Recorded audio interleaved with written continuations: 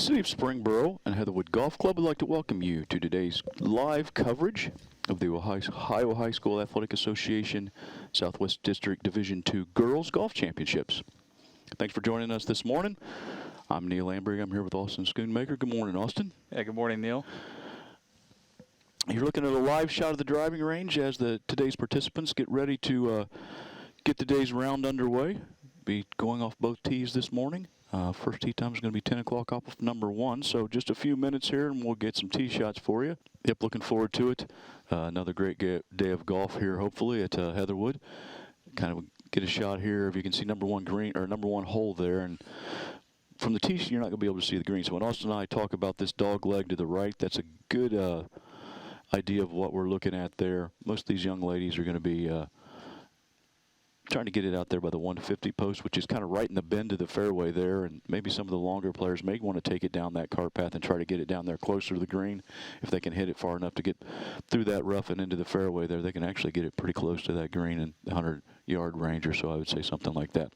The water you see in the picture probably not going to come into play too much today unless they're a really long hitter. It is possible to get it into that pond, but I think if you're a long hitter, you're probably playing something off that tee that keeps you from reaching that pond. And here's a good shot of the green, protected by 3 bunkers, 2 in front and 1 kind of in the back right. And pretty accessible pin location we see there, Austin, kind of in the front. Pretty flat spot right there. So pretty, I don't want to say easy, but not a tough start for your round on going off of number 1. All right, looking for the first group to get ready to head to number 1 Welcome tee. to the Ohio High School Athletic Association Southwestern Ohio District Division II Girls Championship. Teeing off first from Cincinnati CHCA, a senior, Kennedy Krieger.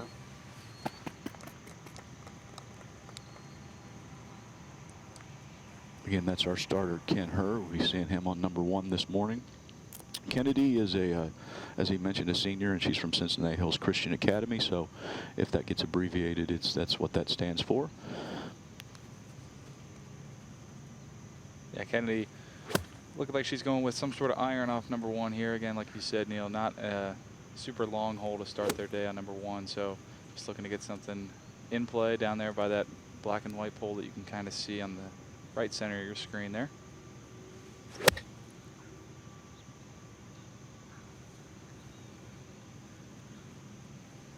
All right, today's round's underway.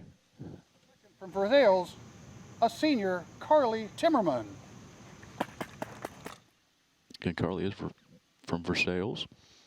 Versailles qualified as a team out of Stillwater Valley. Again, first of 5 players for the teams.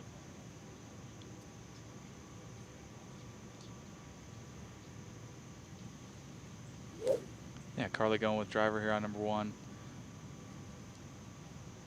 Certainly have enough room there for driver. Just be looking to get something out there. Again, right near that 150 pole. Look, it started up down the left side and fading back nicely. And teeing off third from Springfield Northwestern, a junior, Alexis Comer. Northwestern, they qualified for today's district championships at WGC.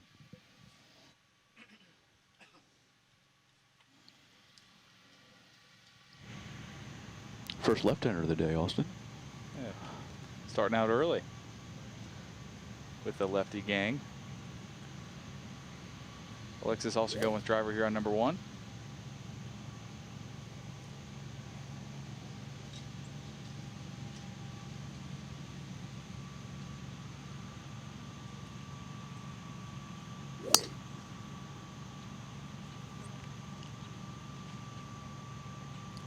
Looking a little anxiously to the left there.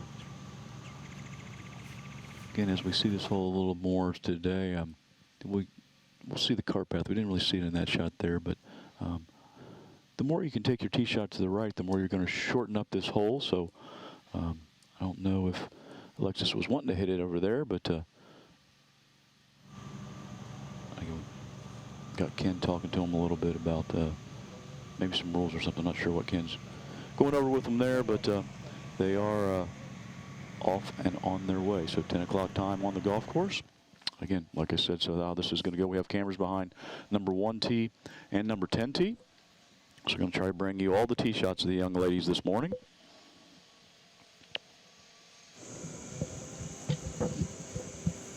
Welcome to the Division II Girls District qualifier for the Southwest District of the OHSAA.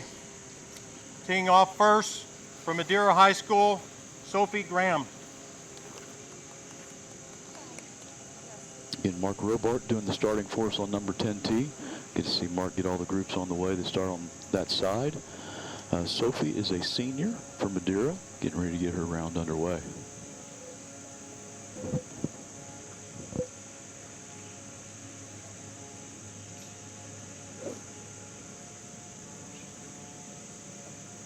Again, 10, a little dog leg to the left. Playing 10 today, 288 yards for these young women.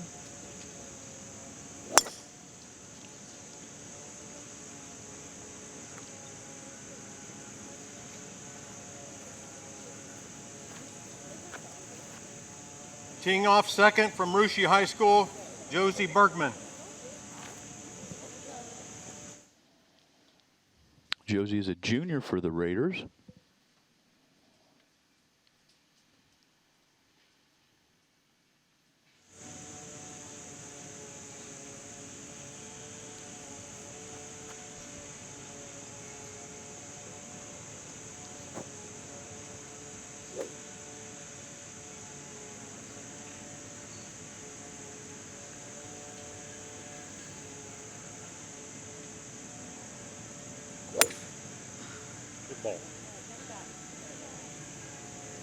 Yeah, nice swing there for Josie down the middle of the fairway.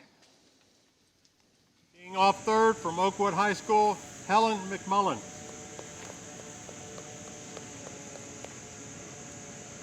Helen is a senior for the Lumberjills. Austin, the boys team is the Lumberjacks, girls team is the Lumberjills for Oakwood.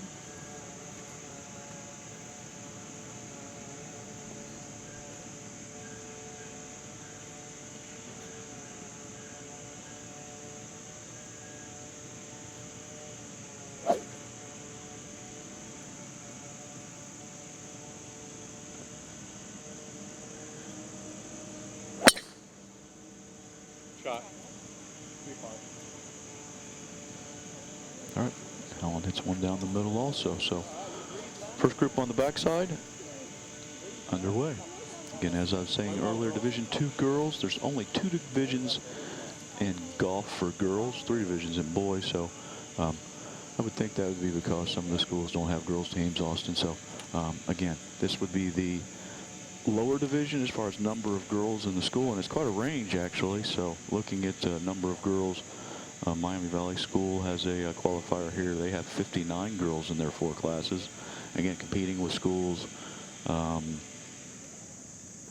like Hamilton Baden. Baden has 230 girls, so quite a difference in the number of girls at the school. All right, looks like we've got Sophie Graham here getting ready to play her second shot.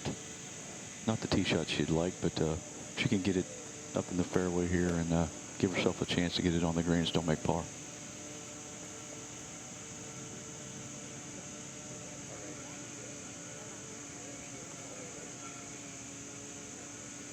Yeah, we've talked about it a little bit the last couple of days, Neil.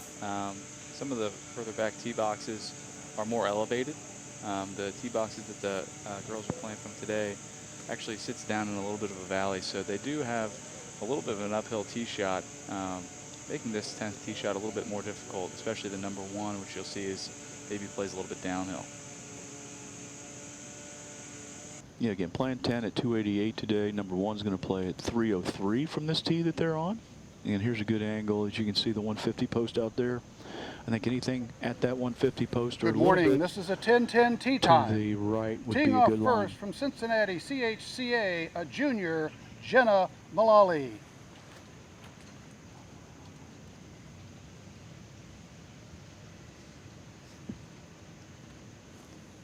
As you heard there, Jenna, a junior for CHCA. .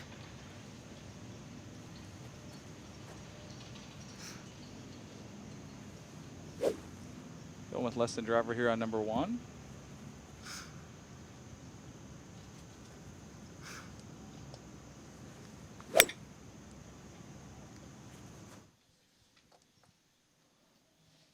Yeah, Jenna starting it off down the left side of the fairway. Looked like it was fading back a little bit for her, so should be in a good spot for her. Get her round a underway. junior, Danielle Francis.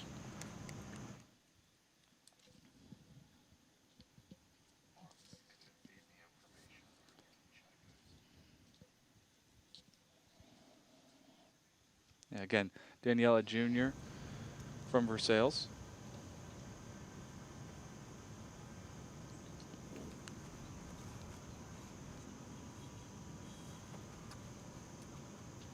Looks like she's going with driver here. And you can see that 150 post right there. Good line there, or maybe just a little bit right of that.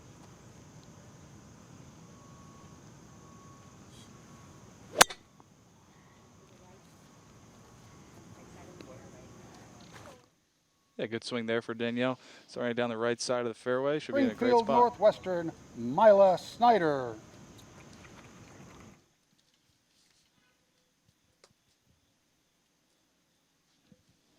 Mila's a sophomore for the Warriors.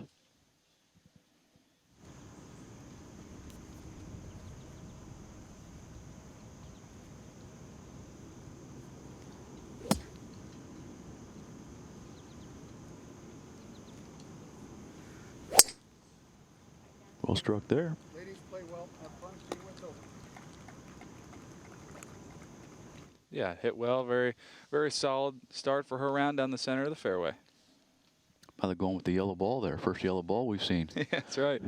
I think we saw a couple yellow balls in that group, actually. So hopefully they have them identified and marked, and so they can I'm sure they did. differentiate between their own. Yeah, I don't remember seeing any yellow balls in the boys from before, but I'm sure we probably did. I probably just didn't notice. I remember seeing a soccer ball with the boys. Yeah, we did. Saw a couple soccer balls. For those of you that don't know, there's some markings on the ball. I think Callaway makes up a ball that has soccer ball markings, supposed to help you focus on the golf ball. So, not actually talking about somebody playing a soccer ball. That would be rather difficult to hit at any distance as well.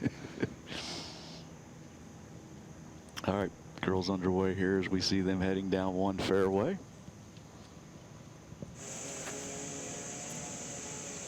Teeing off first in the 10:15 starting time from Madeira High School, Audrey Chalfie. Audrey is a senior for the Mustangs.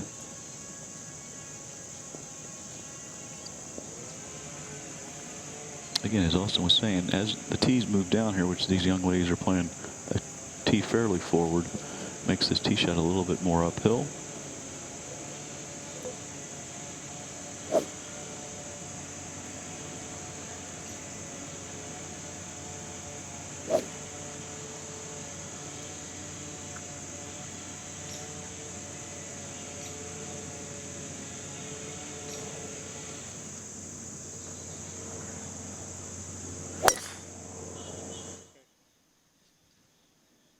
All right, good swing there by Audrey.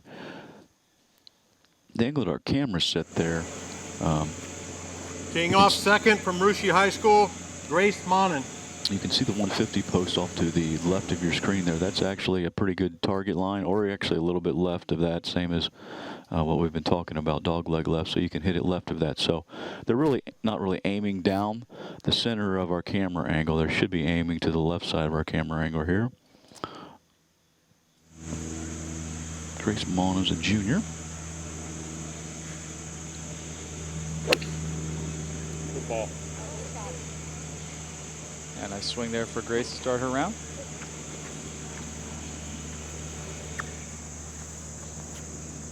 Teeing off third from Oakwood High School, Lena Gabitz.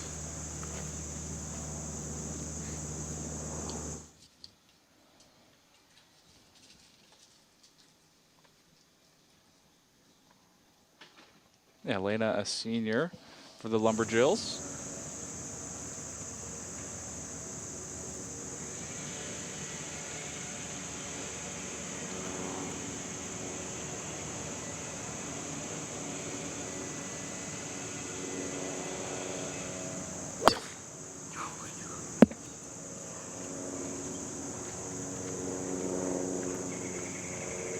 Not laying his best there, Austin, but again, short hole. She can hit her next one up there, 150 or a little so inside of that, and give herself a nice opportunity to get in on the green and still have a par putt. Yeah, for sure. And again, like we're going to say a lot, tons of golf left. So, you know, even if you don't get off to the best start, you know, still 17 and a half holes or whatever you want to say after the first tee shot. So just stay patient, stay focused, and trust in your game. Yeah, I think we talked about it a little bit yesterday. Everybody hits bad shots, and obviously you don't want it to be your first shot of the day, but seems to have a little more effect on you if it's your first shot as if you were in the mid-round and hit a bad one. You just think of it as, okay, I hit a bad shot. Just kind of get through it, work through it the best you can, and hopefully hit a good one here. On the flip side of that too, you know, you have a bad hole or something like that earlier in the round, you got more time to make up for it versus if you have one on the last hole, you know, that's it. Lena may have a little nerves here as we get started. Again, didn't strike that one like she'd liked, but again, just work through it as quick as she can and get her good shots going.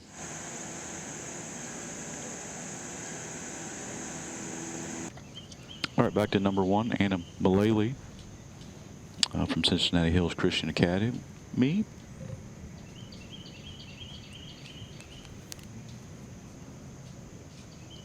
Yeah, Anna, a junior.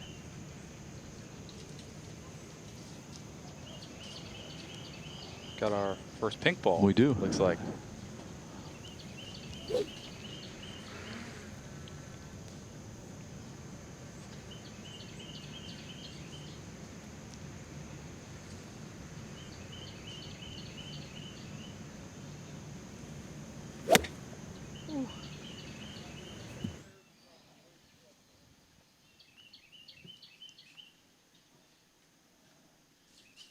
Being told that one went down Second the from middle. I didn't DeSales, see the a ball there. senior, Gabby Dews.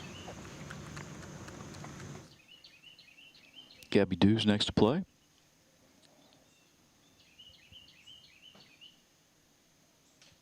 And these young ladies are all members of a 5-person team, so playing in 3 position. Looks like Gabby, they're got uniforms with names on their back here. Yeah, you don't always see that, but something cool that the Tigers are doing this year.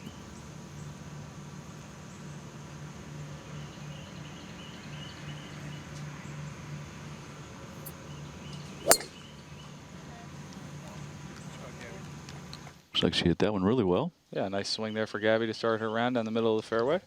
From Springfield Northwestern, a senior, Riley Champ.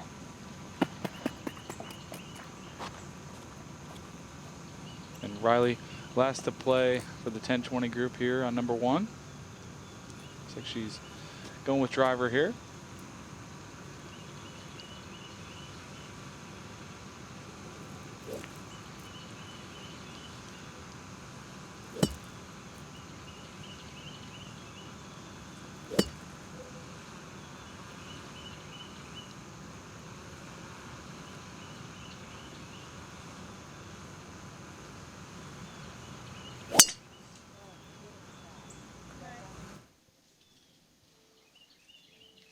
Yeah, nice swing there for Riley to start her round. Hit a nice one down the middle of the fairway as well. All right, 10-20 group off and running.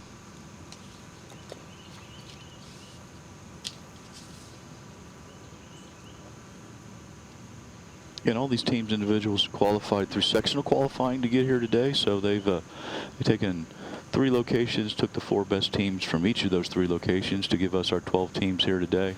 And then also, if you weren't on one of those 12 teams, My 10:30 you had tee the time, please. opportunity to qualify as an individual. So 12 individuals here that weren't on those teams. So that makes our 72-player field here today. Again, looking to send 2 teams forward to the state championship next week, along with 2 individuals not on those qualifying teams. So got quite a bit of golf left today before we get to the point where we start talking about the position and who's who as far as who's going to be moving forward. But once we get later in the afternoon, we'll definitely keep you up to date on how things are playing out as far as who's going to be moving to the state championship next week. Again, overhead shots here, giving you a great idea of what great condition the golf course is. Dan Walter and his staff here have the course in fantastic condition, and the above course shots from the drone would go ahead and prove that, I think, as you can see.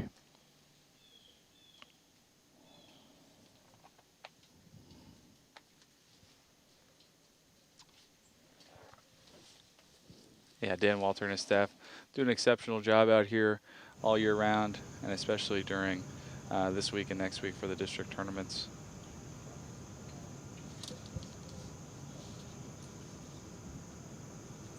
You can see there Anna Malele for CHCA, getting ready to hit her second shot.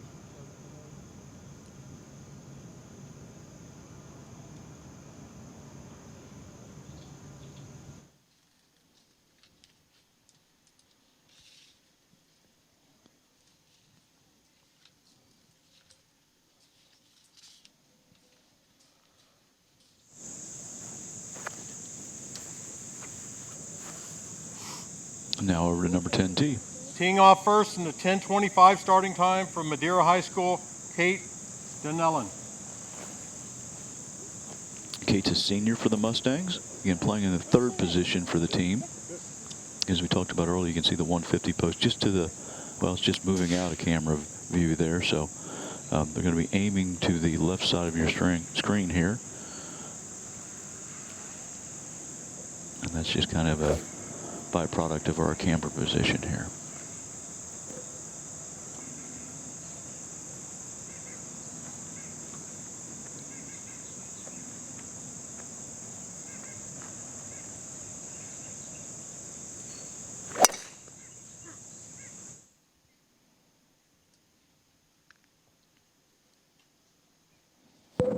Again, kind of an uphill tee shot from that tee. Teeing off second from Rushi High School, Grace Poppelman.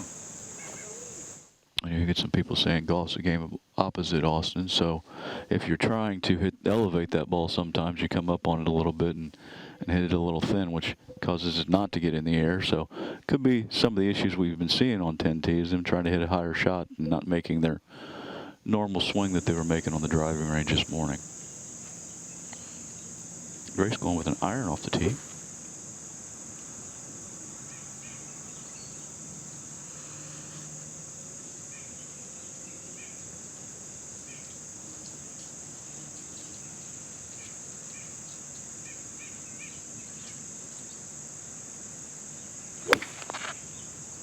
Shot. She got that started on a good line, looked like, even though it's going left of view there. Like we've said, left is the preferred line on number 10. Yeah, left. Going a little left does shorten up the hole a little bit, so a good swing there for Grace. Teeing off third from Oakwood High School, Isabel Porter. Isabel, a junior.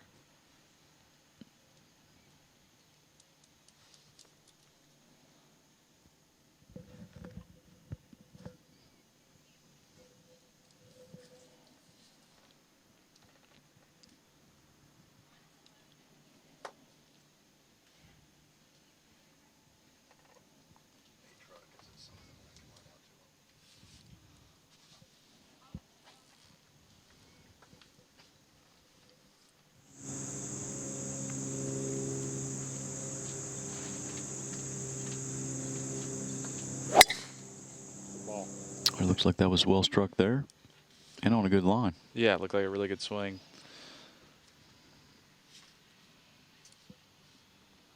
All right, so two more players left to tee off for each of the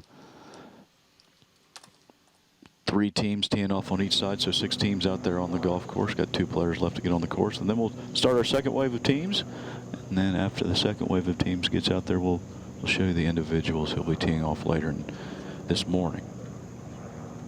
This is a 10:30 tee time. Teeing off first from Cincinnati CHCA, a junior, Bailey Brunetti.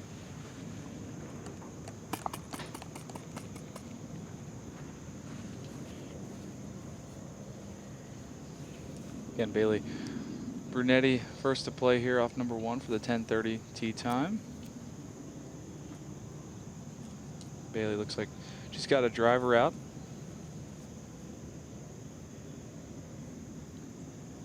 Cincinnati Christian Hills, they qualified as a team at the Grizzly course down in Mason.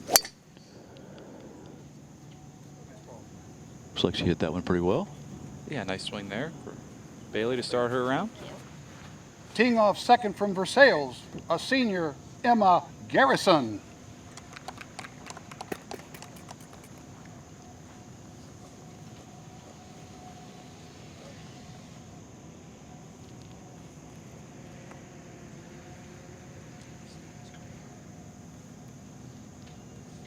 Emma Garrison here going with a little bit less than driver. Looks like some sort of hybrid off number 1.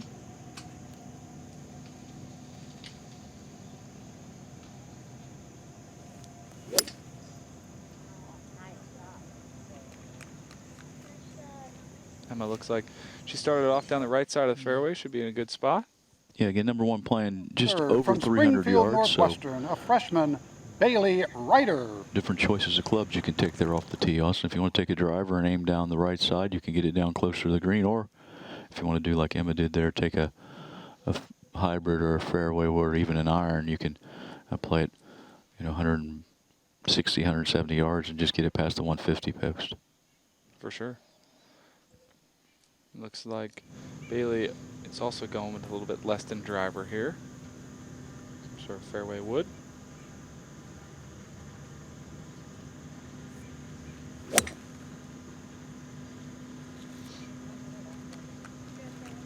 Not her best, but looks like she got it down there in the fairway.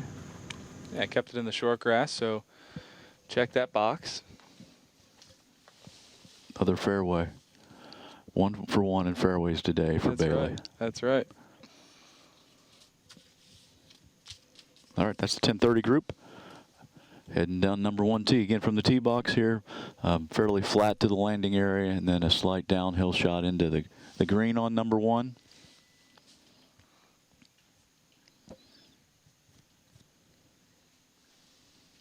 And the young lady's playing the golf course today at almost 4,900 yards, so not terribly long, but there are some difficult holes where you don't necessarily have to hit driver off the tee, so that length can be a little deceiving because you're not going to hit driver on all the holes. Some holes are just position almost like number 1, right? You don't have to hit driver on number 1, so even though it's only playing 303 yards, you can make a choice and lay back and, for the most part, lengthen the hole a little bit. So, Yeah. And I mean, like you said, Neil, there's some other holes out here where you're actually forced to do that, and you don't really have the option, which does make the length deceive. And this is Bailey here, getting ready to play her second shot. Again, not her best tee shot, but definitely can hit a nice one here, get it down there in an area short of the green, and still get it up and down for par.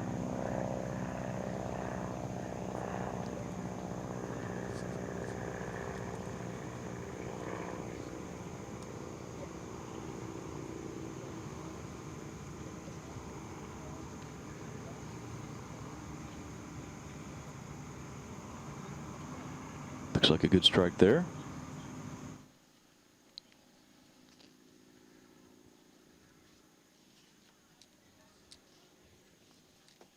More difficult Teeing on off the first side in the slope. 1035 group from Madeira High School, Annika Ryan.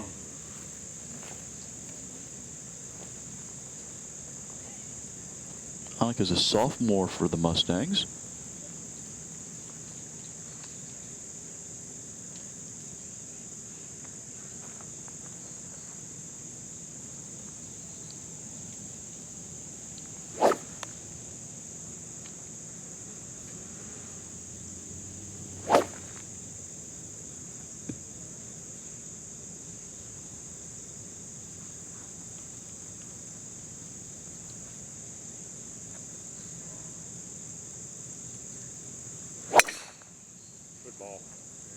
Yeah, nice swing there for Annika. Yeah, Annika shot 84 at the Grizzly to help the Madeira Mustangs qualify for today's district championship. Victoria Sherman.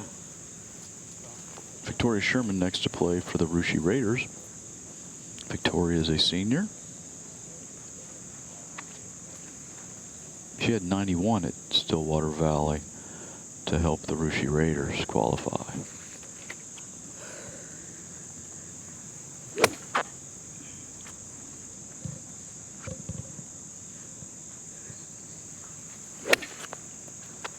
Good shot. Yeah, nice swing there for Victoria to start her round. Yeah, Russia only has 61 girls, Austin, Teeing in off their third 4 from classes, Oakwood High so School, one of the Caroline smaller schools Rowley. as far as size goes here. So pretty good accomplishment for them competing and qualifying when they're qualifying against schools with 230 or so girls. So Yeah, for sure. And Caroline Rowley, last to play here. Caroline is a sophomore for the Lumberjills.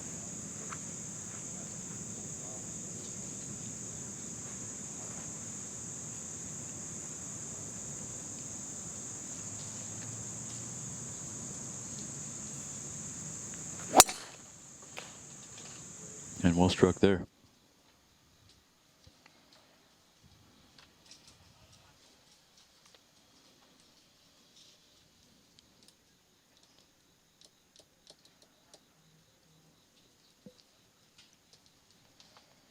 Oh, you see the white tent there?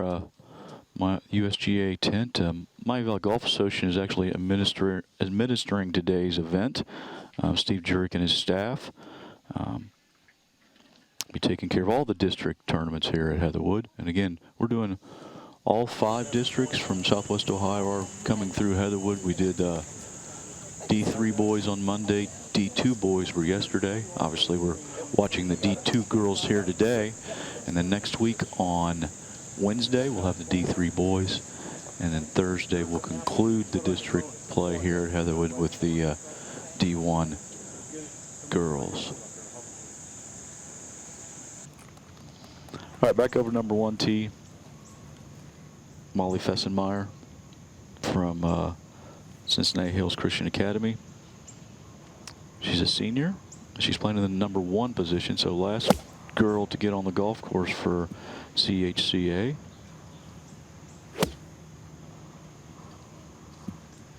Yeah, Molly going with iron here on number 1. 4. Heard our first 4 call. We did, so we must have a pretty large gallery out there that she That's must right. not be, must have actually, I'd hit another one. she's asking if she needs to hit another one. So not sure if the ball's in play there. There is some out of bounds to the right there. Looks like that ball's being waved right. It looks like he Teeing may off have got a second safe from signal there. Versailles, a junior, Ella Porter. Yeah, there are some people over there near that tree line, and the OB is, I don't know, probably 20 yards right of them, so she should be fine there. Ella Porter, next to play for Versailles. Ella is a junior.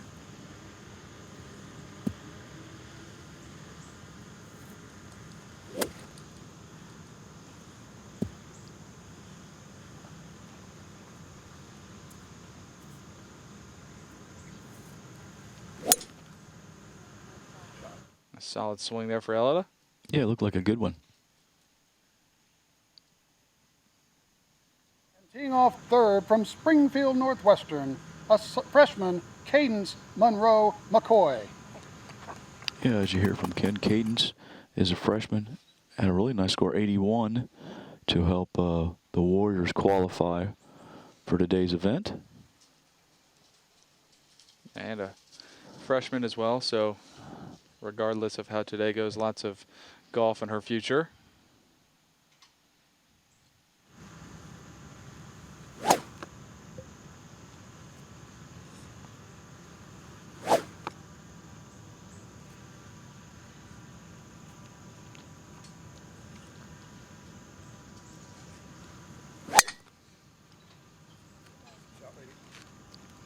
Cadence taking drive rough number 1. Looks like she started off down the right side, so should leave her in a pretty good spot if it got down there in the fairway.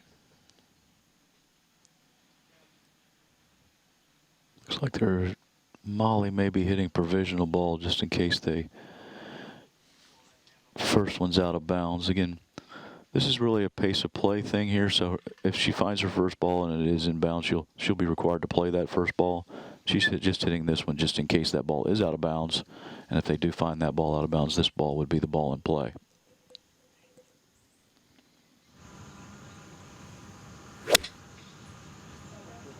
Looks like she's a little happier with that one.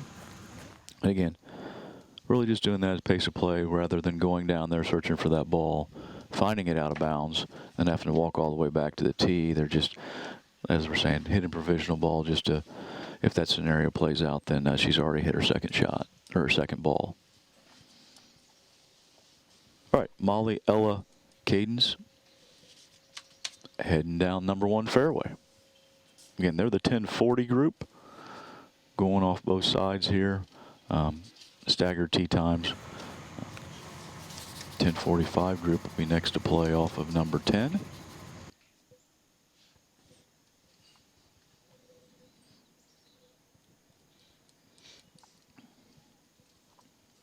Again, looking at the shot from above here of the young ladies on number 1 heading to their tee shots. Teeing off first in 10:45 starting time from Madeira High School, Grace Kellett. Grace is a sophomore from Madeira.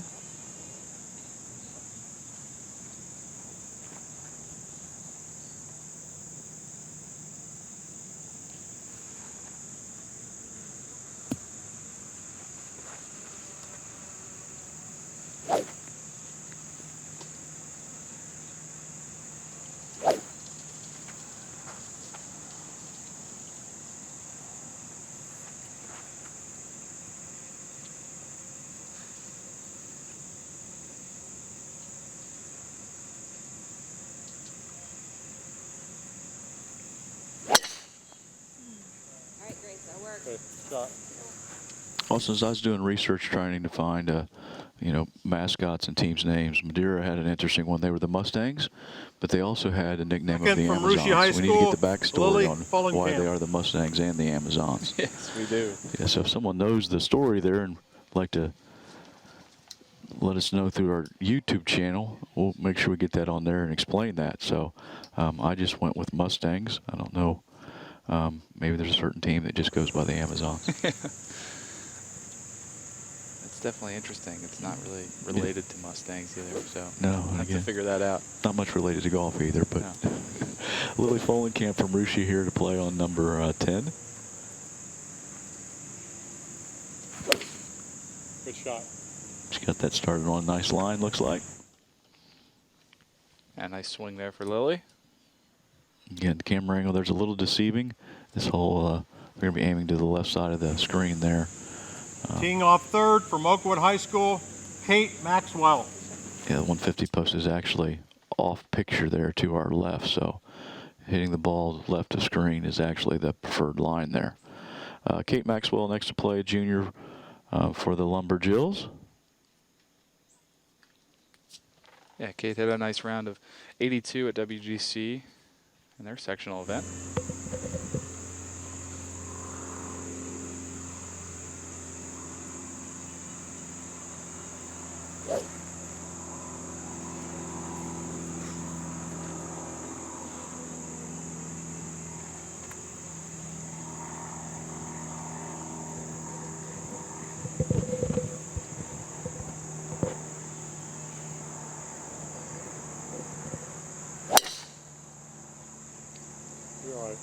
Yeah, started off and off the right and looked like it was bringing it back toward the middle. Yeah, down the right side of the fairway there, so should be in a good spot.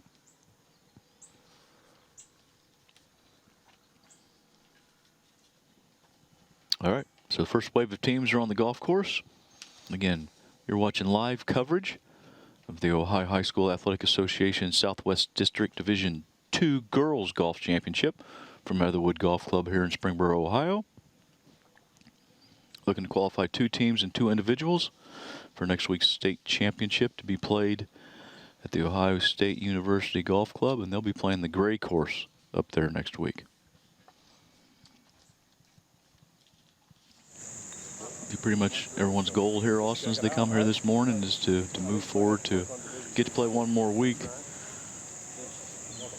That's right. That's right. They're all trying to extend their season another week, and obviously still trying to gain experience and knowledge, especially for the younger girls here today that are freshmen, sophomores, and juniors that are going to have some more golf left in their careers. And then obviously the seniors hoping to extend their high school career another week, or you know, shoot a good round of, you know, if their desire is to play in college, you know, to maybe showcase their talent again this week, to show some coaches that what they've got today. Sure. All right, jumping back to 10, looks like Ken's introduced Elizabeth Hawes already. First look at Elizabeth, and the first player from Fenwick. Elizabeth is a sophomore for the Falcons.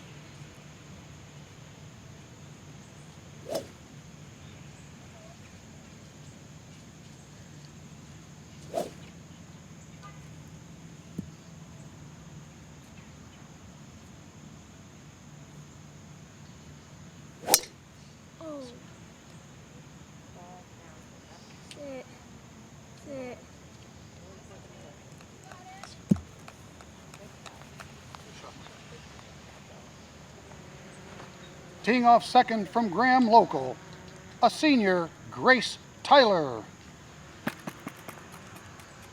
Ken's giving you all the information I want to give, right? I know, right? Grace, a senior from Graham Local. I guess I can throw out there that they are the Falcons. Yes, they are.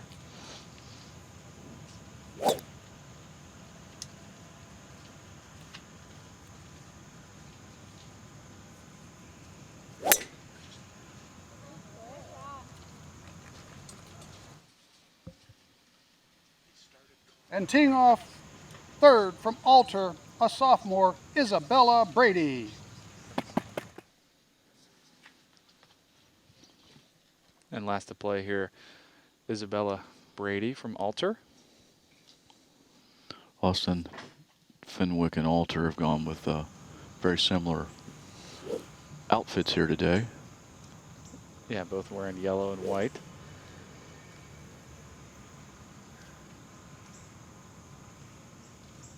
Slightly different shade of yellow, so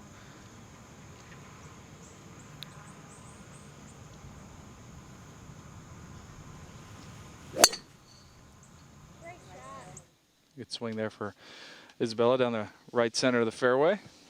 And for those of you that don't know, when they're coming up 9 and 18, Neil and I are making notes of, you know, kind of what they're wearing to help us differentiate between the players in the group. So that's why our comment about both teams wearing yellow and white is going to make it a little bit difficult, but we're going to do our best to make sure we're announcing for the right names and right people today and later this afternoon when they're coming down 9 and 18. Yeah, also we aren't Vogue or anything like that. Not really concerned too much about what they're wearing, other than the fact that we're going to identify them later. So yeah. I have been given a little bit of information about the Madeira mascots, and again, so I guess I've been misidentifying Madeira here all morning. The women's teams are called the Amazons, so that wouldn't be the Mustangs. So again, from now on, we'll try to do a better job of identifying the Amazons opposed to the Mustangs. Being told that they went with the nickname or the definition of that because it's a legendary race of female warriors, and their female teams are so successful. So again, for the rest of the day, be known as the Amazons instead of the Mustangs also. Line, definitely a big factor here on the first and 10th hole, really, with the dog leg. Yeah, and here's a good example of what they have left. Elizabeth hit the ball a little farther to the left there and has got it in the rough, and actually water comes into play a little bit for her there if she doesn't strike it solidly. She's going to be in the 160-yard range, where Grace and Isabella look like they've played it down the right side of the fairway, and they're going to be in the 120 range or something like that. That's a good point you make there too, Neil, that the more you go right, the less that water does come into play. Looks like she's going to have to either play something just out a little bit out to the right and short of the green, or try to challenge the water. 55 starting time, Seven Hills High School, Madeline Jordan. All right, first time we've seen a stinger today. Seven Hills boys were here and qualified for the state. So Seven Hills girls sure hoping to do the same.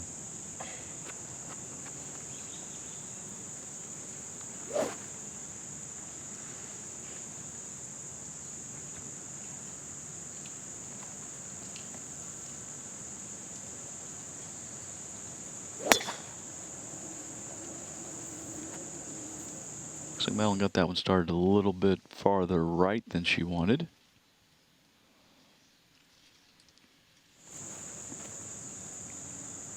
Teeing off second from DeGraff Riverside High School, Cassie May. Cassie May from Riverside next to play. She's a senior for the Pirates.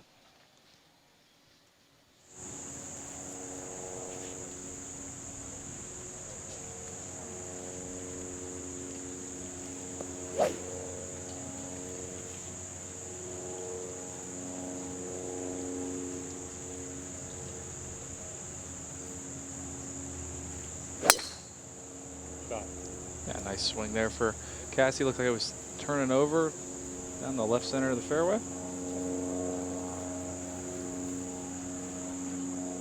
Teeing off third from Southeastern High School, Lydia Kaberman.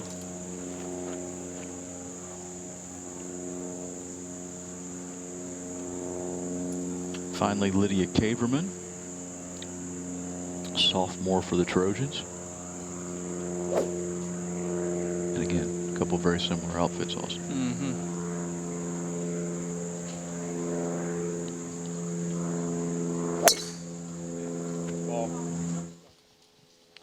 Yeah, good swing there for Lydia down the middle of the fairway, right at that 150 stake.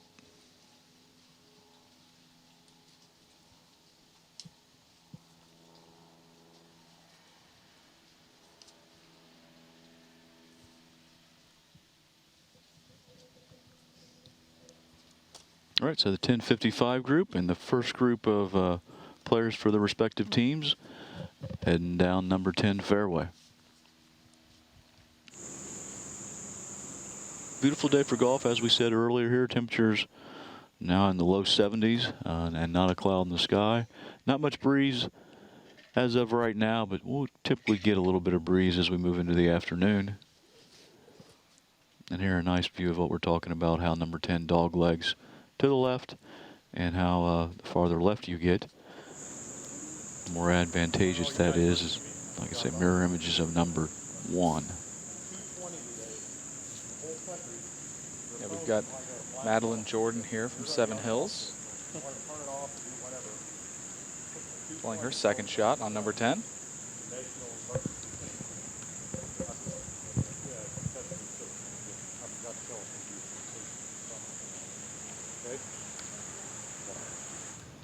Good morning. This is the 11 o'clock tee time. Teeing off first from Fenwick, a sophomore, Sophie King. The Falcons qualified for today's event at the Grizzly course in Mason.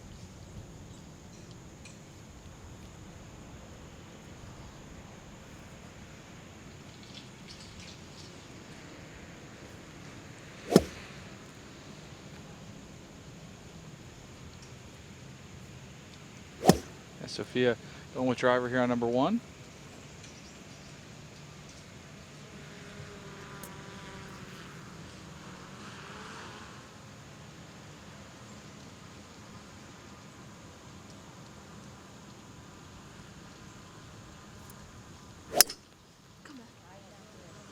Yeah, nice swing there for Sophia. Hit it well down the middle of the fairway.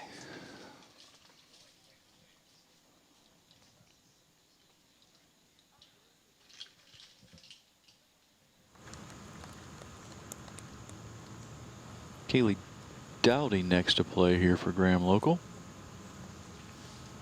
Katie's a junior. And Graham Local, they qualified out of Stillwater Valley.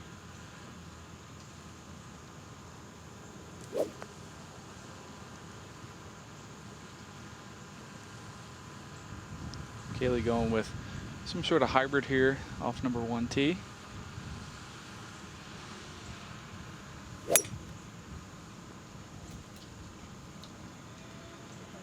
Like it started a little bit left.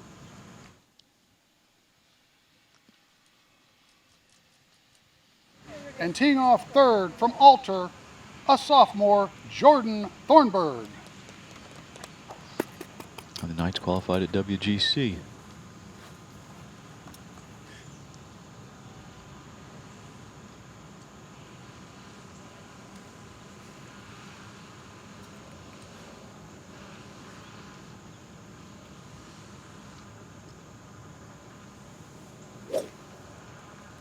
Jordan going with driver here on number 1.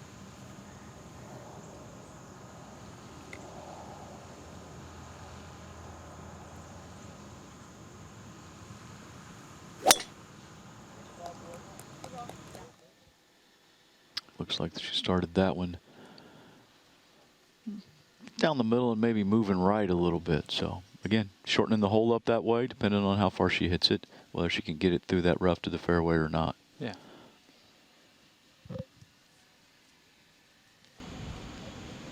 Here we're looking at Sophie King and Jordan Thornburg heading down number 1 after their tee shots as they get their round underway this morning. Again, here looking at a shot from above on number 1, Sophie King and Jordan Thornburg were there. But jumping to number 10 tee for the 11:05 time. Teeing off first in the 11:05 group from Seven Hills High School, Florina O'Driscoll. Also, I think we're going to pronounce that Fiona. Again, not quite sure if that's correct, but Fiona O'Driscoll for the Stingers. Again, a junior.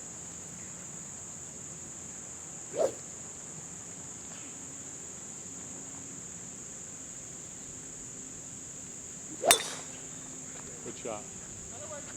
Good. Yeah, good swing there for Fiona down the left side of the fairway near that 150 pole.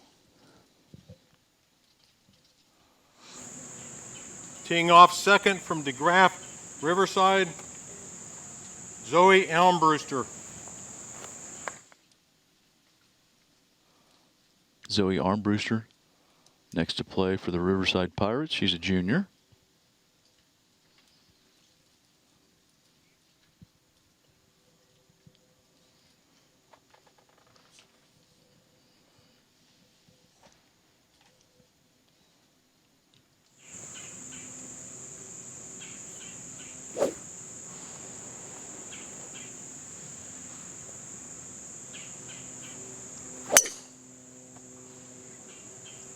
That'll be funny. Looks like that one might have started a little bit low and left. Teeing off third, Southeastern High School, Alexis Doran.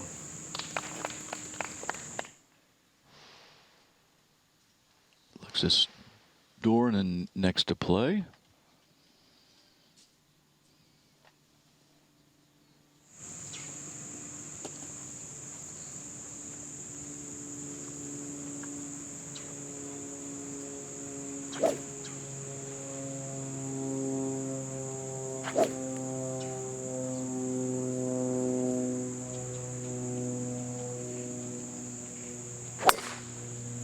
Good ball. Yeah, nice Pretty swing good. there for Alexis. And look like she's got it out there a little left of that 150 stake, so in a great spot to start her round. Yeah, the second members of the respective teams onto the golf course on number 10. As we follow Fiona, Zoe, and Alexis up the cart path there on number 10. You know, we're bringing you coverage from behind 1 and 10 tee, and then once we get some action on 9 and 18 greens, which should be here in a little over an hour or so, we'll be bringing you coverage from those areas also. Be with you all afternoon till we conclude play here. Good morning. This is the 11:10 tee time. Teeing off first from Fenwick, a junior, Avery Roethlisberger. Yeah, Avery first to play here on number 1 for the Falcons.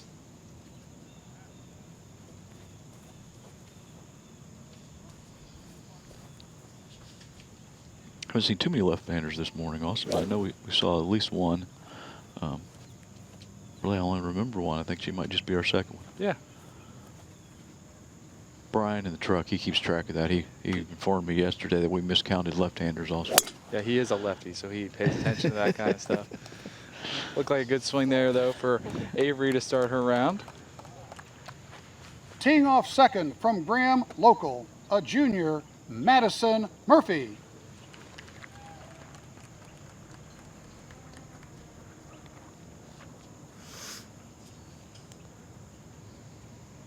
Madison also going with driver here on number 1.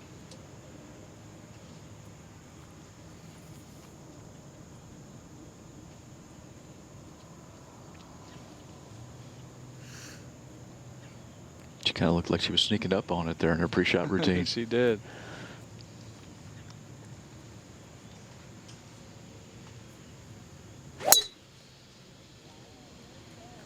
Yeah, nice swing there for Madison. Looked like she hit that one very well.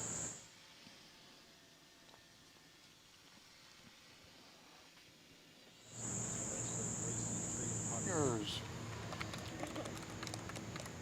And Heaven Conyers last to play for the 11:10 tee time.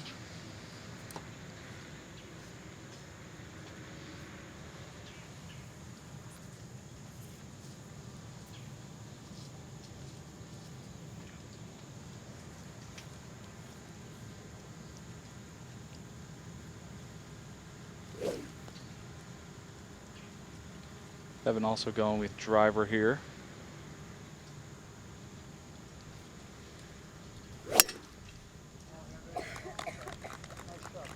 Nice swing there. Hit it well down the middle of the fairway, so off to a good start. All 3 players hitting good ones on number 1 here.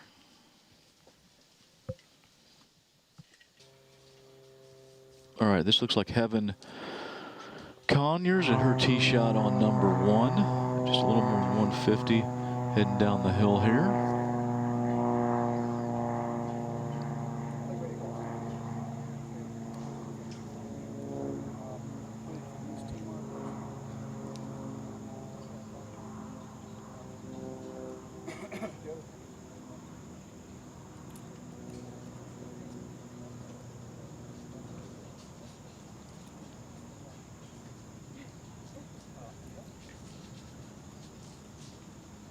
It looks like she struck that solidly again.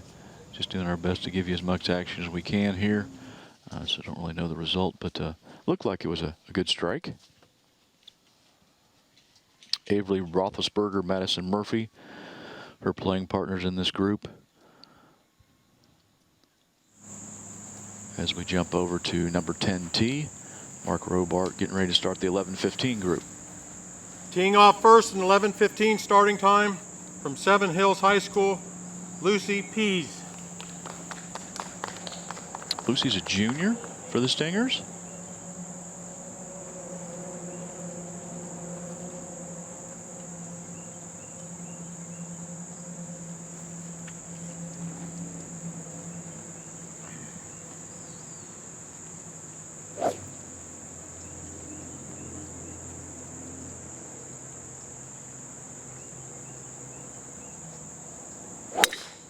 Good ball. Nice. Yeah, very nice swing there by Lucy. Hit it well down the left side. Just a little bit left of that 150 stake, so in a great spot to start her round. Teeing off second from DeGraff Riverside, Ava Klinger.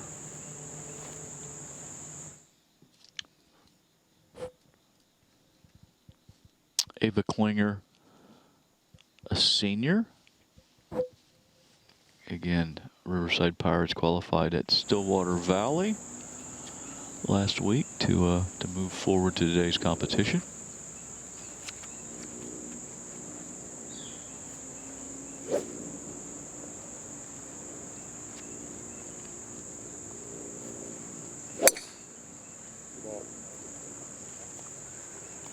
Well, it looked like Ava got that one started on a pretty good line. I think we almost could see that one. Yeah. They found the right Teeing side off of the fairway. third from Southeastern High School, Kaylee Billette. Kaylee Billette next to play for Southeastern. You know, so this tee kind of points them a little bit in the wrong direction. They kind of have to be cognizant of their alignment here on this tee. And that's one good thing in your pre-shot routine if you're picking a target line out and try not to pay attention to which direction the tee's pointing you, because this tee's definitely pointing you a little farther right than you'd want to go.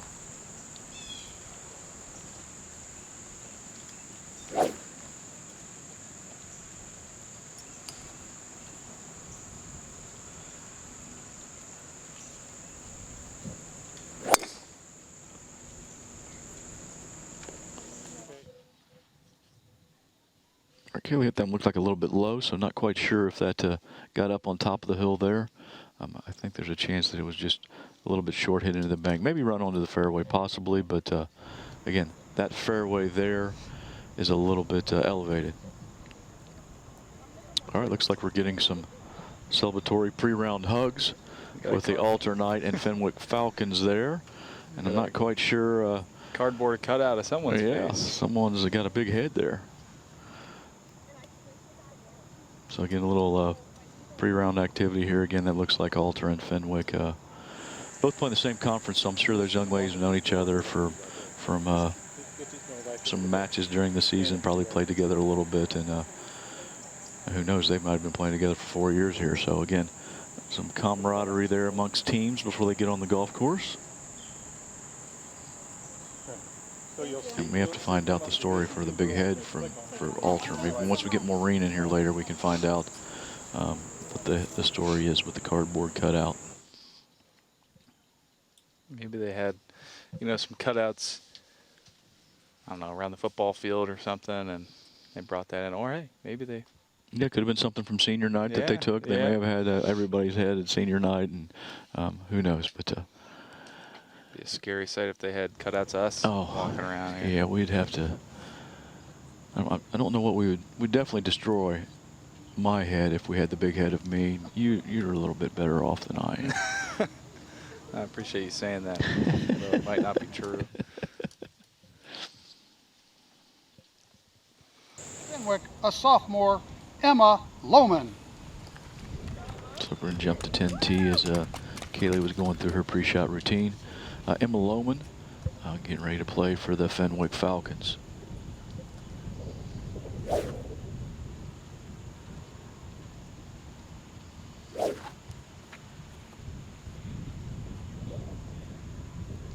Yeah, Emma going with fairway medal here on number 1.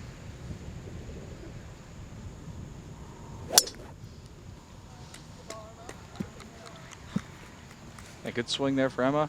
Number 1 starting down the middle of the fairway.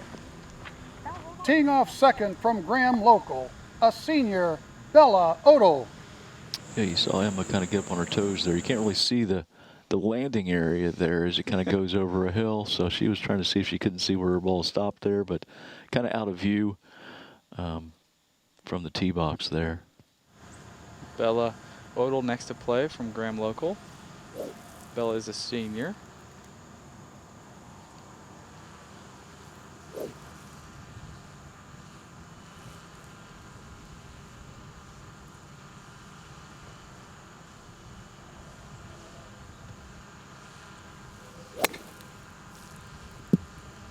See that one there starting off a little bit farther right than she wanted. Not a solid strike, so not how she envisioned her day beginning, but again, short hole, plenty of room to get something down there and then still make par. Anna Sommers next to play here from Alter. Anna also a senior.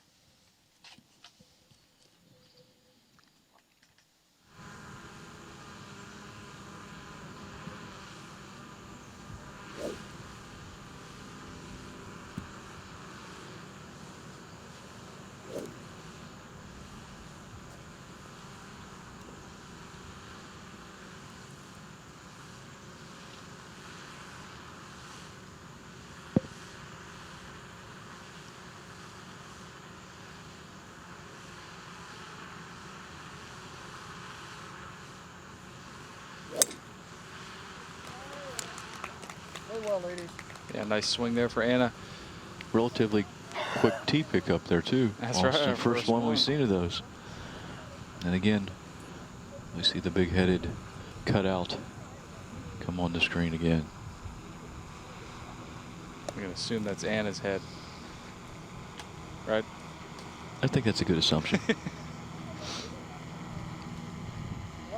please.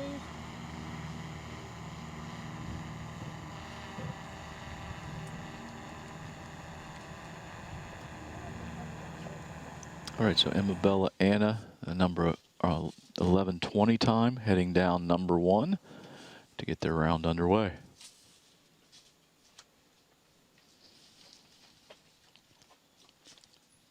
Again, playing golf course today, right around 4,900 yards.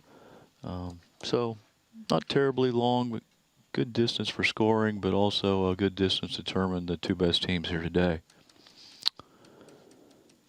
So playing, we're seeing a camera view here, 1 and 10. 1 playing at 303, 10 playing at 288. Tee on number 10, that hole plays a little bit more uphill.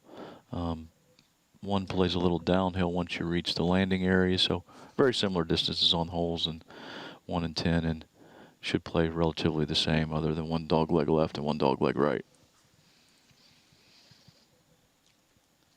You can see Bella Odell there on the left side of the hole there in the rough. Yeah, she got it past that tree line, so she's going to have an unobstructed view to the green, even though she is quite a bit away.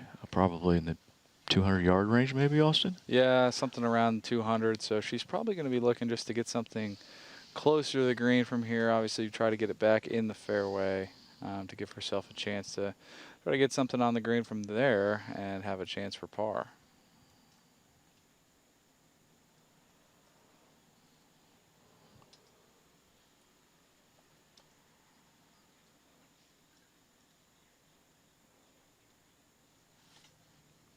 She was watching that intently, so. All right, let's jump over to number 10. Maggie Bonch to play for the Seven Hill Stingers.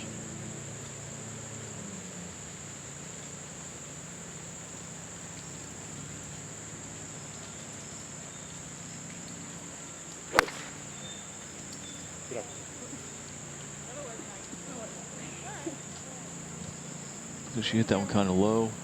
And again, a little uphill to that tee, so whether it carried up to that, it's hard to tell from this camera. Teeing off second from DeGraff Riverside, Emma Saylor. Emma, a senior for the Riverside Pirates, teeing off second here.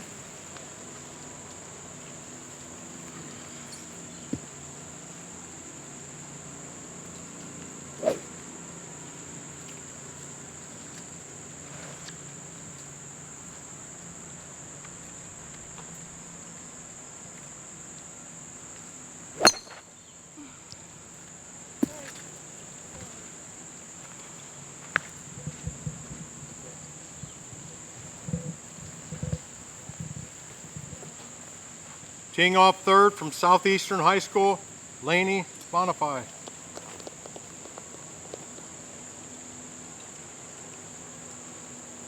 Laney Bonify next to play. Laney is also a senior, so 3 seniors in this group.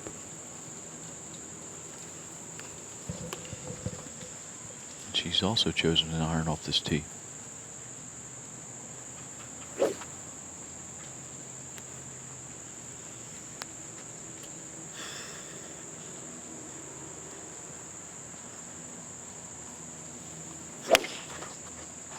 Be fine.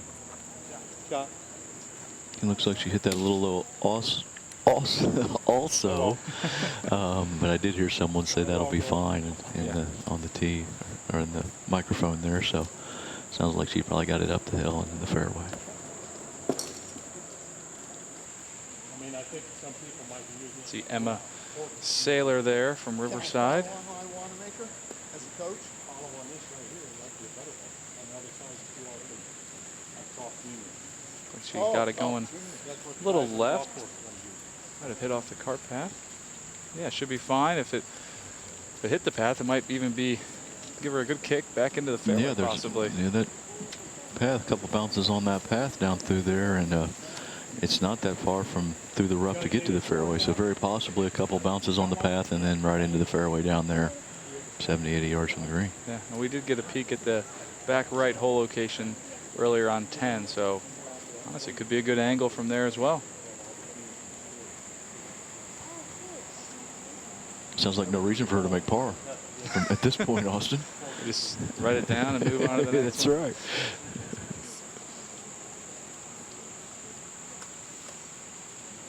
You're looking at Lainey Bonifay there from Southeastern walking to her ball on 10. Also, Maggie Mach, look like she's going to be next to play. But we'll jump over Good to morning. Juan real This quick. is the 11:30 tee time. Teeing off first from Fenwick, a junior, Sophie Rush.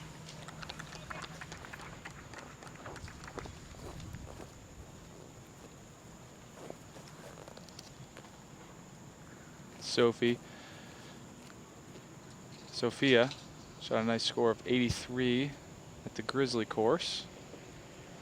So had a nice scoring average this fall of 42.24.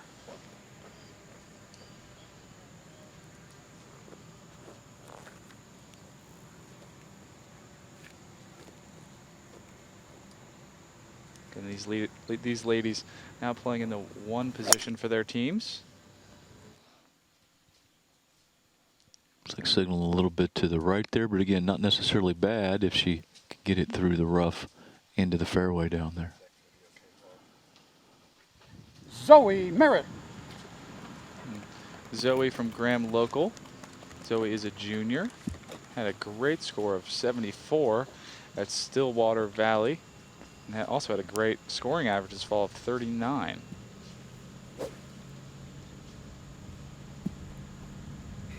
Yeah, I'm going with third left-hander, Austin.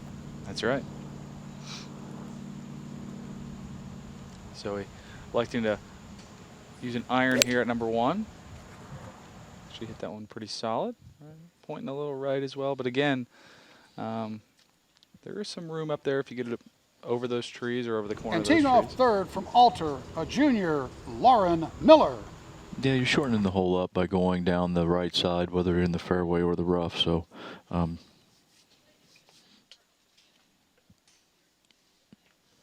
Lauren Miller, last to play in this group for the Knights.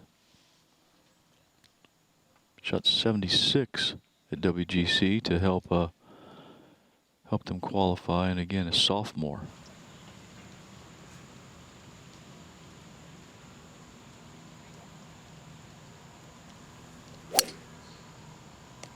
Nice pass at it there. Looks like she's got her round underway with a good tee shot. All right, so that's the 11:30 group. The last group, last players on Fenwick, Graham, Local, and Alter are now on the golf course. So we got 2 more times going off of number 1, and those will be all individual qualifiers. And still got 1 group of team players from Seven Hills, Riverside, and Southeastern to go off 10.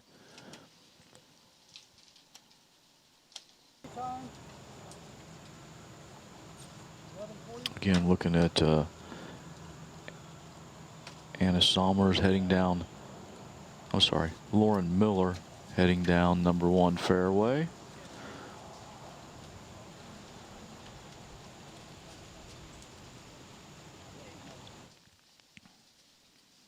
Sophie Rush and Zoe Merritt, you can see, took the more aggressive line down the right side, and looks like that's going to pay off for them, at least for Zoe. Looks like Zoe might be in the fairway, and Sophie may have stopped just short there in the rough. But again, shortened the hole considerably, playing right as opposed to left. Lauren's going to be, looks like probably just inside 150 where she is there. Again, ball will be a little bit above her feet in the rough there, so not an easy shot.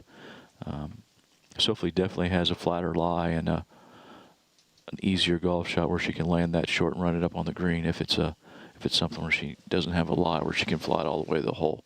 And again, Zoe Merritt appears to be in perfect position off the tee. Sure does. Honestly, kind of tough to get it into that fairway. Pretty narrow down there on that line. Got to carry maybe the corner of those trees and all that rough. So really good shot there by Zoe to start her round. Yeah, again, all these players had an opportunity to play a practice round here. Now, I'm not sure all of them did, but they were given practice times to come out and play as soon as they qualified. So they had the opportunity.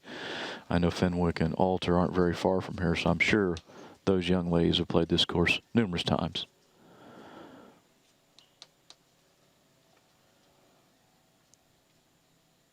It looks like Lauren Miller there is playing her second shot. The number 1 from the left rough there. So you're not going to be able to tell where that ends up.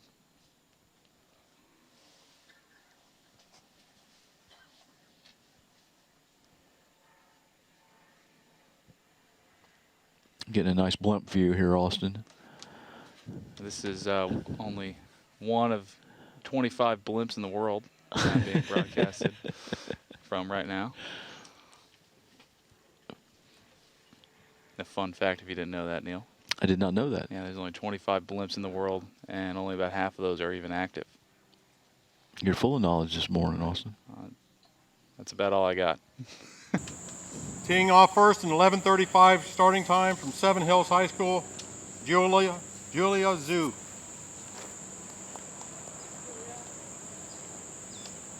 All right, last member of these teams getting ready to tee off on number 10. These young ladies playing in the number 1 position for their team. Typically, coaches are going to put the better players later on in the pairings just so they can see how things are going. And typically, more experienced players play a little bit later in the group. So, again, Julia playing in the 1 position. She is a senior for the Stingers.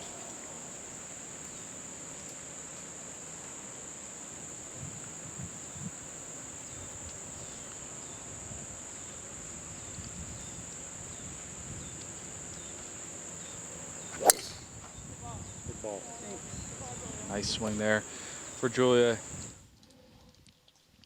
Looks like she struck that one really well and down the middle. Teeing off second from DeGraff Riverside, Reagan McDaniel.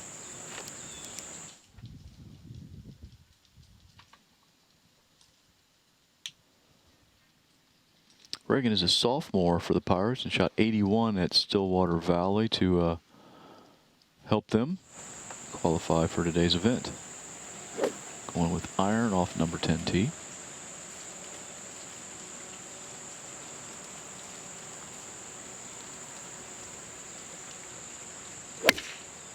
Good shot. Yeah, nice shot there for Reagan. Hit that one very solid. She also had a very nice round of 81 at the sectional tournament at Stillwater Valley. Teeing off third from Southeastern High School, Brooklyn Weller. Brooklyn, a senior for the Trojans.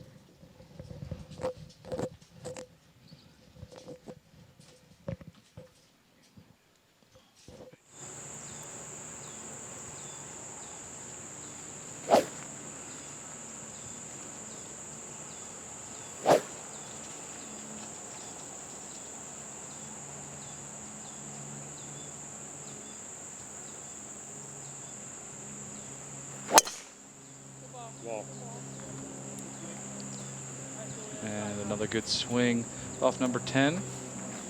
Brooklyn just right of the 150 stake. All right, so all individuals from all teams now on the golf course. 2 more tee times off each side before we get all the players on the course. We're looking at now young ladies who have qualified individually at the sectionals to earn their right here today. So looking to do the same thing and qualify individually moving forward. Again, 2 individual qualifying spots up today at the state championship, and then also 2 teams. Julia, Reagan, Brooklyn heading up number 10 fairway, and again, like all 3 of those hit pretty nice tee shots there in a good position. Again, 10 relatively short par 4, so hopefully they've got something in it could be anywhere from 100 yards to 130 or 40 if they hit good tee balls there and get themselves in position where they can attack this hole and maybe get off to a birdie and get their round underway. Carly Kleinberg. Carly Kleinberg will be first to play here. She's from Eaton, and she is a senior. She qualified individually out of Stillwater Valley.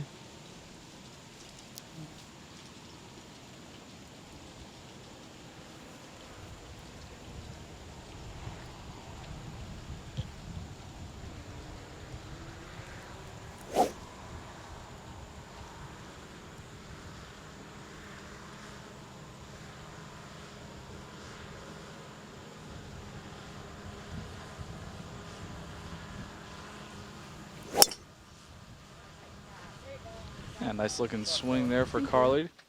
Start her round. Carly's the first player I've noticed with 2 gloves on this morning. Marymount, I a think that's sophomore, correct. Charlotte Solar. Charlotte Solar next to play from Marymount. Charlotte, a sophomore, as Ken probably said.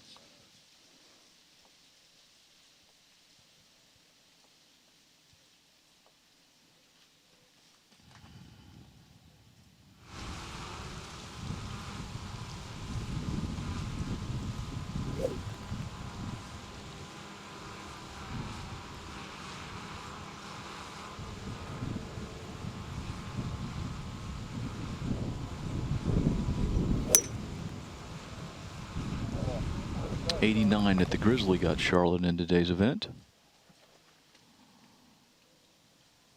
And teeing off third from Bethel, a senior, Paige Kearns.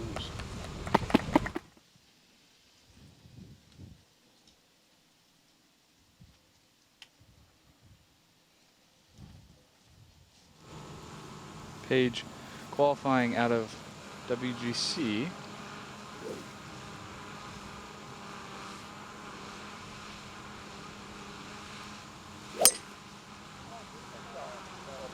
Yeah, nice swing there by Paige down the center of the fairway.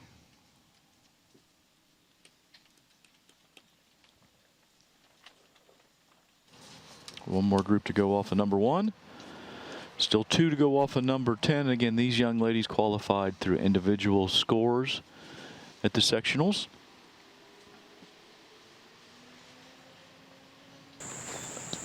Austin, what'd you say? It was an MCL injury or something like that? So she has a knee injury, and so Yeah, they've been giving her a medical exemption to be able to take a cart in today's event. I don't remember exactly what the injury was, but you know, knee injury. So that's good that she was able to get that exemption so she could still play. Yeah, All right. this is Carissa Meyer. Somebody on the comments, only 12 of the 25 are in use, and there is only 127 pilots capable of flying the plane.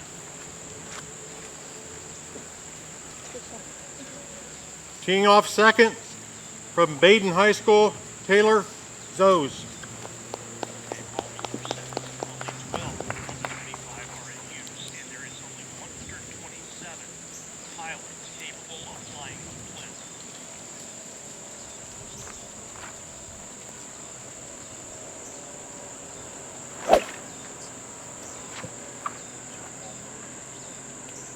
Yes, I'm sorry, I didn't push the button.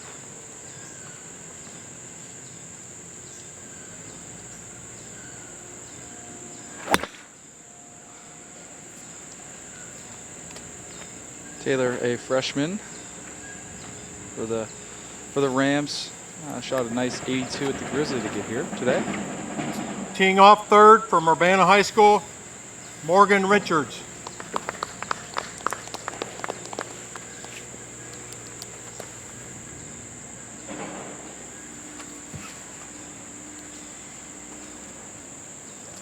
Morgan is a junior for the Hill Climbers.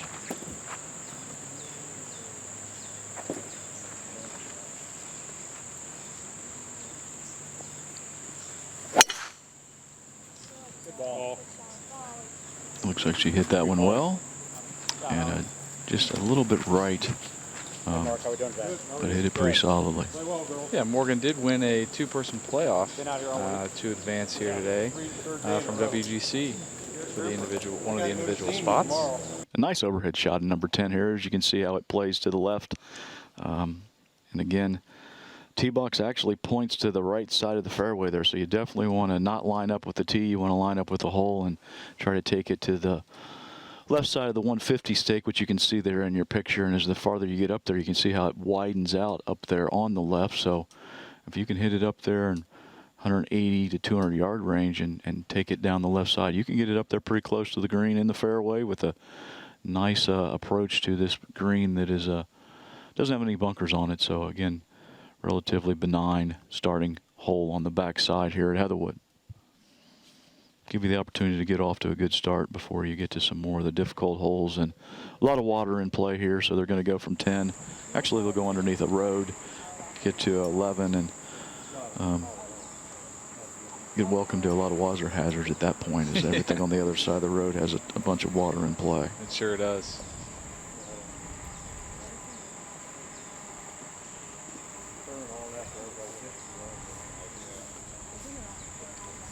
This will be Taylor Zoss, getting ready to play her second. Looks like she didn't quite get it to the fairway. And again, she really needs to do is get a solid strike, get it down there, running down the fairway toward the green, and she'd still get it pretty close to the green from that angle.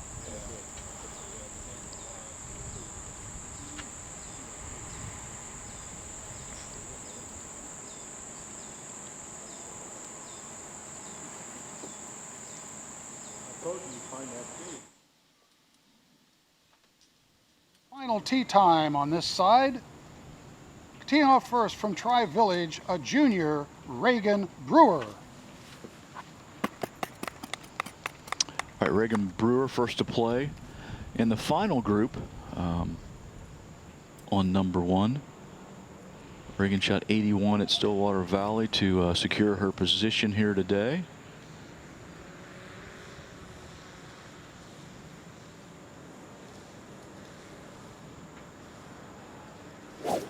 Yeah, Reagan likes to go with driver here off number 1.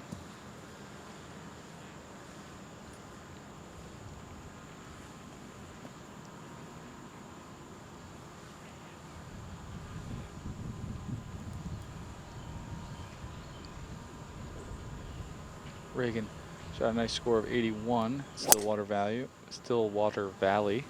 And she made a nice pass at that. Yeah, down the right side. Yeah, should be in great position there. Yeah, right Again, side of the fairway. with Teeing our off second from GQ Marymount, and Vogue, a sophomore, we're up to Lily date on that also. I Phillips. think Reagan's the first player we've seen with a print shirt on today, something that wasn't a solid color. Yeah, very helpful by her to. She's looking helping us for out, yes. yeah. As well as the neon skirt. Yes, neon skirts are nice. Again, I think this is the second neon skirt we've seen. I believe 2 girls from Marymount qualified individually. This would be Lily Billups.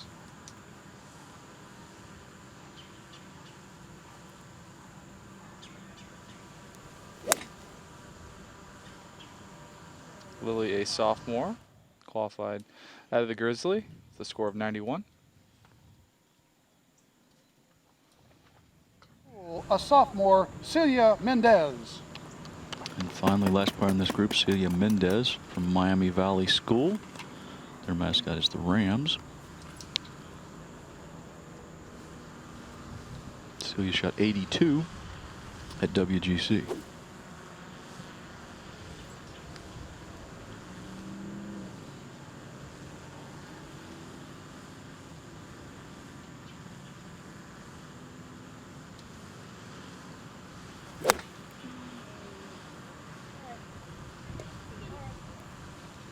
Looks like she's looking for help identifying where that is. Or at least looking to her coach for some advice there. I didn't really see where it started off there also. Neither did I. All right, so that is the final group to get their round started on number 1.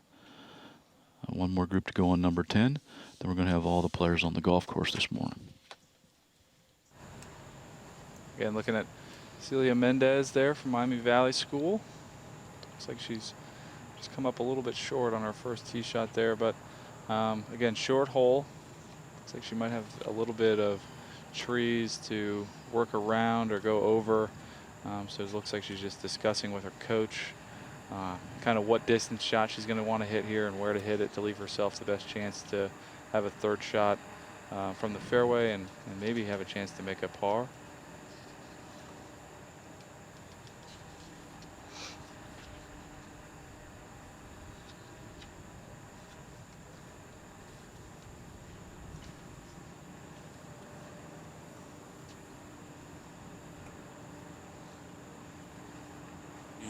Here we are going over to number 10 for the final group teeing off of the day. Teeing off first in the 11:55 starting time from Anna High School, Mallory Habner.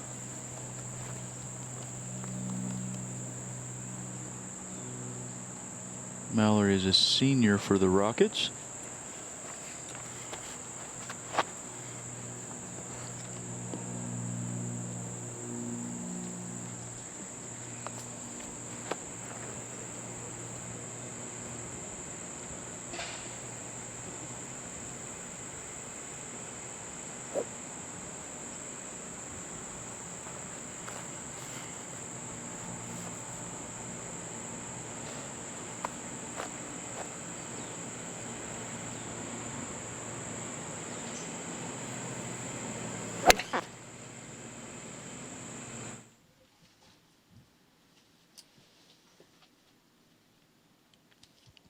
Looks like she got that one started going left. Looks like it might have still been able to caught the edge of the fairway though. Teeing off second from Clinton Massey High School, Grace Boone. Grace is a junior and qualified individually with a score of 88 at the Grizzly down in Mason.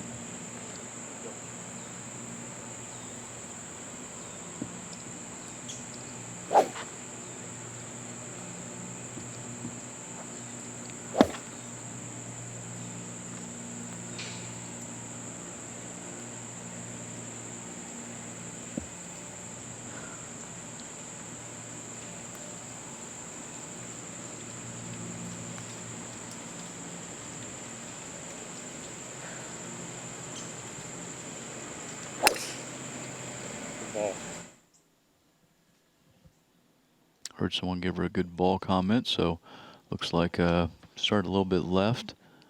Ends up just left the Teeing off 150 third stake. from Kenton Ridge High School, Emma Schaefer. Again, final player in today's event, or at least final player to get off onto the golf course in today's event would be Emma Schaefer. Emma's a junior from Kenton Ridge.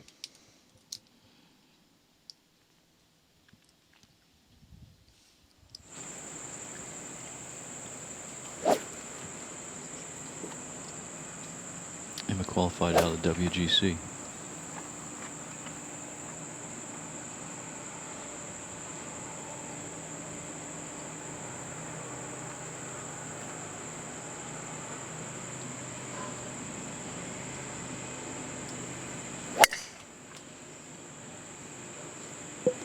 Be all right. Thanks. Yeah, nice swing there by Emma to start her around, and that will get all the ladies on the golf course this morning. And it will, and we again, like we've talked about, seen a lot of great shots. We should have seen all the players tee shots. I believe we were able to do that, so we've seen all the young ladies tee off. Plan is for now is, we're going to start showing you some action on 9 and 18 greens. Also, keep cameras on 1 and 10 tee, so we'll still see some tee shots there. I'm Neil Amberger here with Austin Schoonmaker. We're bringing you coverage up to today's event, and glad to be back with you here after taking a little bit of a break to bring you some more live golf coverage. All right, so what we've got going on now, we have cameras again, as we saw earlier, behind 1 and 10 green. I'm sorry, 1 and 10 tee, and then also cameras now behind 9 and 18 green. So we're going to get to see some action around the holes and bring you the coverage here for a little bit more this afternoon as we head to sending 2 teams to the state and 2 individuals to the state tournament next Friday and Saturday. All right, looking at a live shot here at number 9 green. Number 9, a relatively short par 5 downhill downwind today, as the wind has started to pick up just a bit. Yeah, Riley in one of our grass bunkers there about, I don't know, 100, 110 yards away from the green today. You can see there Anna Malele.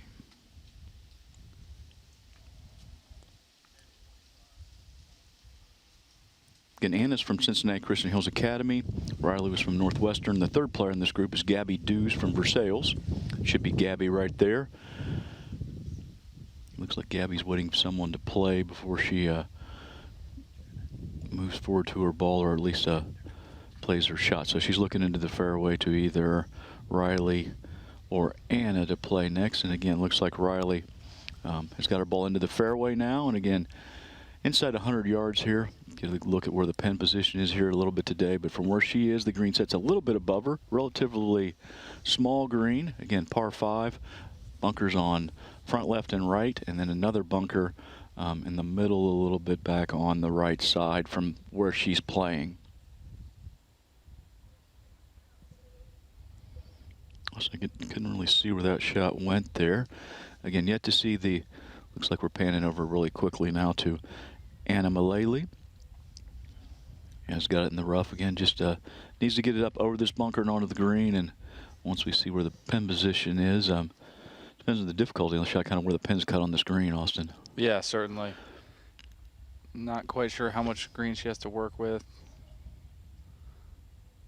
She did get it on the front of the green there, so she's going to have a putt at it, wherever it may be at this point. I believe it's Yeah, definitely on the left side, and by now we can confirm that because we still aren't able to see it quite yet.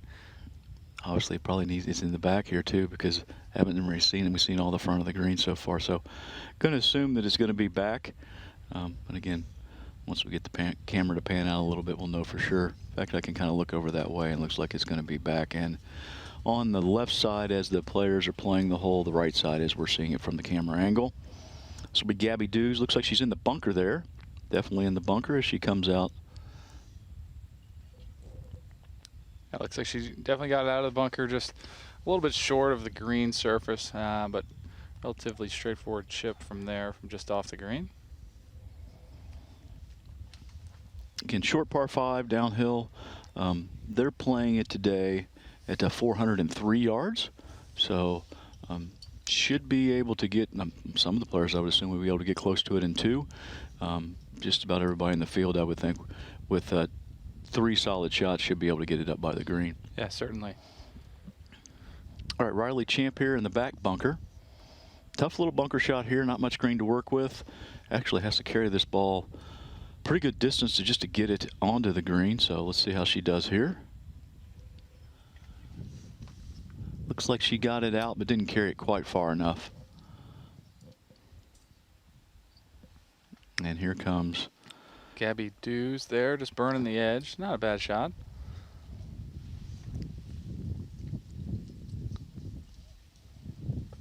And finally, Anna Malele on the front of the green with a fairly long putt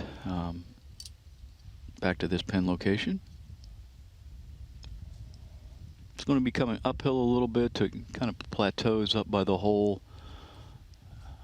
Kind of a ridge up there, so I'm not exactly sure if this will be breaking once it reaches the hole. We're going to find out here for sure. Pretty good speed there, not too bad from where she was. Yeah, from that range, should be pretty happy getting it that close.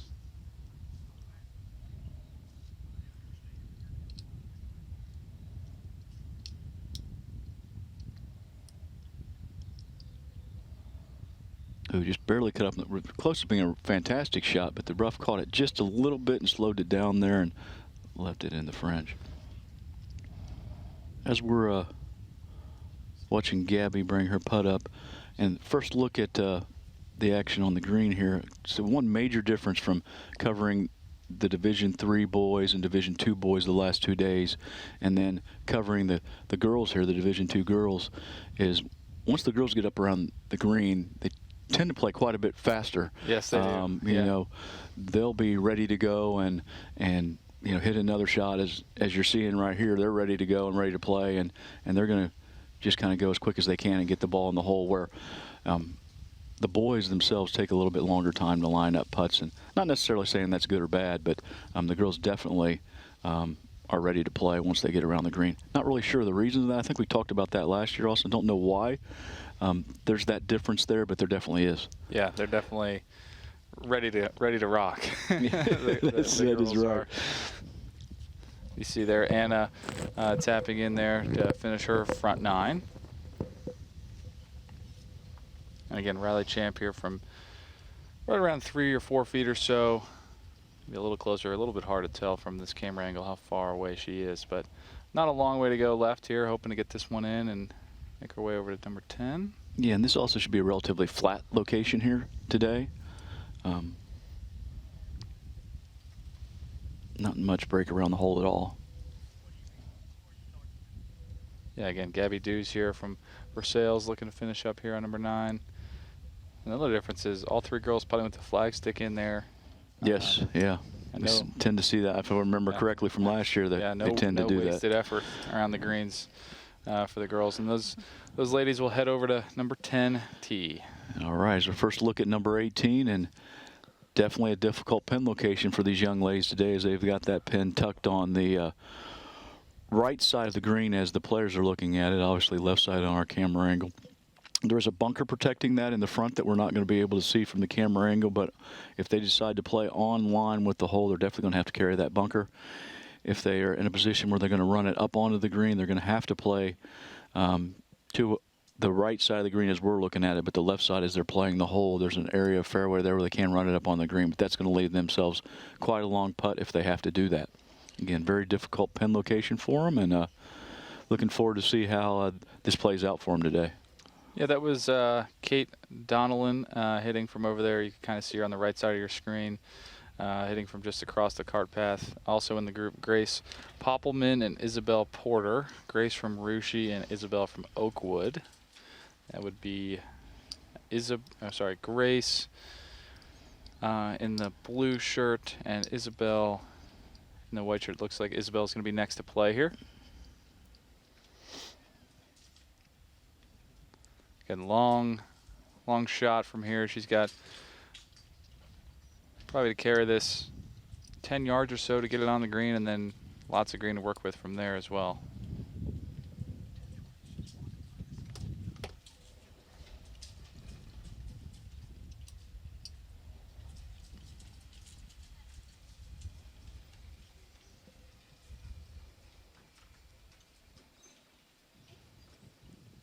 You can see Kate Donnellan next to play from Madeira.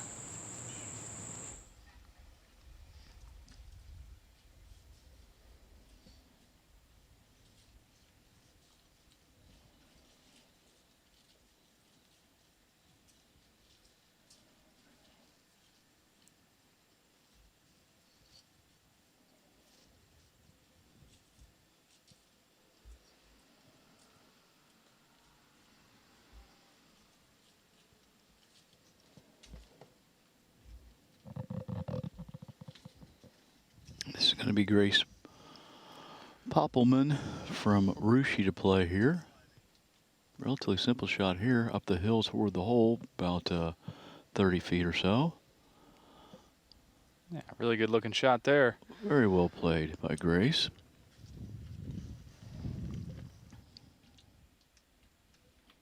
And each of these 3 players playing in the number 3 position for their teams, and completing their first 9 holes of play.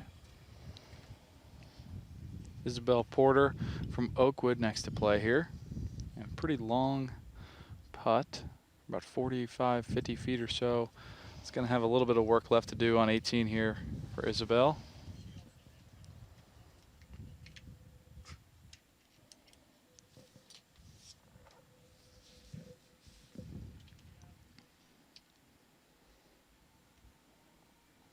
And finally, Kate Donnellan from Madeira here with her approach putt.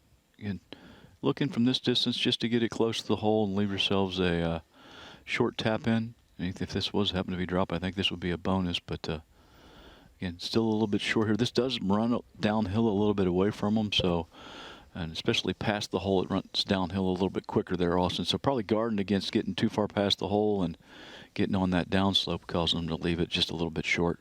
Certainly. Again here, Isabel again. Not a ton of break here. Maybe try to sneak a little bit from left to right. And like you said, running a little bit away from her as it gets near the hole.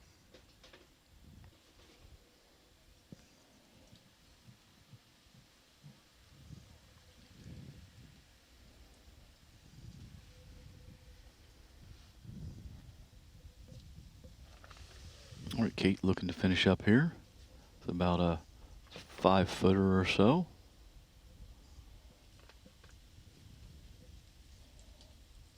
Nice aggressive stroke, just didn't get it quite started on the right line.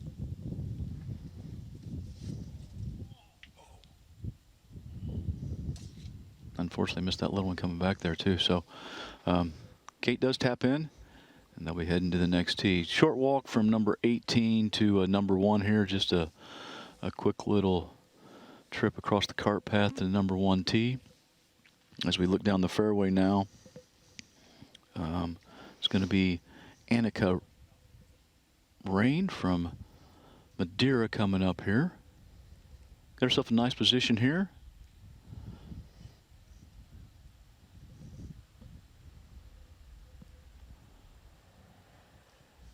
And just gets that on the front of the green. Again, a long putt there, but a putt nonetheless, Austin. Yeah, like you had mentioned a little bit earlier, that there's that bunker there short right, so maybe just trying to aim a little bit left of that just to take that out of play. So pretty solid shot there for Annika. As we go split screen here on number 10, well, it looks like we're going to jump to split screen on number 9. This is going to be, you're going to look at Emma Garrison coming down number 9 fairway there. Looks like we have Caroline Rowley on the top right of your screen in the white shirt, getting ready to play her second shot on 18. Playing with Emma there would be Bailey Ryder. Looks like Caroline's got it going a little right. We can see from our booth here, it's just short right of the green in the rough. Not a bad spot to leave it. We'll have a little bit of work left to do for try to get up and down.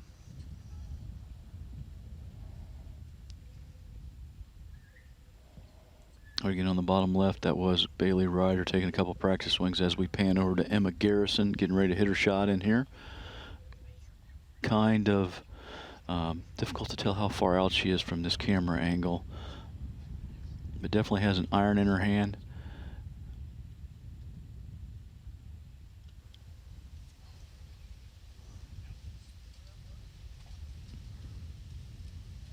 All right, over to Bailey Ryder now. Bailey lining up her shot here. Probably looks like she's probably in the 175 range, although like I say, it's tough to tell from this camera angle. Just looking to get something solid down near the green here out of the rough. Nice aggressive stroke or a pass at it there, and kind of saw it coming through the tree, but again, not real sure where it ended up. And the top right of your screen, that was Victoria Sherman playing her approach onto 18 there. Not too sure where it ended up. Couldn't really tell from either the camera or from where we're sitting. All right, as we're back on the bottom left at Bailey Bernetti, feeling fairly comfortable to say that Bailey's about 150 yards out here, Austin. I'd say so. As you can see her by the 150 post. Again, this is a little downhill shot to a relatively small green that we saw earlier. But once you do get down there, the front part of the green, it does go a little bit back uphill to the front. So looks like she may have been trying to run that on and got it on the upslope, and it stopped just a little bit short there. But a good position to be in for her. Again, this hole playing 403 yards today. So, you know, 250-yard drive would get you down there near that 150 post. So not really sure how long Bailey is or Emma or the other Bailey in the group are, but you know, it's not totally impossible to get your drive down by that 150 post if you hit it solid and get it running down the fairway. So again, don't really know because we don't have a spotter out there, but I mean, theoretically it's not out of the realm of possible that Bailey doesn't have that right there short of the green at 2. Yeah, earlier we could see Victoria Sherman playing from the short bunker on 18, and then I believe that was Caroline Rowley playing from just short right. Not a bad shot for Caroline. Left herself about 7 or 8 feet for her par attempt. And again, this is Annika Rain from Madeira sizing up her birdie putt. Long distance here for Annika, she's probably got 50 feet or so coming across the green. A little uphill to start and then back downhill and to the right at the end.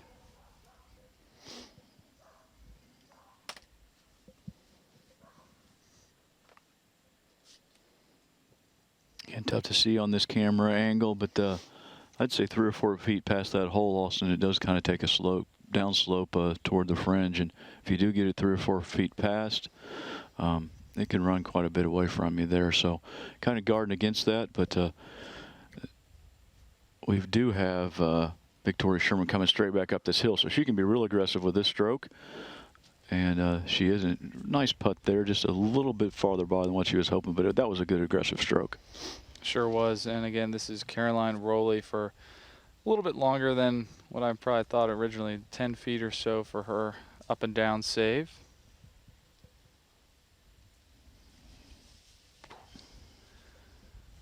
Not bad, good speeds. I just have a short putt left to tap in here on 18. As she does.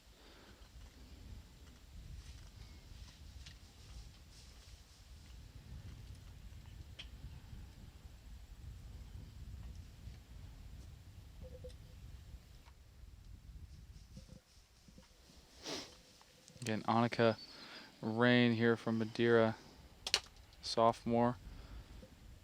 Nice putt there. Very well done. Runs that 12-footer or so right in the hole. Yeah, really good 2-putt there from that distance as well. And Victoria Sherman here from Rushi for her 2-putt. Nicely holed.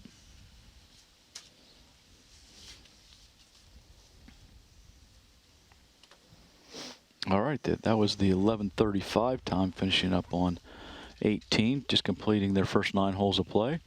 And quickly jump over to number 9. This is going to be Bailey Ryder with a pretty nice shot from there. Looks like she was disappointed in it, but just a little bit to the left of the hole that she was playing it right as we're looking at it, and it looked like it was the right distance. So she's left herself with about 8 to 10 feet left for her putt. And again, pretty flat pin location there. Not much in it on that portion of the green. Looks like Bailey Brunetti will be next to play here.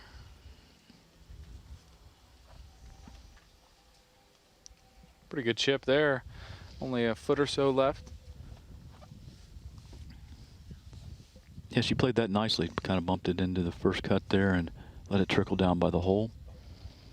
Emma Garrison next to play from the back of the green.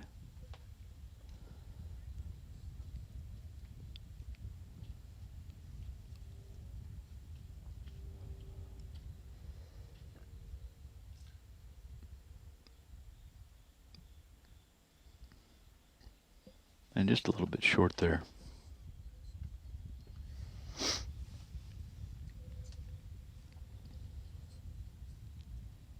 Again, this will be Bailey Ryder from Northwestern. And Bailey's a freshman, so her first opportunity to play in a district championship here today.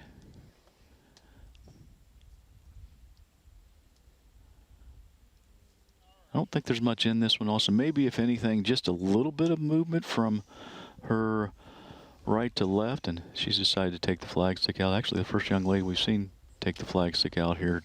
Yeah, in the early groups that we've been able to see on the greens. What's your opinion on that, Austin? Taking the flag stick out? Yeah, leaving it in or taking it out. What do you typically do? I take the flag stick out definitely on shorter putts. I think from longer range it helps with not only depth perception but also aim. I mean, obviously on like a super windy day where it's kind of rattling around, you definitely wouldn't want that. Oh, it looks like she just caught the lip there. Sorry to interrupt you. No, you're fine, distracting you or anything like that. But I do think it's beneficial to keep it in from longer range. Yeah, I agree. I'm kind of the same theory as you. The closer you get to the hole, I think that I take it out. Again, that rule change has only been a few years ago, right? So, I mean, I grew up when I was playing, it was always out. So it's a little bit different to me to see it in. So some of these young ladies, though, may have started and never really ever had it out for that So you got to That's right. factor that in a little bit. Yeah, for sure. As we see Emma Garrison there missed that little one. Again, Bailey Bernetti here to finish up. So there is that thought process that if they've never played with it out, it's not, it could be a different look for them with the flagstick out. Yeah, for sure. What I find interesting here is once Bailey Ryder took it out, the other two left it out, right? So if they were normally playing with the flagstick in, they'd had a little different look there than what they normally would do. Okay, as we pan back up, as the 1030 group heads to number 10T, we have the 1040 group in the fairway. This is going to be Molly Fessenmeyer, using her rangefinder to get the yardage in there. It's going to be, she's probably about 100 yards from the middle there, pinned a little bit back, so probably about 105 yards or so is what she's shooting right now to the flagstick. Again, probably a little bit downhill still from where she was, but downhill and then back up to the green there on number 9. As we've jumped over to number 18 real quick here. Yeah, you're looking at the group of Grace Kellett, Lily Fullenkamp, and Kate Maxwell. Believe that's going to be Kate Maxwell next to play here, kind of hiding behind our names there. She is from Oakwood, is a Lumberjill. Probably only got 80 or 90 yards here. Again, pretty tough pin location. Tucked over that bunker on the right side of the green. Number 18, kind of playing the opposite direction, number 9, so directly uphill. They're playing at 330 yards today. So a good solid tee shot here. Should get you inside the 150 post. Again, depending on what type of length you have, but yeah, they are playing this on an up tee. In fact, I think you can see the group on the tee behind them there. So this is an up tee on this hole. And again, playing uphill, and it would be into the slight breeze that we have blowing here a little bit as we're starting to see that this afternoon. And typically the wind's going to pick up as we move forward in the day, which we're starting to feel a little bit now here at our broadcast location. I think Lily Fullenkamp from Russia is going to be next to play there in the blue shirt.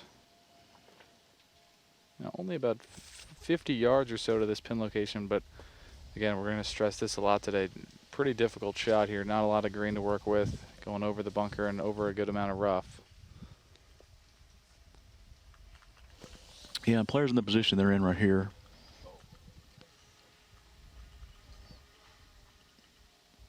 So she caught that a little bit thin, hit it a little bit low, and ran it through the green. But what I was getting ready to say is players in the position they're in have to kind of make that decision whether they want to try to throw it up in the air and attack that pin and leave themselves a shorter putt and bring the bunker into play, or do they want to play out a little bit more to the left from their line of play, get it not take that bunker on and leave themselves a little bit longer putt. We're again looking back here now. It's going to be Grace Kellett in the, 60 yards or so from the flagstick where she is there now. It's your coach standing beside her there. Because she may have it far enough up there to where she doesn't have to attack. Doesn't have to tack over that bunker, but again, still a pretty tough angle to get it close to the hole. Not a bad shot there. Again, those players there again are playing from below the green level, so probably a good 10 feet or so. So not really probably seeing their landing area from where they're there either. So just kind of playing a shot uphill to a blind landing area as we should be panning over to Kate Maxwell from Oakwood here in kind of a grass bunker to the right side of this green as she's playing the hole. Played a pretty nice shot from there. Not the easiest of shots from that grass bunker and below the green surface, so could not see the surface from there. So she's going to have about 15 or 20 feet left for her par save. Yeah, I couldn't really see her lie either. So the lie kind of in that grass bunker kind of dictates the shot that she'd even be able to play. All right, going split screen now, and looks like on number 9, looking at Molly Fessenmeyer getting ready to come up from just off the green. Top right of your screen, we have Lily Fullenkamp again here.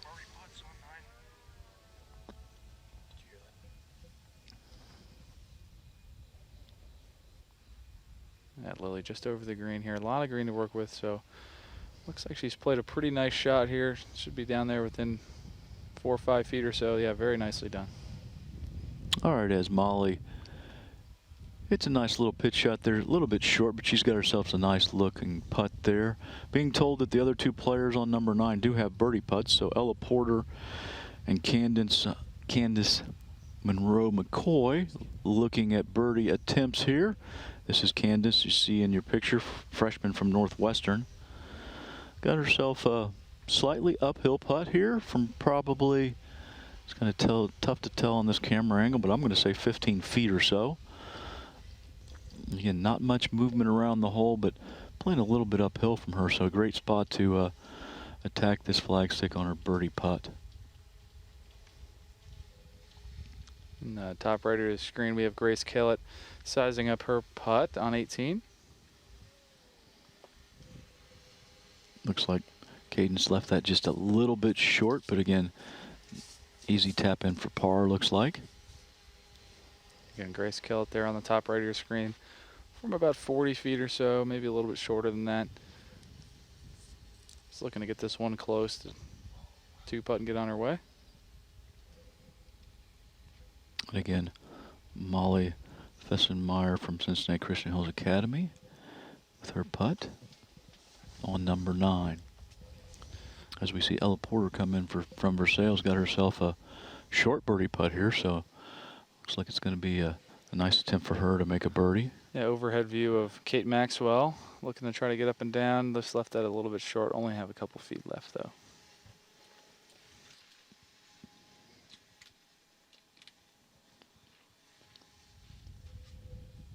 And quickly back to see Ella's birdie putt here on number 9. And she rolls it in nicely. So a nice 4 there for Ella. Yeah, excellent.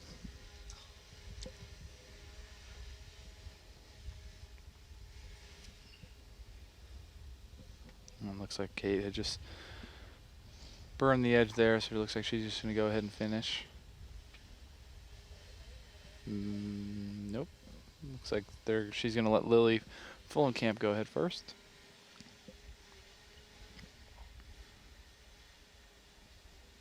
As we see Molly tap in on number 9. And finally, Cadence Monroe McCoy for her par putt here on number 9 also. Again, Lily Fullenkamp here on 18, going to go to the blimp view. Ooh. Speaking of blimp view also, we were told that a blimp pilot makes in the area of $100,000 or more. So if you're one of those 127 licensed blimp pilots, you're doing okay. Especially depending on how many days you have to fly that thing. That's right. Not quite sure what our pilot's making today. But, I mean, I'm sure he's fairly compensated. Yeah, that's right. Against their Grace Kellett in the top right of your screen.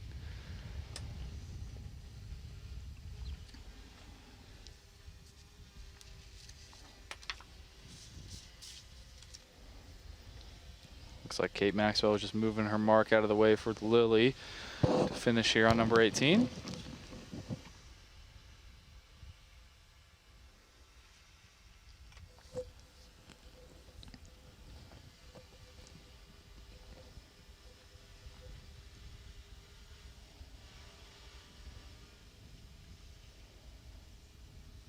Well hold there by Lily. Ken Rushi's boys team played pretty well here the other day, and I believe they were a qualifier, right? They moved through. I think so, yeah. So the young ladies from Rushi hoping to do the same. Haven't really taken a look at the leaderboard yet. Let me kind of pull that up and give you an idea how we stand in today's early round activity. Again here, Kate Maxwell just to finish out on 18. Well hold. Again, looking to take the top 2 teams forward. Fenwick at this point, again, very early on in the round, hard to determine anything too much here. I put too much weight on the scores, but always better to be a low scorer than a high scorer at any point in time. But Fenwick right now at plus 16 is leading the team competition with Seven Hills at plus 19.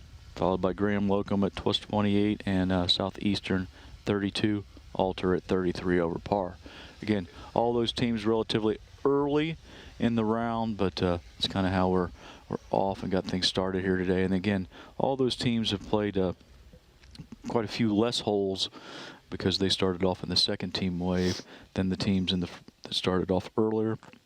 With the earlier teams out, the low score right now is going to be Cincinnati Christian Hills Academy, and they are, again, a little further into their round and at 54 over par. Individually, nice start for Lauren Miller from Alter, 1 under through 3. And we've got 4 young ladies at even par through 3. Zoe Merritt, Sophie Rush, Brooklyn Weller, and Reagan McDaniel, all at even par as we look at the early round leaderboard. All right, let's jump to coverage on number 9. Grace Tyler there. Pretty close to the green, looks like. It's always tough sometimes with the camera angle. We get to know exactly how close they are when it's a little bit downhill there. I'd say she's probably got, Austin, what do you think, 40 yards or so coming up there. But that pin is maybe have to bring the edge of that bunker into play. There is a bunker there on the front left as she's looking at it. So kind of see how she plays the shot, whether that bunker was in the way or not. And it didn't look like it was because she tried to run something up there low. So as there you see her and what she was looking at as she played her shot. It looks like that's going to be Isabella Brady on the bottom part of your screen in the yellow there that's playing her shot. Just trickled over the green into the bunker there. And Elizabeth Haas from Fenwick in a pretty good spot here, especially if this is her 3rd shot here for, you know, what would be her eagle chance.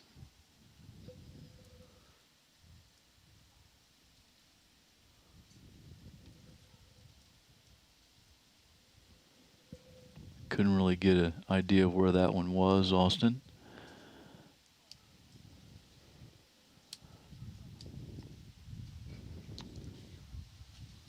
Yeah, I'm not sure. It kind of looks like there might be a ball just through the fringe there. That could be where Elizabeth's ball ended up, which, again, if you know, that could be her birdie attempt. All right, this is going to be Isabella Brady taking a practice swing outside of the bunker before she steps down into it to pretty straightforward bunker shot. Doesn't mean it's easy. She's got to carry quite a bit of rough. Be tough to actually land this on the green and get it to stop. So be interested to see how she chooses to play this. Looks like she's trying to either wait on someone else to come up or make up her mind how she's going to try to play. Yeah, it looks like Elizabeth Haas is actually going to play before Isabella. Again, could be a birdie putt there. Again, one of the notable differences between boys and girls is Isabella jumps right up there and gets her ball down there by the hole. Okay. Isabella Brady here coming in from over the green on 9 in the bunker. Did get it out, but still just a little bit work left for her to get this ball on the green.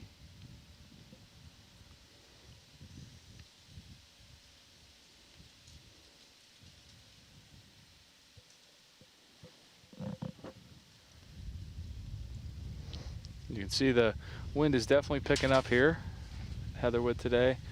I think I'd mentioned earlier, it looks like it's going to get up into the 20-mile-an-hour range for wind, so definitely going to be the breezier of the 3 days that we've been covering so far this week.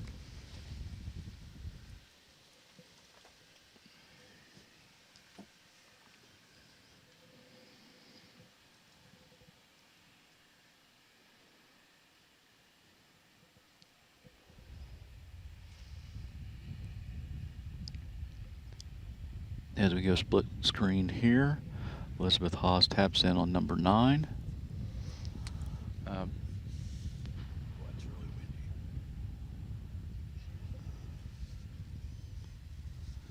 believe that would have been Lydia Caverman from Southeastern there on the top right of your screen. Also in the group, Madeline Jordan and Cassie May. Madeline Jordan there is next to play on the top right of your screen. As Grace Tyler looks to tap in from Graham Local on the bottom left, and she does. Finally, Isabella Brady to finish up on number 9. Madeline Jordan taps in on 18, and Cassie May will be next to play from Riverside.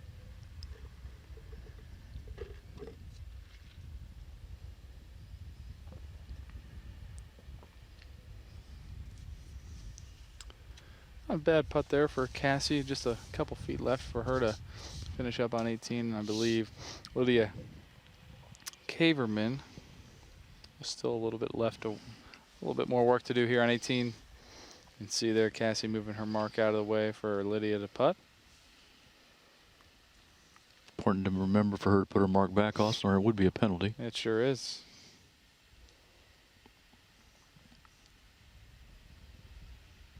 Oof. As you can see, Cassie move her mark back, so that's good on her.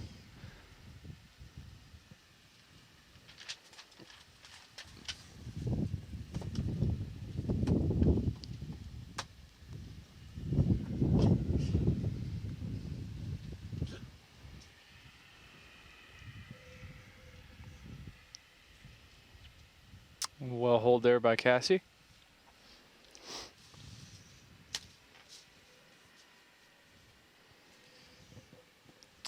And that 10:55 group will head over to number 1 to start their back 9.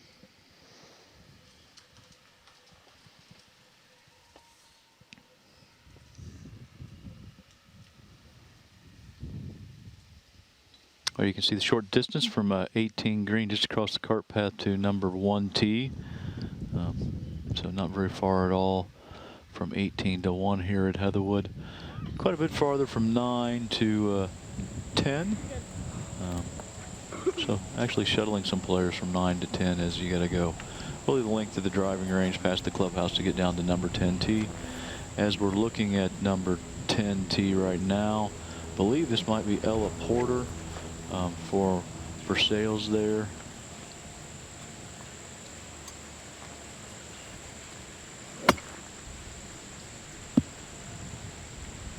As we look at young ladies in the fairway on number 1.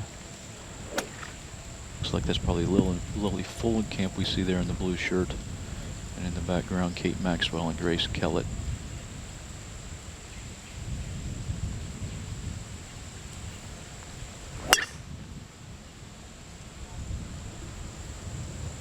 Sounded good.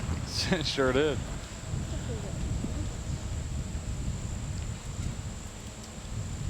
Molly Fessenmeyer next to play there on number 10 from Cincinnati Hills Christian Academy.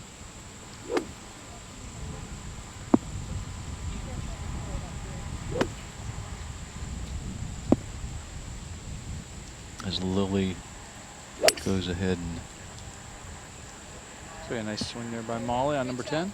yeah, Lily makes a nice swing as she is approaching number 1 green in the upper right-hand portion of your screen. As we see Grace Kellett, looks like next to play.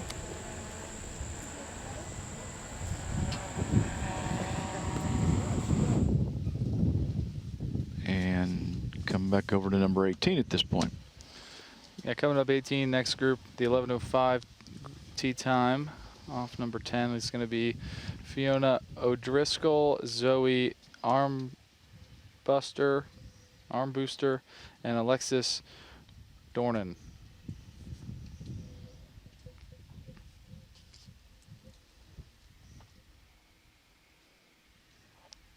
Yeah, sorry, Zoe Armbruster. That makes more sense. Yeah, I may have made a spelling error in our preparation here and misspelled that one a little bit for you, Austin. Sorry about that. I did. I was in charge of checking these before we got down here. So. It looks like they're looking off to their left a little bit. Looks like we've got probably. Looks like that's going to be Alexis Dornan coming in from kind of on this, as you're looking at the screen, right of your screen. There's a cart path over there. She's over there coming into 18. But on the screen there, Zoe Armbruster and Fiona O'Driscoll there. And this will be Zoe next to play from Riverside. Yeah, great angle here is that bunker we're talking about, protecting that flag stick as they're coming at it. Can't see that bunker from behind the green, but a great view of it here of what they have to take on if they want to get close to the flag stick. Yeah, I could tell kind of from where we're sitting here in the booth, it looks like Zoe might have found that bunker, or at least somewhere around that bunker. It's going to be a pretty popular place for a lot of balls to be ended up today, unless they're aiming kind of away from that on the left side.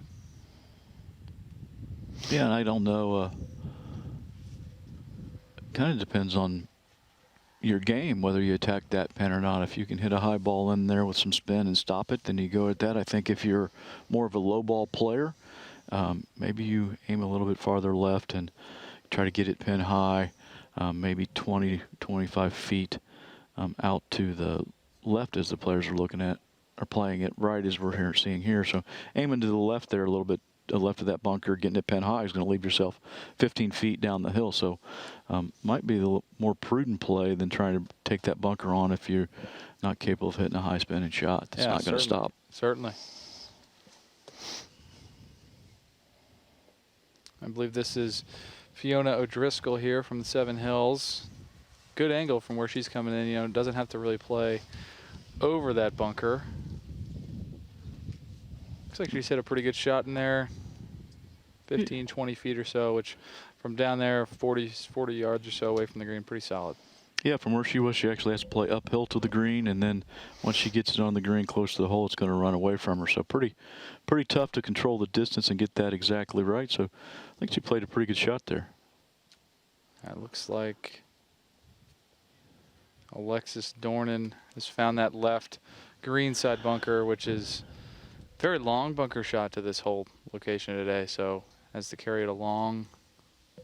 Yeah, it looks like Alexis is definitely going to play first. And like you're saying, very difficult long bunker shot there. I think she's played already at this. Oh, and there she comes now.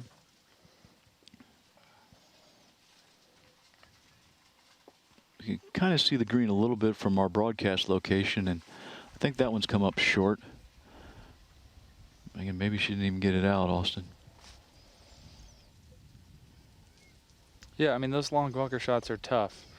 You obviously, I mean, she's got to carry this 30 or so yards, and you run the risk of, if you're trying to hit something that far, you know, blading it and catching it a little bit too thin. So obviously something like that can be in the back of your mind, and you're obviously know there's some cameras watching you, so that's just some added pressure. It looks like she does have it on the upslope now. Needs to regroup here a little bit and try to hit a nice pitch shot down there. Again, still a difficult pitch shot to control the distance on.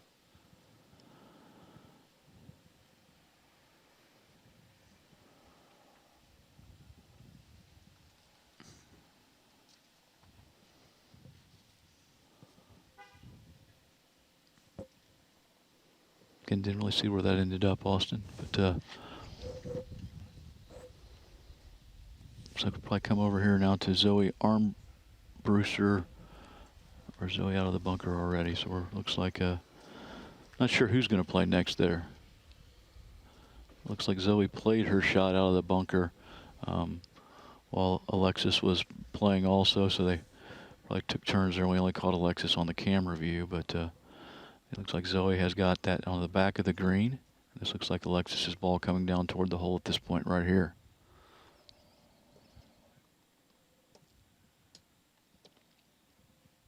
As you can see here, this green is fairly wide, so can have a extremely long putt playing too far to the left. Looks like Zoe's going to head and give hers a run, just miss it a little bit low there. You can see that breaking left to right from that angle, which is, you know, kind of what we were talking about earlier. Coming from that left side, it does go back downhill. Here we got Fiona O'Driscoll from Seven Hills.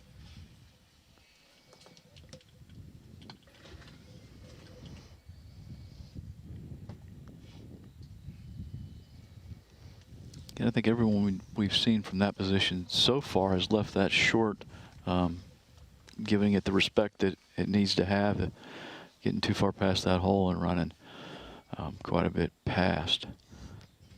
Certainly. Again, Alexis from Southeastern here. Should have learned a little bit there from Fiona's putt.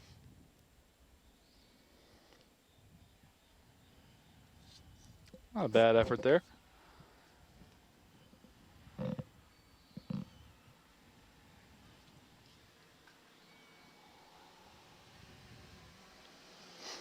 All the young ladies in this group are juniors.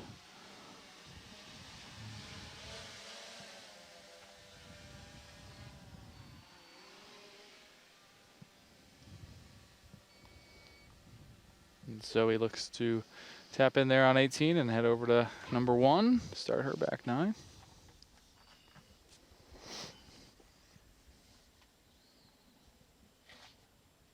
Again, Fiona from Seven Hills, about 3 feet or so. Taps in. Couldn't really tell from reaction there if she knew she made it or if she knew she missed it. I know. I guess if she thought she made it or knew she missed it. Yeah. Again, Alexis Jordan here. Oh. Definitely thought she made it. She was Definitely. reaching down to pick it up out of the hole, She and it quickly moved out of the hole there. So 360 degrees and back at her. And those ladies will head over to number 1 to start their back 9. Yeah, Alexis is probably happy to move on to the next hole after the struggle she had around the green there. But that happens to everyone, and it's going to happen to even the best players at times. It sure does.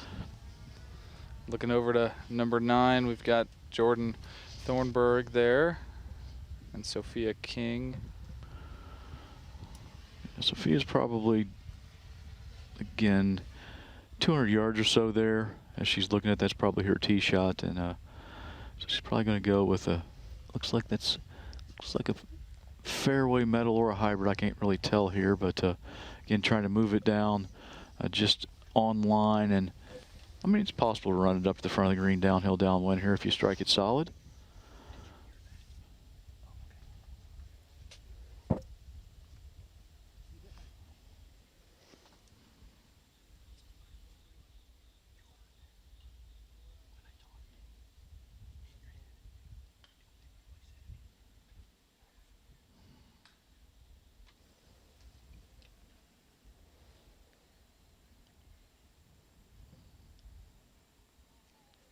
Nice aggressive move at it. And we'll find out shortly where that ended up, Austin, as Yeah. she comes down toward the green.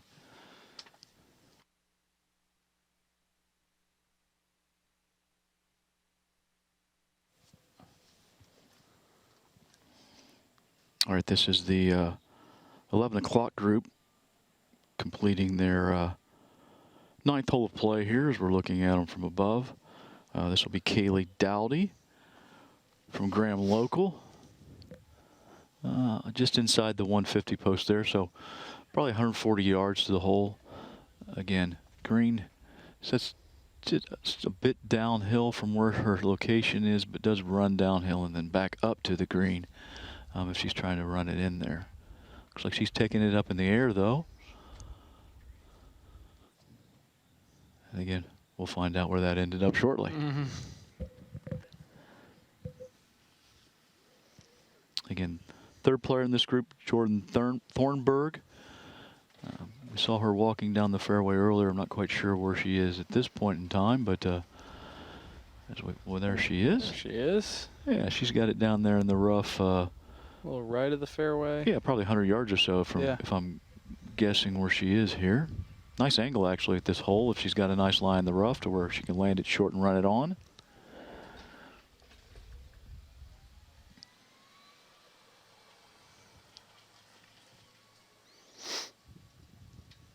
And again, blimp views, tough time following the golf ball. But we do see one just short there. I'm assuming that that's going to be Jordan. So good position there. Again, short par 5 down the hill.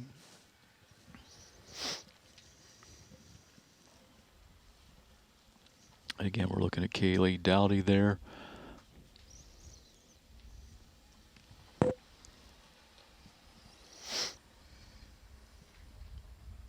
The direction she's going, she's probably just going over there to drop her bag off and hopefully pull a putter out and go make what could be a birdie putt. That's the goal. You can see Sophia King. Looks like, I'm assuming that's after her second shot there. Yeah, maybe she's looking for her ball. Yeah, we did in the see her leaves. from what we assumed to be a little bit over 200 yards. So looks like she's probably hit it down here in the rough. And Superintendent here, Dan Walter, I know he blew all the leaves this morning. So looking at the leaves that have fell today, and they're looking for her golf ball there in that area where some leaves have fallen. Again, well, I guess Kaylee was looking for her golf ball over there, and appears to be just in bounds as you see the out of bounds stake there. So tough approach here through the rough, not much green to work with. I think she'd be happy with anything on the green at this point from there. And as we're panning toward where her ball may be, Maybe just, yeah, I don't know if they were panning to where her ball was or if they're just panning back to Sophie looking for her ball. Also, this would be a good opportunity to talk about time frame as far as finding golf balls for Sophie there. Looks like someone waved at her and they found her ball. So it looks like she's got it within the time frame allowed to find your ball, which we talked about a little bit yesterday. Once you get to the location where you think your ball is, you've got 3 minutes to locate it before it's deemed to be a lost ball, and you have to go back and replay another one. But it looks like she's got it here, and checking the yardage, which is going to be, I think, definitely inside 100 yards, probably in the 70-yard range or something back to this hole. Again, good angle, a lot of green to work with, and may not even have to deal with that bunker. May just be able to run this right up the front of the green from where she is. yeah, certainly. She's probably got it down there far enough where this green's probably sitting a little bit uphill from her. Again, she looks a little bit closer than what I thought. She's probably only 40 yards or so. Yeah, and again, with that slope of the green, she might be dealing with a little bit of upslope that would help, but it looks like she might have just Looks like come up a little bit short there. Yeah, we cut away a little bit there before we could see where oh, there she is, just as short of the green. Again, assuming she's there in 3 now, so just needs to pitch it close and tap in for par, or honestly just make the pitch shot, make a It's birdie that here. easy, huh? Yeah, just go ahead and chip that in. I think you have been quoted saying that golf is easy before. I have said that before, which goes to show you how little I know about golf. That's not necessarily true, but you do know a lot. Here we got Kaylee Dowdy there. Looks like her shot from left of the path over there ended up right there, and honestly, that's pretty well done from. Yeah, nice play. Yeah, from there. Again, Kaylee's from Graham Local. She's a junior. The other 2 players in this group are sophomores, so getting some nice experience here at the district championship as Jordan Thornburg comes on up here. She looks like she chose putter to putt through the fringe here to try to get it close to the hole. And well played. yeah, judged that really well. Yeah. Again, left herself a nice uphill putt for what we're going to assume is For par, she's got a par putt there, probably. Yeah, 1, 2, 3. Yeah, I would assume that's a par putt. Yep. All right, Sophia King. Again, looking to do the same thing. Looks like Sophia's in the rough, not in the fairway there. So, again, pretty straightforward pitch shot here. Looking right up at it. Get this on the front of the green, let her run back to the hole. Looks like she's played this really well. And again, I did call the chip in, I think, earlier. Yeah, you did, but it looks like she had left it out a little bit to the right, but still a really good shot there for Sophia. Yeah, she'll be happy with that one.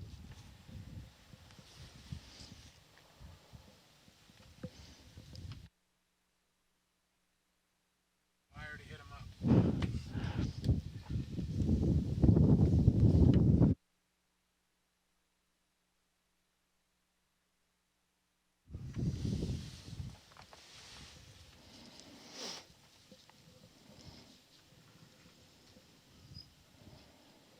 Again here, Kaylee Dowdy.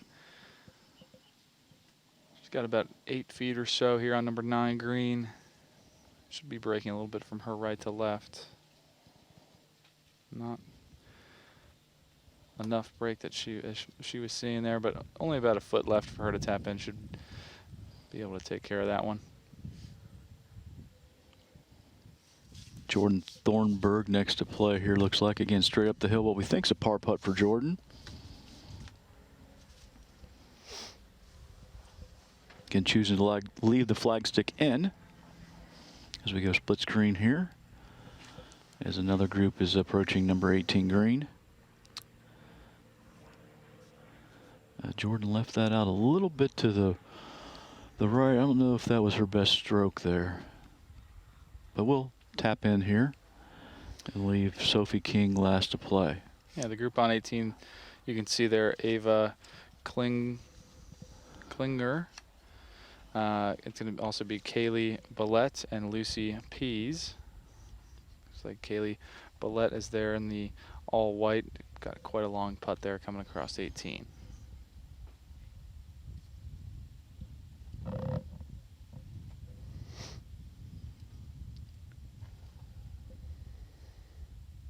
You can see there she hit that one pretty hard there on the top right of your screen and still has a little bit left.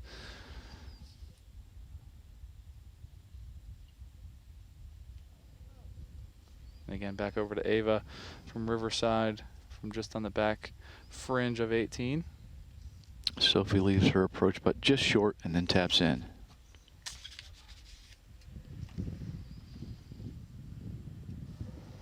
You can see there on 18 that downslope that Neil and I have been talking about. If you get that one past the hole, it just keeps on running. Here we got Lucy Pease from Seven Hills.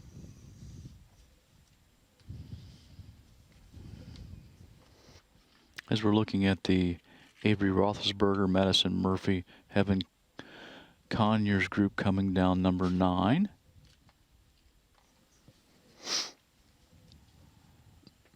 And Lucy, a junior from Seven Hills. Coming across the green here on 18. Still a pretty long putt, as you can see. It's just going to have 10 feet or so left there to try to two-putt this one. And that's going to be Heaven Conyers on number 9. Looking to come up on what I'm going to assume is her second shot from 170 yards or so.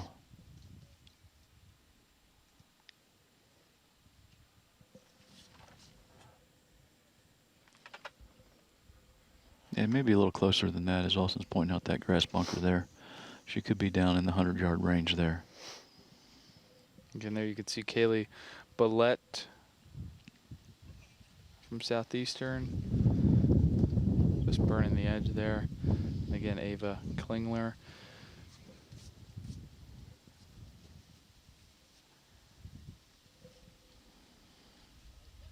Madison Murphy there on the bottom left on number 9. Trying to decide what club to go with. She's chosen her club at this point. Got a nice angle in here, right in the middle of the fairway. And Lucy Pease, the top right of your screen there. Got that one to go. Nice putt there for Lucy. Yeah, very well done.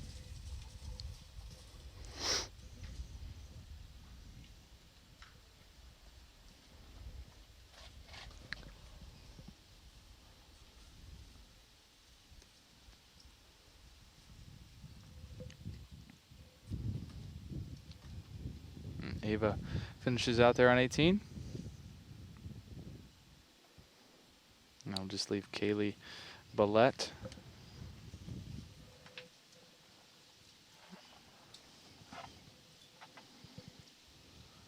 And holds that one. And they'll head over to number 1. And the crowd goes wild. It does. You can As hear you can 'em. hear the applause from our broadcast location.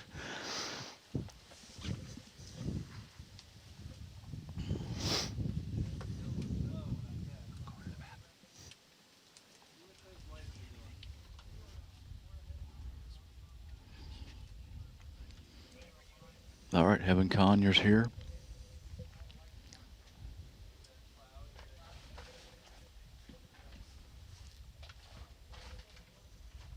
Looks like she's just a little bit long in the rough there. I'm not sure what she's how she's lying there. I know we've seen what I assume was a second shot. That may actually have been a third shot. Kind of tough to tell what she's going to be lying in that position. But let's jump into Madison Murphy here. Can't really tell she's on the grass slope there, or if she's in the bunker. There is a bunker there, but kind of the way she's addressing it, I'm assuming it's in the grass, and it obviously is. And she's played a pitch up in the air that just kind of got away from her a little bit and ran past the hole. Again, but a tough angle there with very little green to work with between her, the rough, and the hole. So she made sure she got it on the green, and even though it's ran a little bit past, left herself an uphill putt left. Third player in this group, Avery Roethlisberger. Haven't seen Avery in camera here very much, so not sure where she is. There she comes. With a couple clubs in hand. Looks like she's She's got her putter, I think, there. yeah, I think so too, and walking back toward the front of the green. So either got it on the green or in a position where she's going to putt it from. And there she is. And again, looks like Kevin Conyers is going to play first. She may have it close enough there, Austin, where she can just pop it up in the air, land it on the green, and let it roll down to the hole. Yeah, still not a really easy shot. Not a lot of green to work with. Executed that one pretty well, though. She's only got 3 or 4 feet left.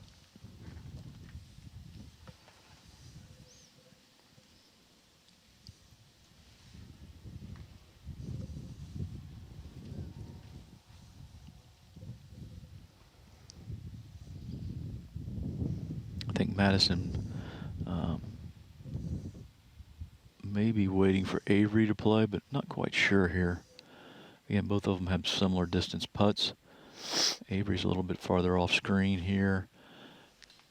And again, let's see who's going to go next. Looks like Avery. Well, not really sure. They're keeping us on our toes here. They are. They are. Yeah, it looks All like right, Madison's Madison. going to be next to play. Yeah, Avery just actually took the flag stick out for Madison, so maybe Madison asked her if she could do that for her. Well judged there. Yeah, great speed there by Madison.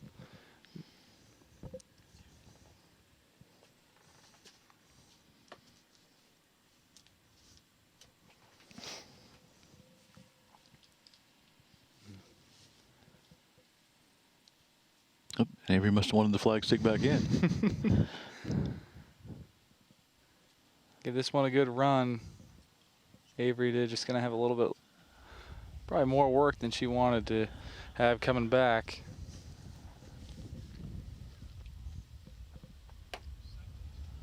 Again, noticing Avery with 2 gloves also here, so second player I've noticed wearing 2 gloves today. Mhm.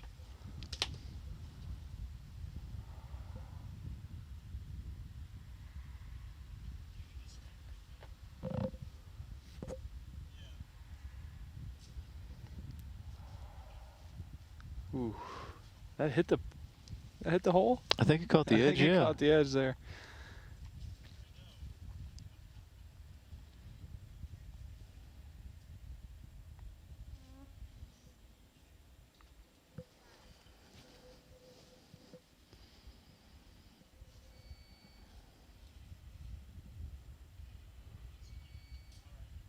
Ooh.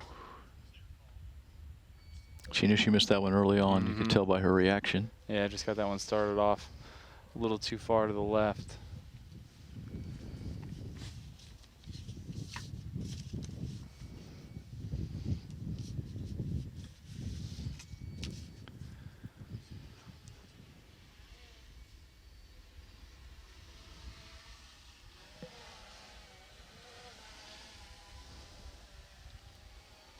Okay, looking back up number 9 fairway. Gonna jump actually over to number 18. This is going to be Emma Saylor from Riverside coming out of that green side bunker on the left. Again, that's that really long bunker shot that is going to be rather difficult for anyone playing. Looks like she caught that one.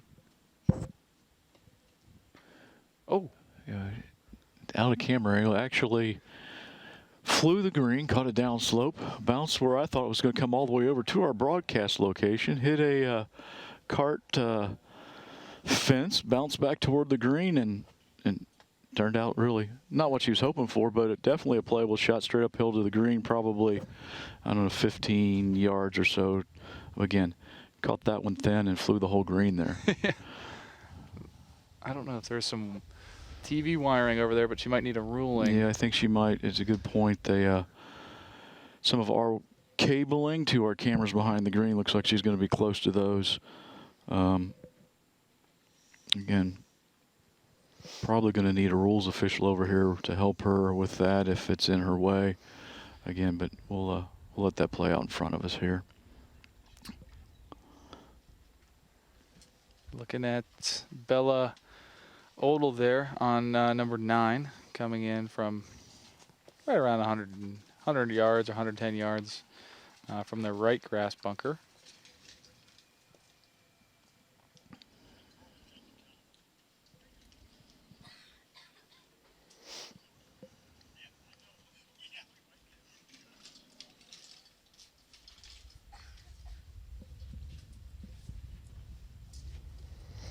This is going to be Anna Somers from Alter next to play on number 9.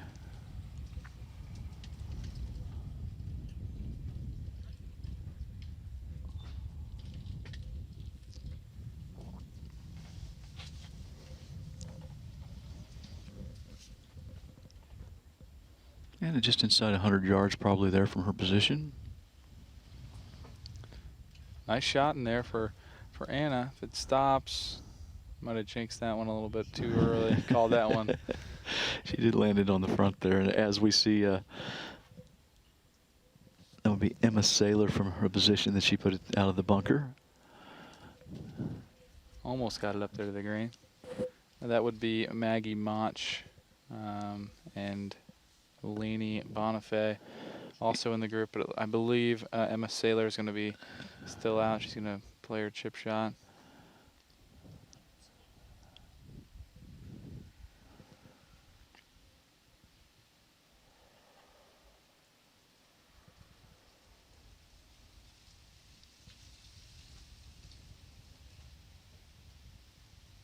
Emma behind our graphic there. You can see the ball come onto the picture. And there you can see Lainey Bonifay there on the right side of the screen.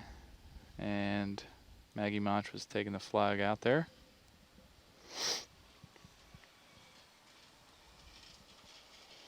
Looks like Maggie will be next to go. Probably got 10 feet or so here. Might try to sneak a little to her left. Looks like the wind's giving her a little issue with her hair there, Austin. It is. As you say that, the wind gusts, and she pours that one in. Excellent putt there by Maggie. Yeah, beautifully stroked. And again, Lainey Bonifay here next to go.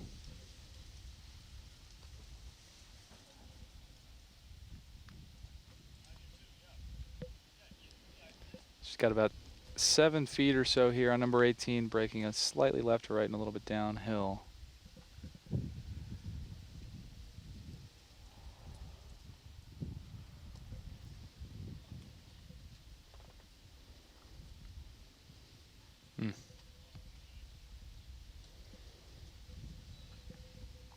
Believe she'll mark and let Emma go ahead.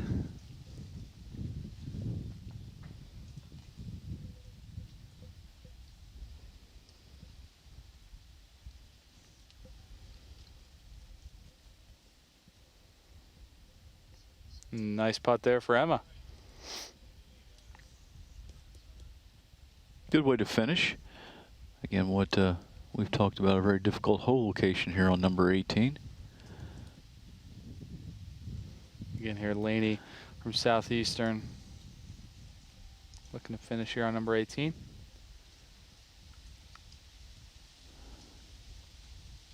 Oh, a little early step there. She did step early. Knew that she got that started on her line. And again, if you do that here, these greens are rolling beautifully. You get it started on the right line. More than likely, you can just go ahead and bend over and pick it up out of the hole. As we see Anna Somers here.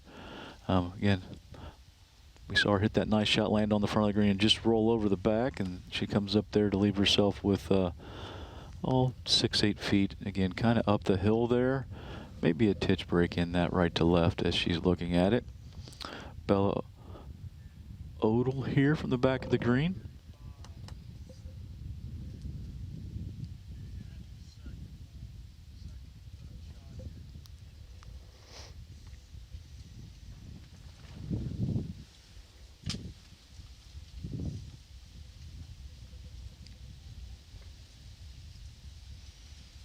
Left it just a little short. Looked like she had it on a good line, but didn't quite get it to the hole.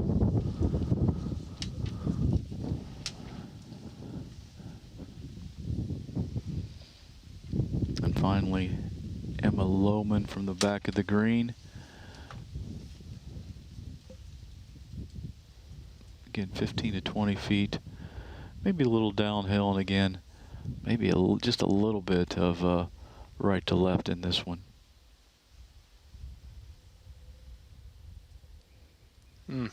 Right line there for Emma, just left it a touch short.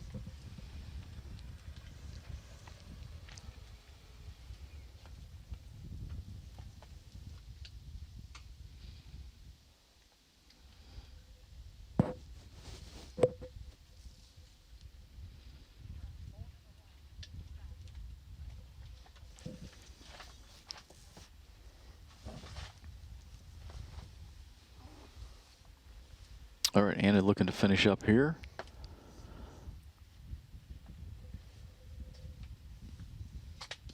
Good distance here to make one, Austin. Haven't really made a call yet here today. Kind of feeling like Anna might just pour this one in, so I'm going to call this one as good. Mark it down.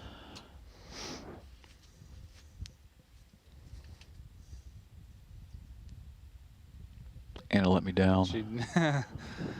She gave it her best effort, though, that's for sure. That would make me 0 for 1 today. Yeah. Can't stay 0 for forever, though. We'll give it another attempt here pretty soon. I mean, you could call this one if you want. Oh, I don't think there's any chance that Bella misses this one. I'm just kidding.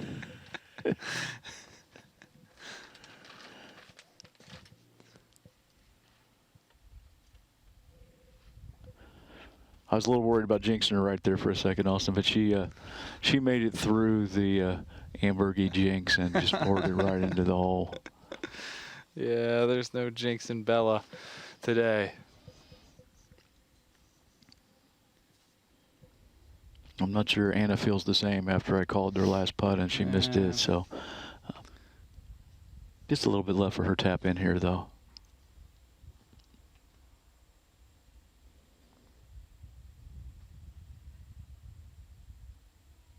And she pours that one in nicely.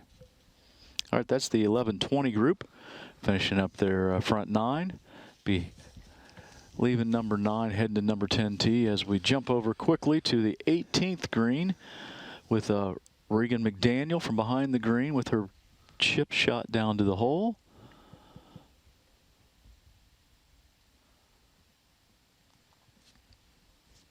I'm sure she was hoping to get a little closer than that, but she has left herself a putt. And I think next to play is going to be Julia Zhu from Seven Hills. And from our booth, we actually could see she hit a really good shot in there. She was over kind of near the number 1 tee. I think our camera guys almost were trying to get that on camera, but really good shot from over there. Not a fantastic angle coming across the green like that, so really good shot in there for Julia. Should be downhill, breaking a little bit right to left at the end. If it stays up, it's good. Not a bad putt there. No, well done. Again, nice little uphill tap in for Julia here.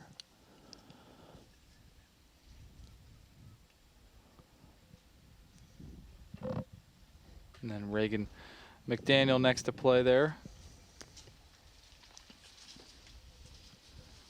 After her chip from just over the green.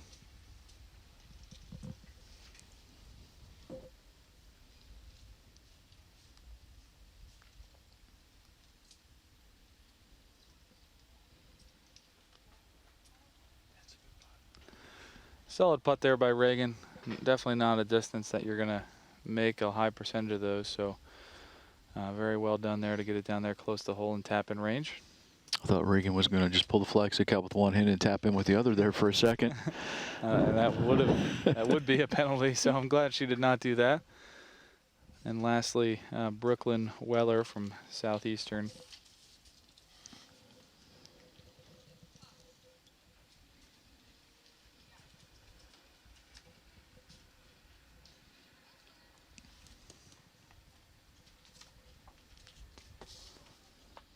As Brooklyn taps in, that would be the 11:35 group, just finishing their front nine and heading over to number 1 tee to get the back nine started. Again, those players there just finishing, were playing in the number 1 position for their team. So all the teams that would have started on the back nine do have 9 holes in. So looks like we're jumping to 1 tee. So this is going to be Regan McDaniel. And looks like she's going with an iron here off of number 1.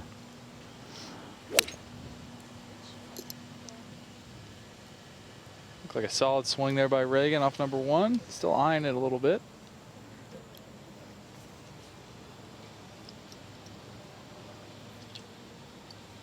Next to play will be Julia Zhu.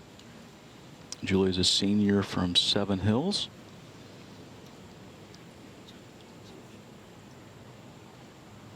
Looks like she's going with the fairway metal here. Driver? Yeah, that might be a driver. Still a fairway metal, I guess. Well, Okay. yeah, we have misjudged how the size of the club there when I first looked at it. But yeah, that's going to be a driver.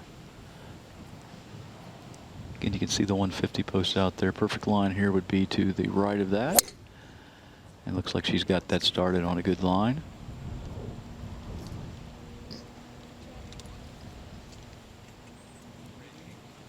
Again, pretty common theme here is that landing area is just over the hill as the young ladies trying to get up on their tiptoes to see if they can see where that ball lands, which is it's just out of the line of sight from that tee. And jumping over there on 18, we've got Morgan Richards there. You can see also in the group Taylor Zaz and Carissa Meyer. See a ball running across the front of the green there. Trying to look from this location to see that that would have been Carissa Meyer's ball, kind of running across the front. She was playing from over toward number 1 tee there, so we saw that run across there. And that would have been Brooklyn Weller tee shot that we saw right there on number 1. And again, over on 18, walking up to the green there from Anna, will be Taylor Zoss. And again, we see the young lady in the red skirt there would have been Carissa Meyer. And again, she would have played just to the front of the green. Here in the maroon colored shirt, Morgan Richards, she's from Urbana. And again, I think Austin, there's a hill climber's joke as she was coming up the hill there on number 9, but I'm not quite sure what it was. But again, she's made the climb up the hill. Yeah, she has. And again, pretty straightforward chip, although not an easy one. But everything's kind of right in front of her there. Kind of caught it a little thin and lower than she'd like, so I think she's just run it over the green. Again, Carissa Meyer just played her shot from over by 1 tee here, just short of the green, and getting ready to come down toward the hole. Again, very difficult hole location here on number 18, as the young ladies have been having a little trouble with it.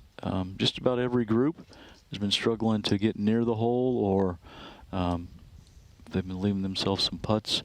Quite a few 3-putts we've seen here already, just because they're afraid of running those putts way past the hole. They're tending to leave those quite a bit short. So again, very difficult spot for them. Yeah, you can see there Taylor Zaz talking with her coach, sizing up the chip shot, but I believe she's going to wait for Morgan Richards. I believe her ball ended up over there as well. I think Morgan's going to play first. Possibly, or maybe not. They might have just been looking at that chip from a different angle. Yeah, and again, these young ladies have qualified as individuals, so you see a little more coaching here because their coaches are here and they've only got 1 young lady here. Well, I believe Marriott may have 2 players playing, but again, coaches with them and the only player here, so they're obviously going to follow them around the whole day and help them out as much as they can. And again, you see Morgan there playing her pitch shot. Not sure where it went. I'm going to say it went in the hole. Went in the also. hole. I think it might have just chased by a little bit, but we can say it went in for now. But again, Taylor Zaz here from a similar spot as Morgan. Nicely done here, and Yeah, well played. nice shot there. Yeah, just a couple feet there left up. Left to go for her up and down. All right, and as we pan over, we see Carissa Meyer here with 15, 20 feet again, straight down the hill, and has been watching these young ladies play today. Been very protective of not running this too far by the flag stick as it runs downhill quickly about 3 or 4 feet past that hole, and because they're protecting it so much, they tended to leave this one short today. So let's see how Carissa does. That's well judged and stops just short of that downslope there. So she got herself in a good position straight back up the hill for her next putt. And jumping back over, Morgan Richards here. Similar lines. It's going to break a little bit from her left to right.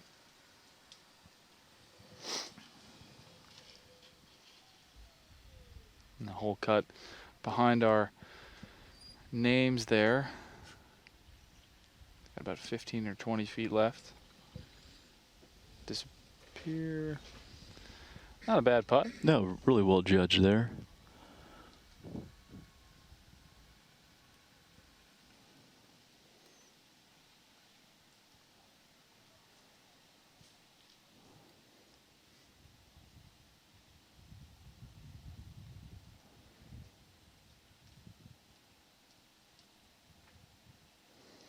Taylor Zaz, saw her beautiful chip there from just long right of the green. So this to clean up here on 18.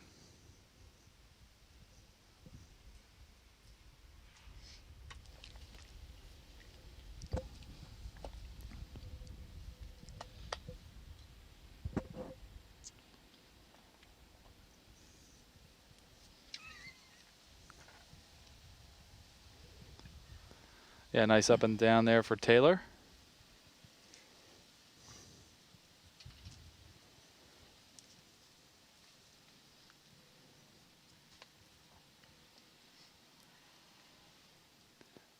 Carissa Meyer taps in.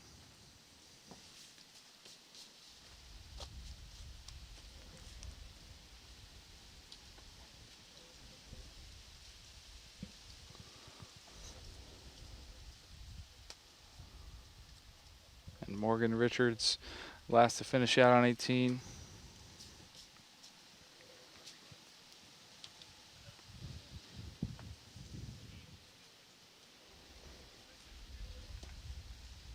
Looking back up number 9, you can see Sophia Rush, I believe, there walking across, and in the background Zoe Merritt, and then not pictured yet would be Lauren Miller from Alter, who last time I checked was leading individually through 6 holes at 1 over.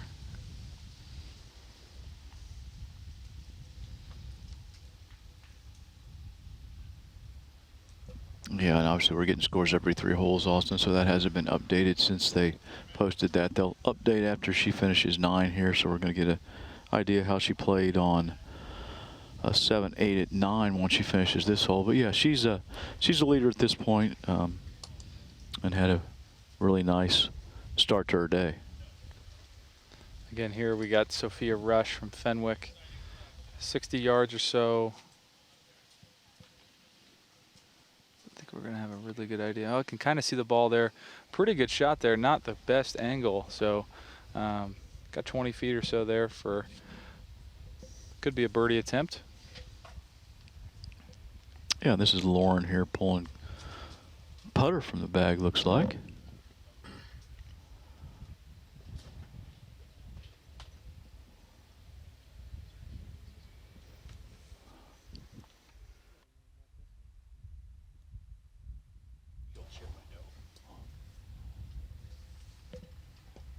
Again, this is Zoe Merritt from Graham Local.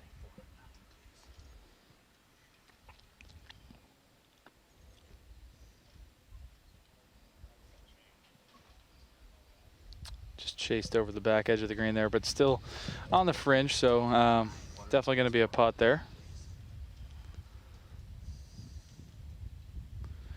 And looks like Lauren Miller here just over the back of number 9 green. Yeah, I thought she had a putter in her hand, but And I believe this is an eagle chips, what we're being told. yeah, so Lauren able to get her second shot over the back of the green here, so really good spot to be chipping from. Just didn't quite get the contact she was looking for there, Austin, and kind of had the ball run up the club face there a little bit. So Yeah, it looks like she's got the putter out now. Just is going to have to putt through just a couple feet of rough there, but definitely not a bad play. yeah, again, think what she's looking for here. She's trying to get this down next to the hole and tap in for her par. Again, this is going to be still a birdie attempt for her. So even though it wasn't a great chip shot, she has the opportunity to avoid a disastrous hole here by all means. Just a nice putt here. I mean, still could make birdie. It's still Yes. below the hole and up the hill at the hole. Yes, certainly still a good spot to be putting from. Not a bad attempt there, just a couple feet left. Yeah, again, straight up the hill too, so left herself in good position. Not sure who's going to be putting next. It looks like Zoe might be away, so I think she's going to go next from just off the green there in the fringe.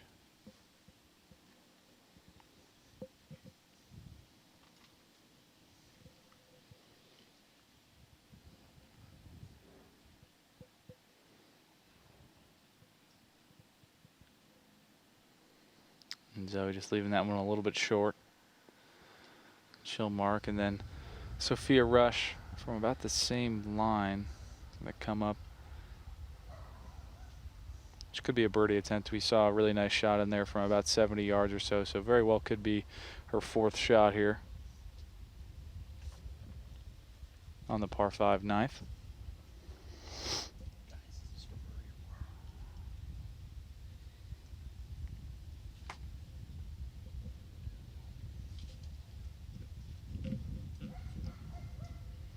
And being told that this putt might be for par, so either way, left that one a little bit short as well.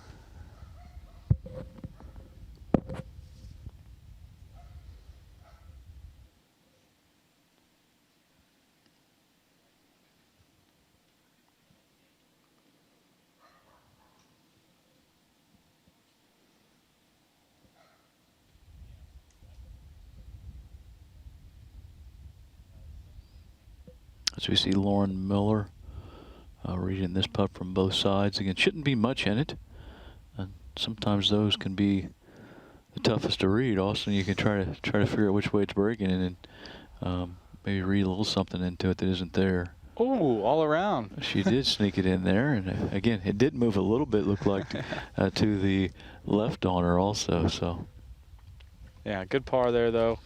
Obviously, she was in a good spot over the green and 2, but left that chip short. So just probably happy to get out of here with a 5. Sure, and then if Sophie was paying attention, she can see that this putt, if it does break anything, it's going to move a little bit left. So she's going to want to keep this inside the hole on the right side and just hit it firm, and it should be right in the middle.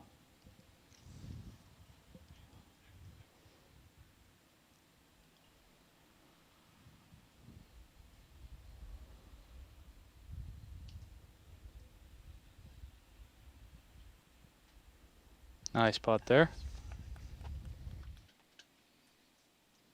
And finally, Zoe Merritt to finish up here on number 9 and conclude their first 9 holes of play today.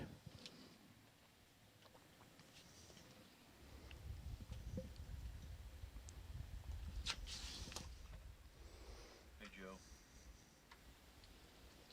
Talk to me, Neil. All right, we're ready to do a break here. We're going to do a break before that 2:20 phone. We do have some groups finishing up now, so we're going to start to get a better idea who's going to take the 2 team positions and 2 individual positions moving forward. But we're going to quickly jump to live coverage on number 9 green right now. Seeing the group of Sophie Graham. Actually, I think also that group's coming right here. I think this group is Audrey Chalfie, Grace Monin, and Lainey Kabitz, I believe, but we'll double check on that here real quick.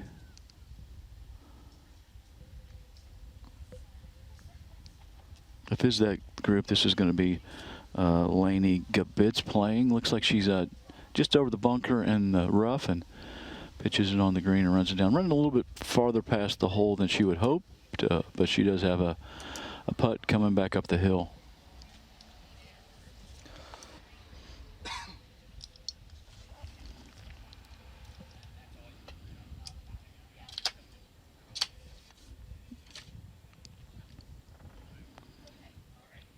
It was actually the first couple groups have finished today, so we do have some young legs that have completed play.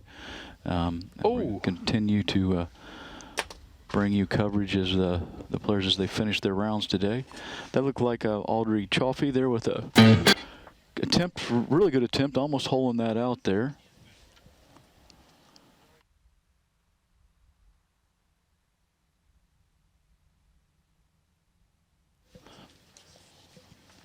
All right, so this would be Grace Monin coming up the hill again. Expecting that to break a little bit more.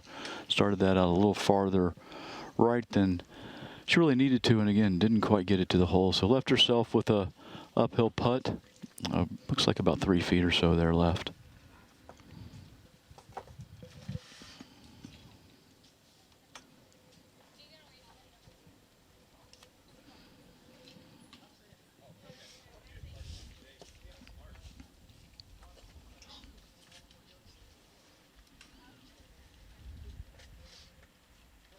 As Audrey Grace and Lena finish up here, let's do a quick look at the leaderboard to see where we stand as we're about halfway through today's play. Again, looking for 2 teams to move forward. At this point in time, Fenwick is at plus 43 leading, followed by Seven Hills at plus 45.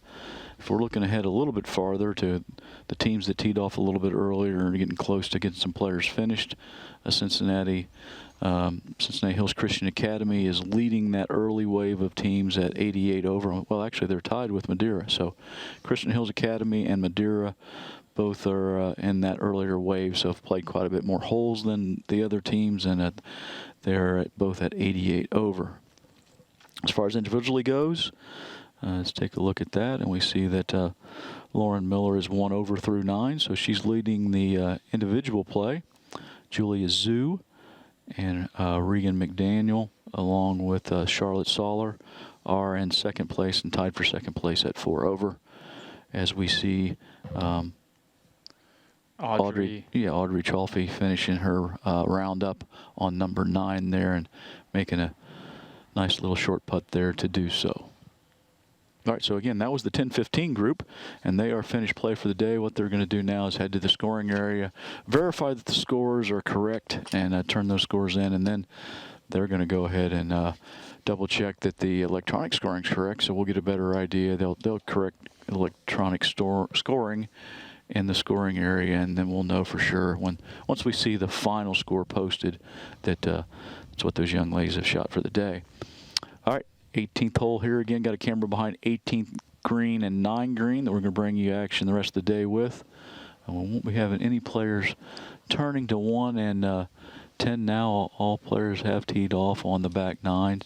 So again, just using these cameras for the rest of the day. Unless we get into a playoff situation, then we'll get some more cameras back out on the golf course to cover that the best that we can.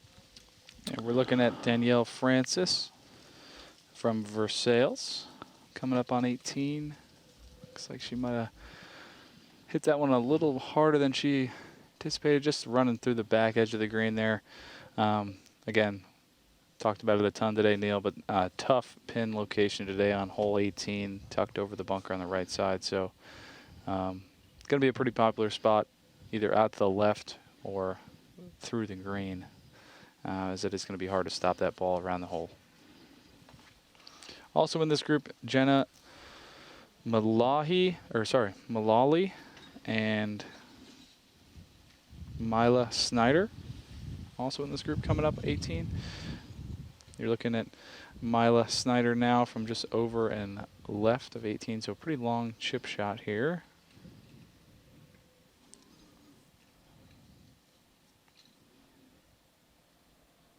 Again, as you just mentioned, Austin's seen I don't want to say all the players, but majority of the players struggling with this pin location on 18. Again, difficult pin, protected by a bunker in front. And again, I think a lot of the players are choosing to do what we've talked to, kind of run it up on the right side of the green, but in doing so, leaving themselves with a very difficult approach putt, long approach putt down the hill to something that runs away from them. So lots of struggles here on 18, and let's see if some of these young ladies can't figure it out here as we get a little bit farther along in the afternoon. Again, Jenna Malali from CHCA coming down the hill for this long approach putt. You can see how hard she hits that putt, and these typically have been coming up short even though they've hit them pretty hard. And again, this does the same. Again, pretty typical result to what we've seen most of the day, leaving themselves with 4 or 5 feet down the hill. And for the most part, that 4 or 5 footer has been difficult to make also. So Jenna's either marking that or going ahead and tapping it in. Looks like she Actually, I think Danielle Francis was just off the green on the front right, and she had chipped it up there to about a foot. So I think that's what Milo was waiting for. Yeah, I can see that now as we look at the green. So Mila at this point with another long putt down the hill. Obviously the goal here and a great result would be inside of a 3-foot circle that you talk about all the time. As Danielle Francis looks like she's going to tap in here right at the hole. Chipped it up really close to where she just tapped it in and finished up the hole. Here comes Layla. And again, pretty typical result there. Again, like we've talked about before, downslope 3 or 4 feet past the hole that they don't want to get down to. So it makes them a little bit tentative and much better putt there by Mila. Only a couple feet left.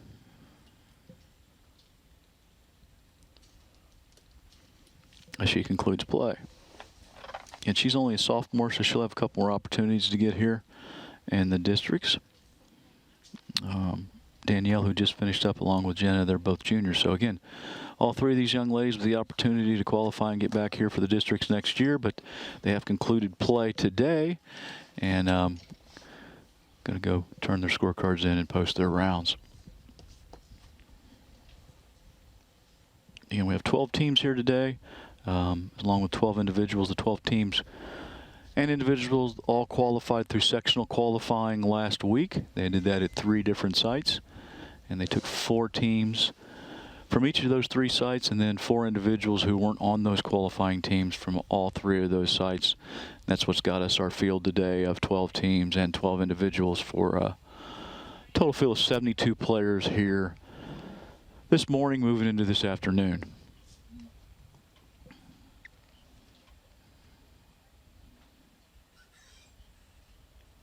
So as we took our break a little bit, and Austin and I were talking about things we'd like to improve on and things to make things a little bit better for us here, Austin. And I think we've come to the determination that we need to find us a furniture sponsor, whether it be Furniture Fair or Morris Furniture or someone like that would like to jump on board and provide us with a couple of really nice, comfortable chairs here at the Broadcast location, right? I don't see why anyone wouldn't jump at the opportunity to partner with us and our outstanding broadcasting skills and want to be part of the broadcast. Would you agree? Oh, for sure. And I mean, not to mention how many, we'd give them so many shout outs over the course of the 5 days and long days that we were on there. I may have already started for Morrison Furniture Fair already to see if we couldn't get a couple things. And we are going to have 2 days next week on Wednesday and Thursday. So if you know you're watching, I'm sure you are watching in both locations. This would be the perfect thing to have on a nice big screen TV in the showrooms, and show the ability of a nice 80-inch plasma screen to show how well it would cover high school golf. and again, be happy to throw out a nice thank you to Morris or Furniture Fair, or really anyone that wants to get involved. That has anything a little more comfortable than what we're sitting in right now. Oh, that's too good. Back to the coverage here, though. Looking up 18 fairway here, we've got Anna Mullally, Gabby Dews, and Riley Champ. They're just making their way up hole 18 now. And quickly, as I'm thinking about that, and then we'll move on from that, but we've got our person to help us out at the broadcast table, our statisticians, as we said, Tim Tavella here. And Tim, I think Tim's buddies with Anthony Munoz, Furniture Fair. That's a quick phone call from you can make that happen. Yeah. I'll make a few calls. Appreciate that, Tim. All right, let's get back to golf.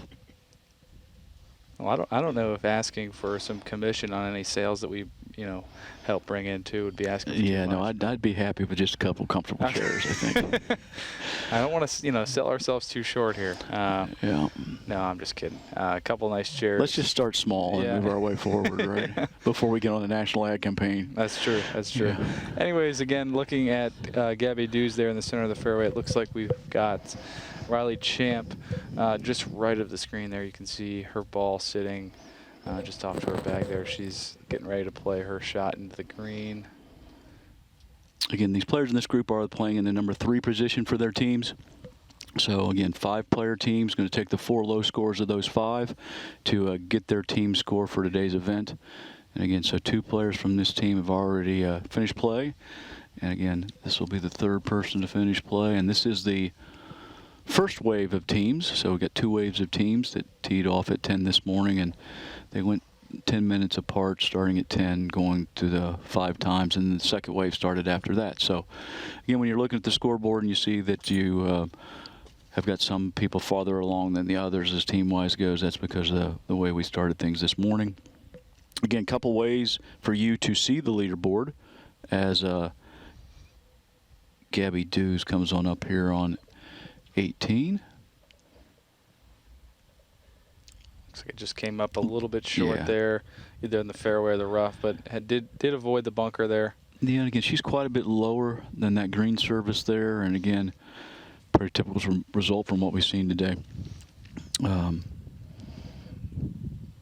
like we've got Anna Mullally over there coming up from short right of the green. I'm not sure if she had already hit her shot from down there. You're being told hers is in the fringe, I think. And again, let me quickly get back to the ways that you can see scoring if you'd like to at home. Obviously, we're going to throw a leaderboard up here periodically, but a couple ways. The iWanamaker app. I believe players are scoring on the iWanamaker app after every hole, so that's an option for you.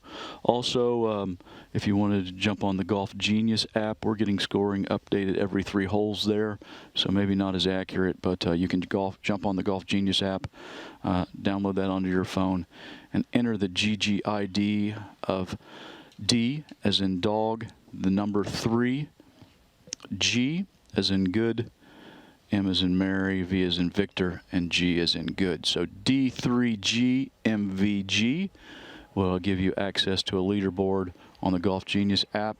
Again, I think there's a little drop down in the upper left-hand corner. If you click on that and then click leaderboard, you're going to be able to kind of follow them on your own. As we see some shots come up there on number 18. I believe that was, this is going to be Anna Mullally here, just short coming up, choosing to go with putter. Looking good. Ooh. Oh, very well done there.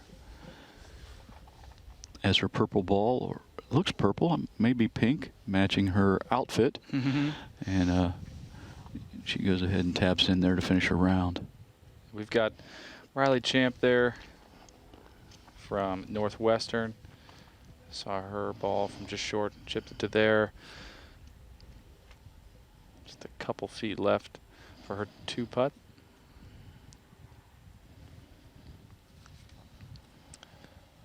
And that leaves Gabby Dews to finish off on 18 here to conclude this group's play. She's got about Very interesting situation there, Austin. I believe what happened right there, and I don't know that I've ever seen this happen. I think she took a practice stroke, and as she brought the practice stroke back, she actually struck her golf ball went back and hit it the opposite direction. Yeah. To be honest, I don't know. I'd have to look at a rule book to find out exactly what. I don't believe that's a penalty at all. Yeah. I'm not even sure if she doesn't replace her ball from that position because she wasn't attempting to strike the golf ball. So I really don't know the rule there. I believe, you know, a couple years ago when they redid the rules, if you've already marked your ball, any unintentional contact with the ball, no penalty. You just move the ball back to where it was, and then you play from there. So she did move the ball back. It's just an estimation. Sure. Your group decides with where you're putting that ball back, and then she'll just play from there with no penalty incurred. Once again, Austin Schoonmaker with the rules expertise right there. Again, I don't know if I've ever seen that happen. They actually hit the ball the other direction. Yeah, I've kind of shocked me a little bit there as I saw that ball rolling the other way. I didn't really know what happened. Yeah, I mean, I've definitely seen it a lot as far as, you know, you're taking a practice stroke and you know, maybe too close to the ball and you accidentally nick it forward a little bit or you know, kind of towards the right or whatever. But again, I've never seen it go backwards either. So seeing something for the first time here as well. All right, that group finishing up and heading to turn in their scorecards. And looking back up, I think we're getting... Looks like the tee on number 9 right there, I believe. Up the hill trying to see some tee shots there. That should be Kate Donnellan, Grace Poppelman, and Isabella Porter. I believe that that's going to be Isabella Porter. It's kind of tough to tell if she's wearing black shorts there or navy shorts, but those look black from this angle. And again, that's how Austin and I are trying to determine which player's which is here by what they're wearing. And only about 450 yards away from where she's hitting, so it is going to be a little hard to tell. But nice aggressive swing there, and quick tee pickup. We didn't get very many of those today, but I think she picked her tee up quickly and is happy with that one.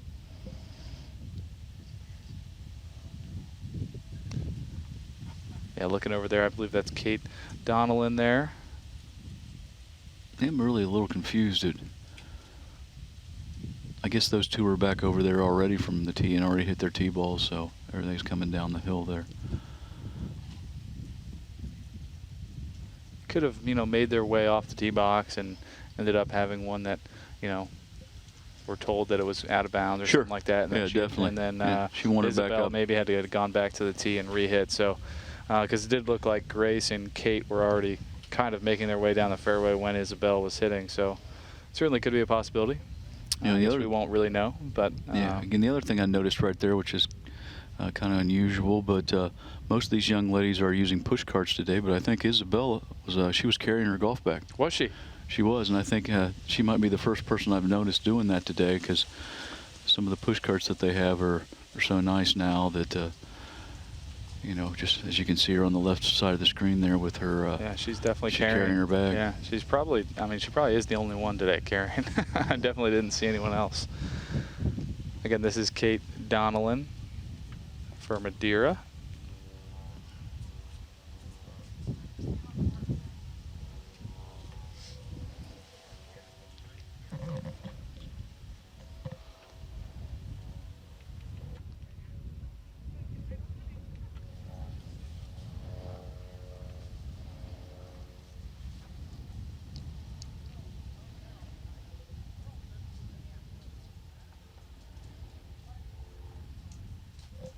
Again, cameraman here trying to get a shot up that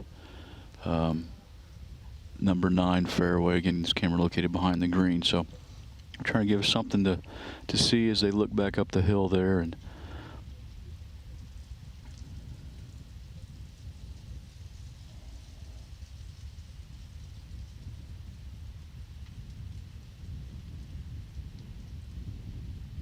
again, that looks like that's probably Isabella's coach there, again over by the Out of Bounds Stakes, is thought I saw her walking that direction, and here she comes into view now, and again, definitely carrying her golf bag.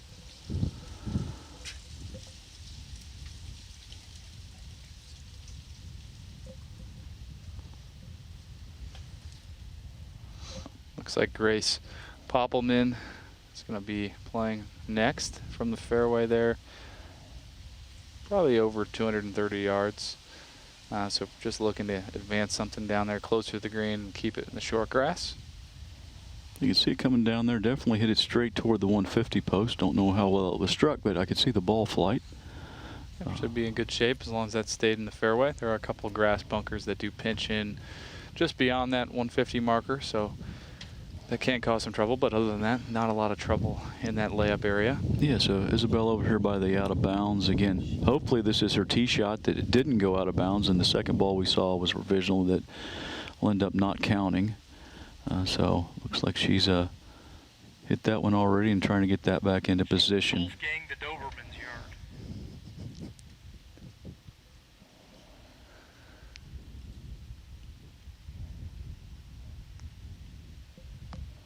And she might be getting barked at over there because that fence there, there's a dog that likes to bark at the players here at Heatherwood if you get close to that fence. So she could have been hearing a little distraction as she was hitting that shot there. Nothing that she's not prepared for now, playing in front of 4 cameras today. That's exactly right. That might be the most comfortable she's been today.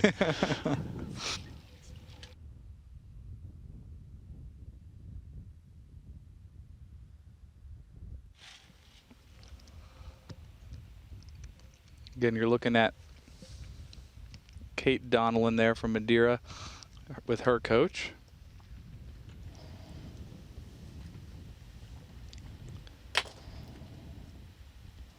You can see Isabel Porter might have been a little constricted there over by the fence and by the dog. So was able to get it out right here. Still looking at about 180 or so, maybe a little bit longer, 200 yards into number 9 green.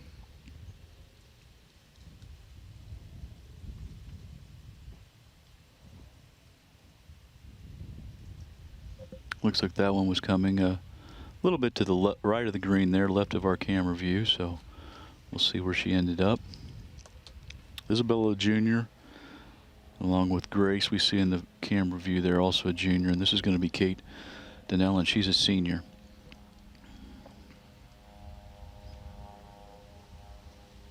Looks like she's got it in a nice position here to attack this back pin location here on number 9.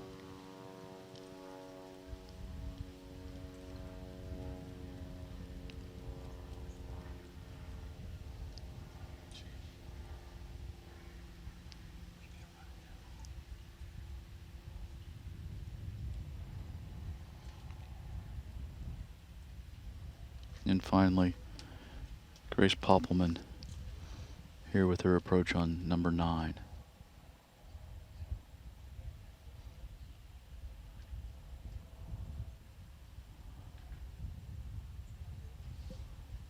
And as you can see, the wind blowing Grace's skirt definitely picking up as we move farther into the afternoon.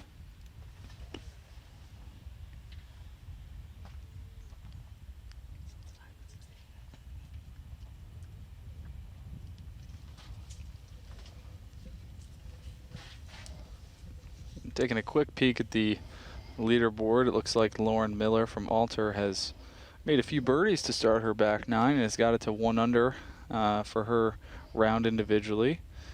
Alter looks to be in the 3rd place right now. Again, only 2 spots for teams and 2 spots for the individual to make it to the state tournament next week. So she is 5 strokes ahead of 2nd place now, where Julia Zhu, Reagan McDaniel, and Charlotte Solar are all tied at 4 over. So provided Alter stays in that 3rd place where they would not advance as a team, Lauren in a great spot to move on individually.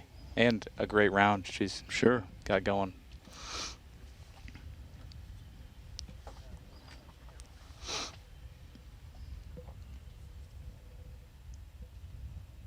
Again, Alter, they did start on the front 9, so Lauren will be finishing on the more difficult set of holes, number 16, 17, and 18, quite a bit more difficult than 7, 8, and 9 here at Heatherwood. As we pan back to Kate Donnellan here on number 9. Probably about 80 yards from the hole there in the rough. And Isabel Porter now in camera view. Can't tell, it looks like she's getting ready to, I can't tell if, yeah, she looks like she's getting ready to step down into the bunker for a fairly lengthy bunker shot all the way back to that hole. Yeah, definitely got probably almost 30 yards for this bunker shot. Plenty of green to work with, but yeah, definitely has to cover a long area.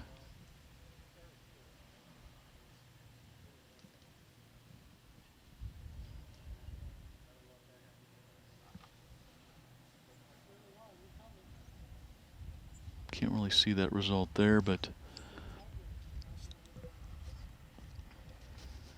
looks like she's got it out. You can see there Kate Donnellan over in the other greenside bunker, short left, I believe. Either that or on the bank in the rough. Still a much more difficult shot here, a little bit shorter. Looks like she see a little bit of sand splash, but that's very well played there.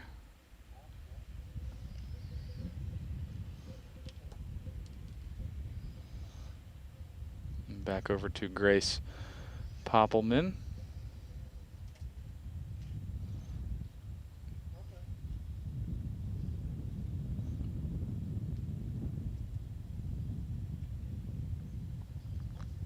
Looks pretty good for Grace there. Got it inside 15 feet or so from short of the green there.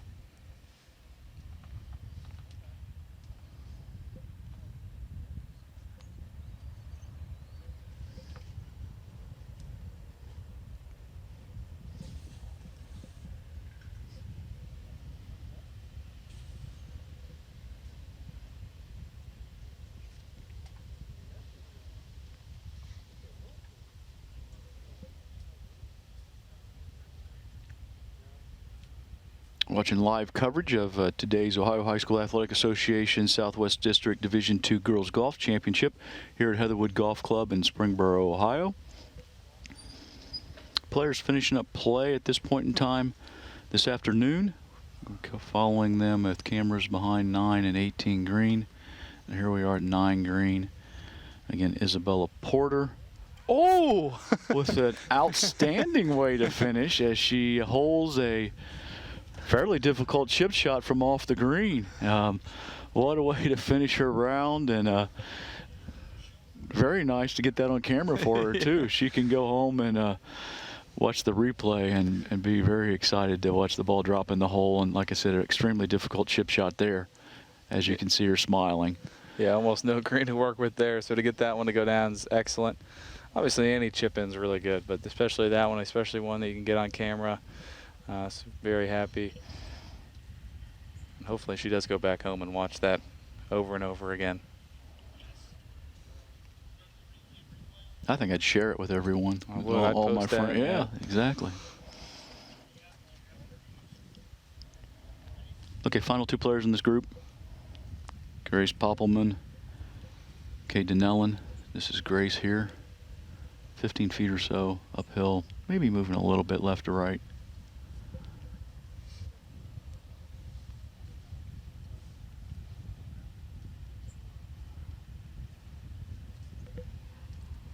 Snuck by that right side. Yeah, aggressive stroke there.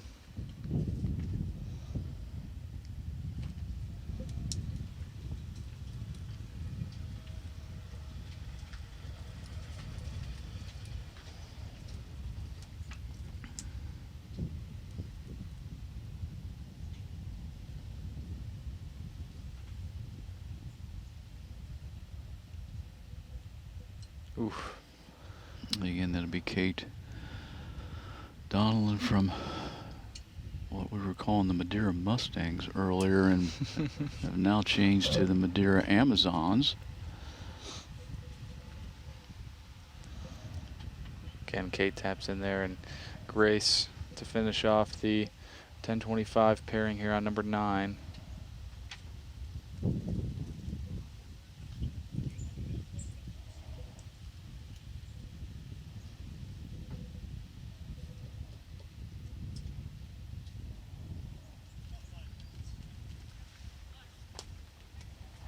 All right, the 10:25 group finishing play on number 9. If you guys are ready.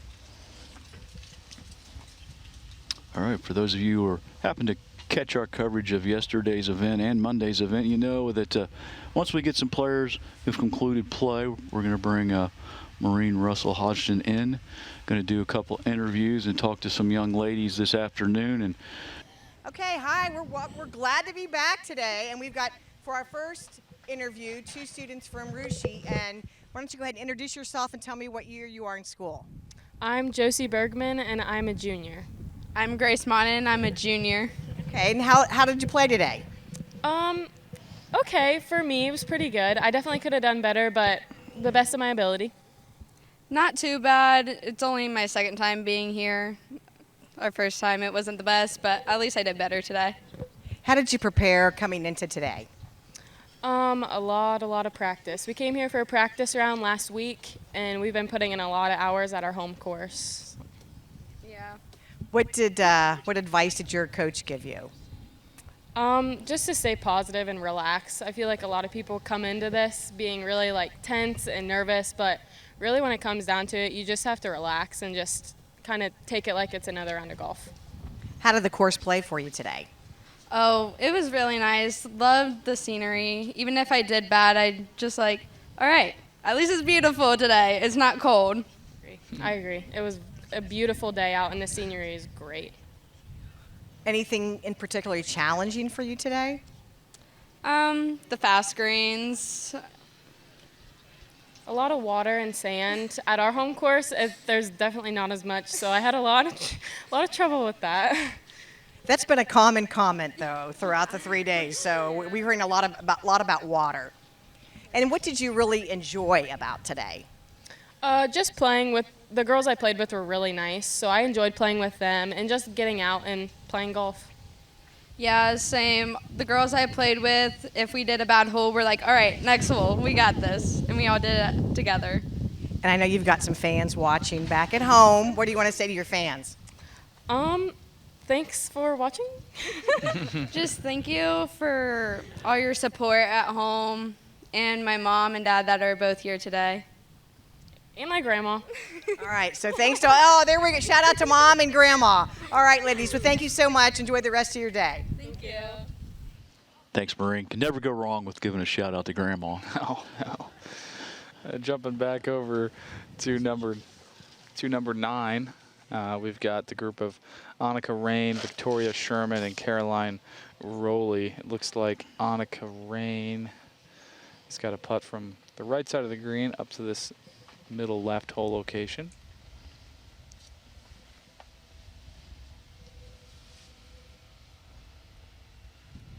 Again, pretty long putt here. Back up the hill a little bit. Should be pretty straight early, and then might try to drift a little bit to the right at the very end.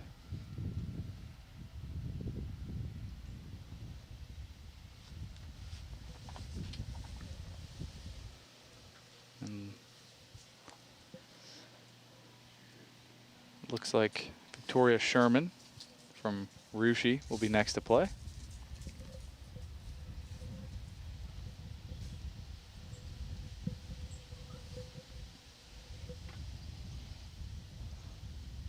Good speed there.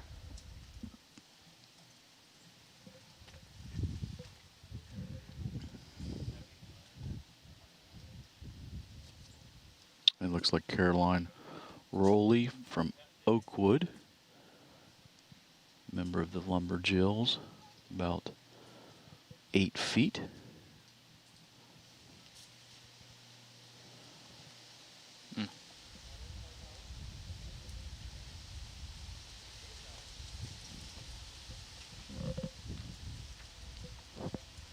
Again, all the members of this group playing the number 2 position for their teams today. Annika looking at, again, 8-10 feet or so. This is below the hole a little bit, so it can be a little more aggressive than what Caroline could have been. I'm calling this one, Austin. I love it.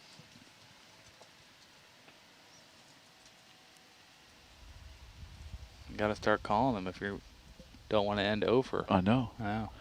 And Oh, look at you go. never a doubt as it rolls right in the heart. I know on the camera angle there, it might have looked like it just barely caught the right edge and fell in, but no. Dead center. Yep. Back of the flag, or front of the flag stick, I guess. Yeah, that's right. Yeah. And finally, Victoria Sherman here goes ahead and knocks hers in, and last to play here would be Caroline Rowley.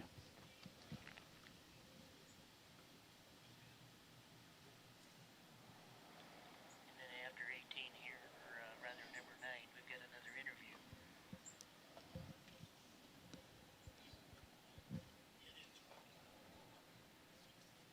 Couldn't really tell how that got directly behind the hole, Yeah. whether if it hit the flag stick or if it lipped out, but it ended up definitely directly behind the hole. Okay, now we've got 2 golfers from Versailles. How did you do today? I did pretty good. I'm proud of myself. I mean, I finished 18 holes, and that's kind of a challenge. That's victory, right? I shot my best 18 holes, so I'm pretty proud of myself too, and we did really well. So yeah. Oh, great. Okay, so tell me your names and what grade you are in school. I'm Danielle Francis, and I'm a junior at Versailles High School. I'm Carly Timmerman, and I'm a senior at Versailles High School.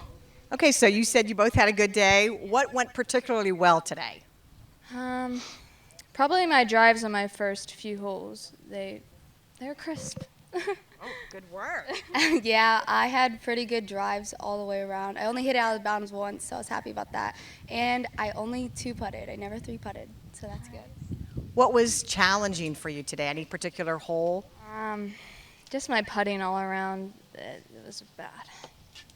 Yeah, hole 10 was pretty rough. In particular, I just overshot everything, so that was great.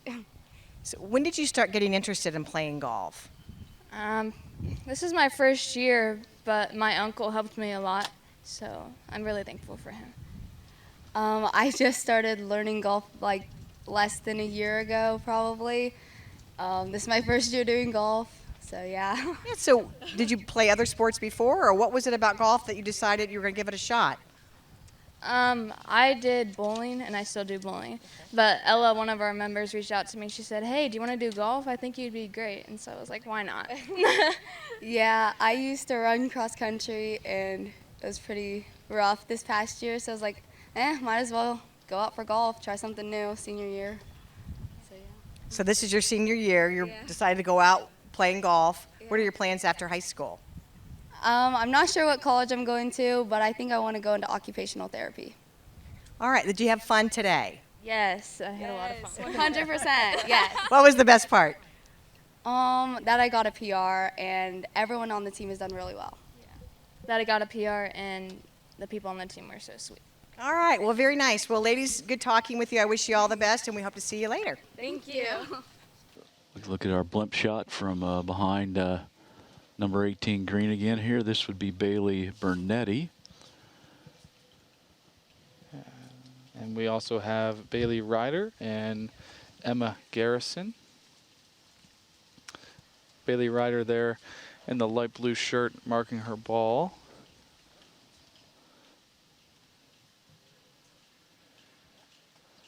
Emma Garrison there in the all black walking. Looks like she's going to be next to play from the fringe. I stand corrected.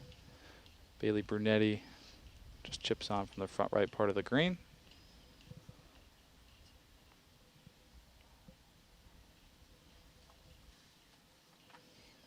Again, Emma Garrison from Versailles. Long putt here.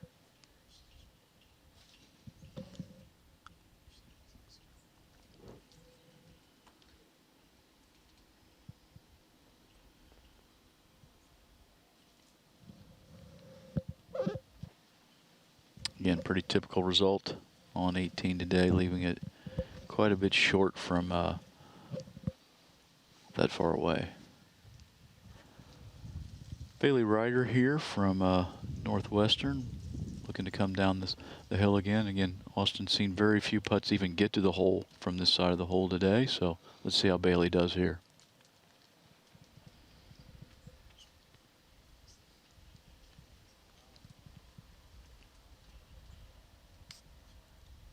Yeah, should be breaking a little bit from her left to right, then slightly downhill at the end.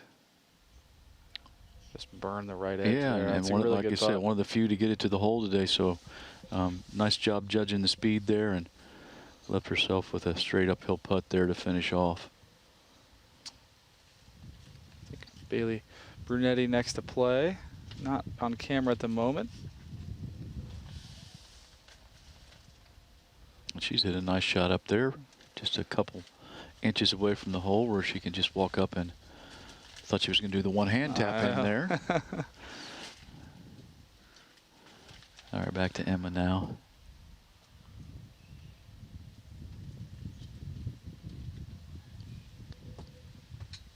Again, pretty good speed there for Emma. Just leaving an easy tap in there.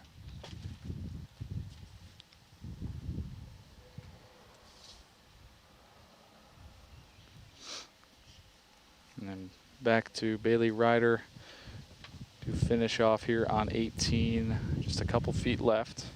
Pretty straight up the hill.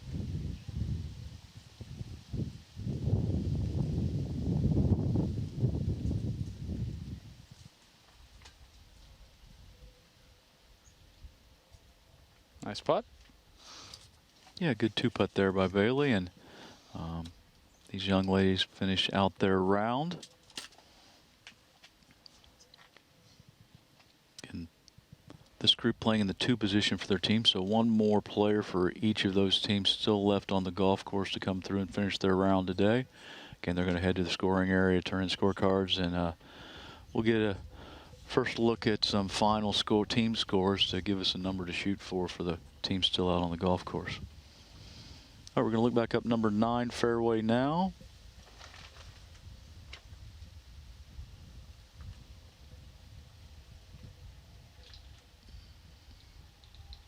Looks like Kate Maxwell in our picture there.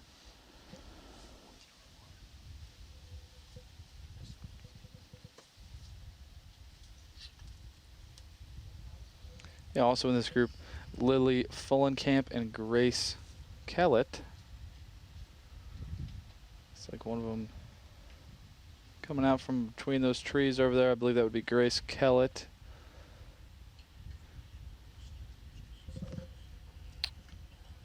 Yeah, and I think you see Grace's coach there with the green armband on. So Grace there, coach walking back up the hill, and Grace. Looks like there must be someone else. I don't know what they're waiting on there. Might be looking for a golf ball, yeah. Again, that could be what the coach is doing, walking back up the hill to see if the ball got caught in the rough or something there somewhere. So, again, as we look at them from above, we'll just kind of follow them here and see what's going on as far as the next person to play, and if we can figure out what's happened to this point. You can also see Lily Fullenkamp there in the blue towards the top of your screen there from Ryushi.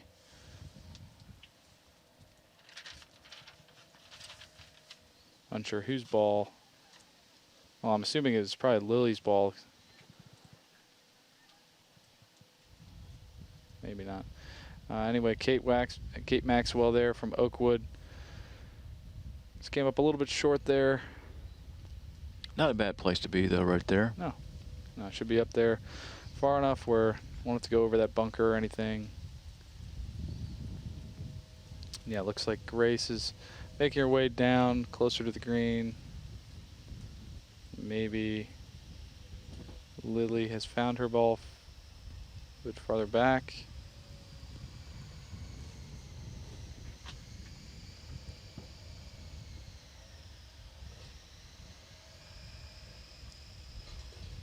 Or maybe not.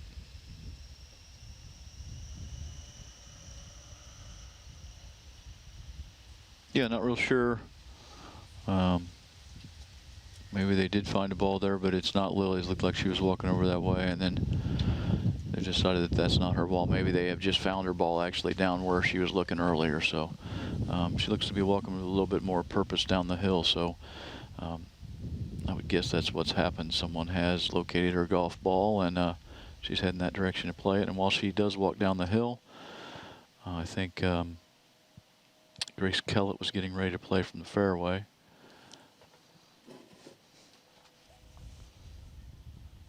And again, here is Grace. Grace, a member of the Madeira Amazons, as we found out earlier today. Not the Mustangs. Boys are the Mustangs, girls are the Amazons.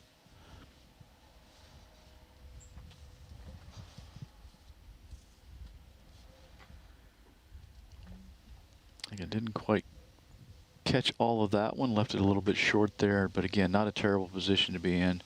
Straightforward chip from where she's left that, just short of the green.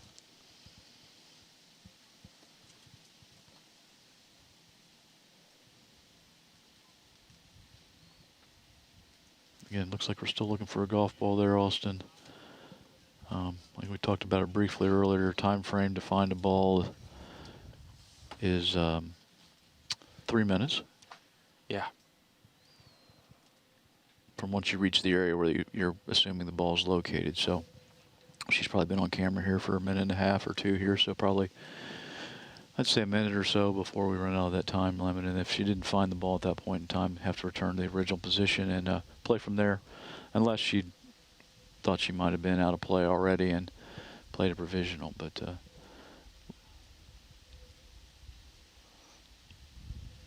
I believe that was Grace Kellett there, coming from just short right of the green. Looks like she might have ran that through the green a little bit, and then also Kate Maxwell looks like she had played quickly and left that one kind of short. You could see that ball rolling onto the green.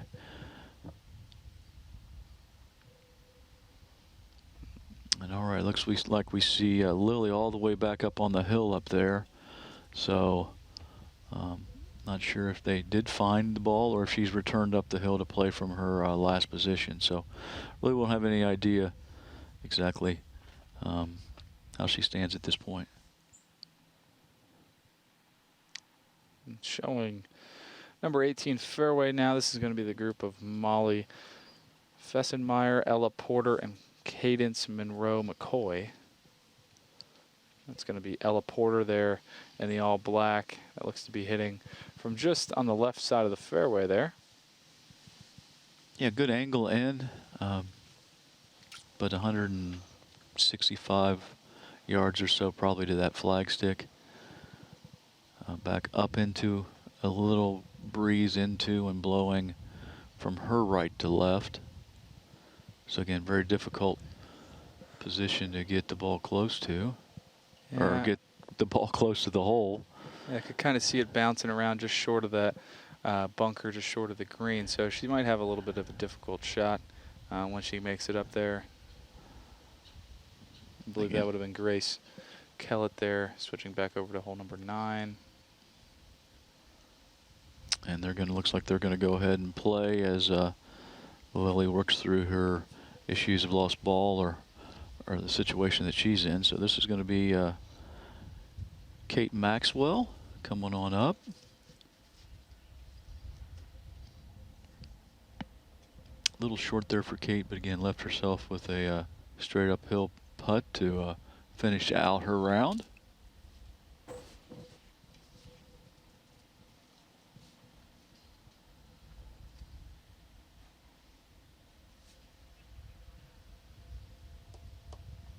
And well hold there.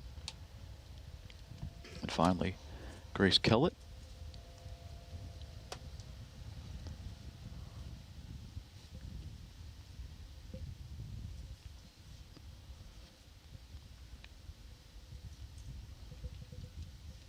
Oof.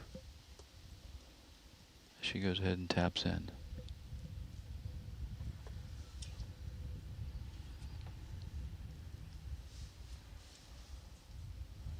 It looks like Lily Folenkamp had some issues with maybe a lost golf ball there, so she's back in the fairway here, still in this group. So again, the young ladies just went ahead and finished out in her group. And again, we've had a lot of golf wandering here on number 9 looking for the ball, so not real sure exactly what's going on. Again, you got 3 minutes to find the ball. Maybe Lily has returned to the tee at this point. Not real sure exactly what's going on as I see golf carts heading back up there. So maybe maybe they never did find her tee ball and she returned back up to hit another tee shot. You kind of see someone up there at the top right of your screen on the tee box. But it did look like she was getting ready to hit a shot from the rough there, so a little unsure. Yeah, and again, seems to be a lot of people still looking for that golf ball. At this point in time, I think it would be irrelevant if they found it. It obviously would be past the 3-minute time. So, again, we got some play getting ready to happen here on 18, so I'm sure we're going to jump over to 18. And looks like we have Molly Fessenmeyer from Cincinnati Christian Hills Academy here in that bunker that we've seen some girls have some trouble with, all the way over on the right side. Again, it's going to be even farther right than this camera angle as we're watching Cadence Monroe McCoy walk. Austin and I can see her in the bunker from our location, so let's see if we can't get the cameraman to pan that direction. Again, all the way over. And again, this is going to be Ella Porter, but we're going to be waiting for Molly Fessenmeyer to play from the bunker all the way over on the right side of the picture here. And let's see, looks like our cameraman's heading that direction. Yep, we saw the ball fly through there, so she's got it going toward the hole as he's trying to catch up with it. And actually it rolled all the way across the green and Pretty good. Yeah, not a terrible shot. Yeah. It got past the hole and got onto that downslope that we've been talking about, them being afraid to get it on, and just continued down the slope and just over the green and through the fringe to first cut of rough. Yeah, and you saw Ella Porter there marking her ball. She was short of the greenside bunker. You can't really see from this camera angle, but hit a great shot in there at about 15, 20 feet. Yeah, you see her there. She hit that shot in there. And again, it looks like Cadence Monroe McCoy over there on the right side of your screen, looking at her putt. But I believe they're going to wait for Molly Fessenmeyer to play first here from just short right. It looks like Molly has chosen putter here to come up the hill toward the hole. Again, just through the first cut into the cut of rough, so kind of tough to judge how this is going to come out of there, but again, she's chosen putter, feeling comfortable that she can get this close to the hole, if not make it with the flat stick. That's it. Not too bad. Yeah, a little aggressive there. I'm trying to bang that one home, but she's got about 5 feet left for, you know, if she was there in that bunker in 2, that wouldn't be that bad of a 5 at all. No, not at all. And again, Cadence Monroe McCoy here from long range. Again, seen a lot of this putt today. I have not seen a lot of putts get to or past the hole. Yeah, I think maybe 1 or 2 all day long get to the hole from here. And again, Cadence is a member of Northwestern. Yeah, Northwestern Warriors here, and just kind of look at the scoreboard as I'm talking here. Northwestern, as a team, not having a great day, so Cadence being a freshman, she's going to get plenty more opportunities. As really good putt there, though. Yeah, and again, doesn't look like Northwestern's put themselves in a position to move forward, but again, Cadence being a freshman will have plenty of opportunities to continue her golfing career. Ella Porter here from Versailles. Should break a little left. Gets that one to drop. Excellent up and down there from short of the bunker. And if you can hear the crowd going wild again.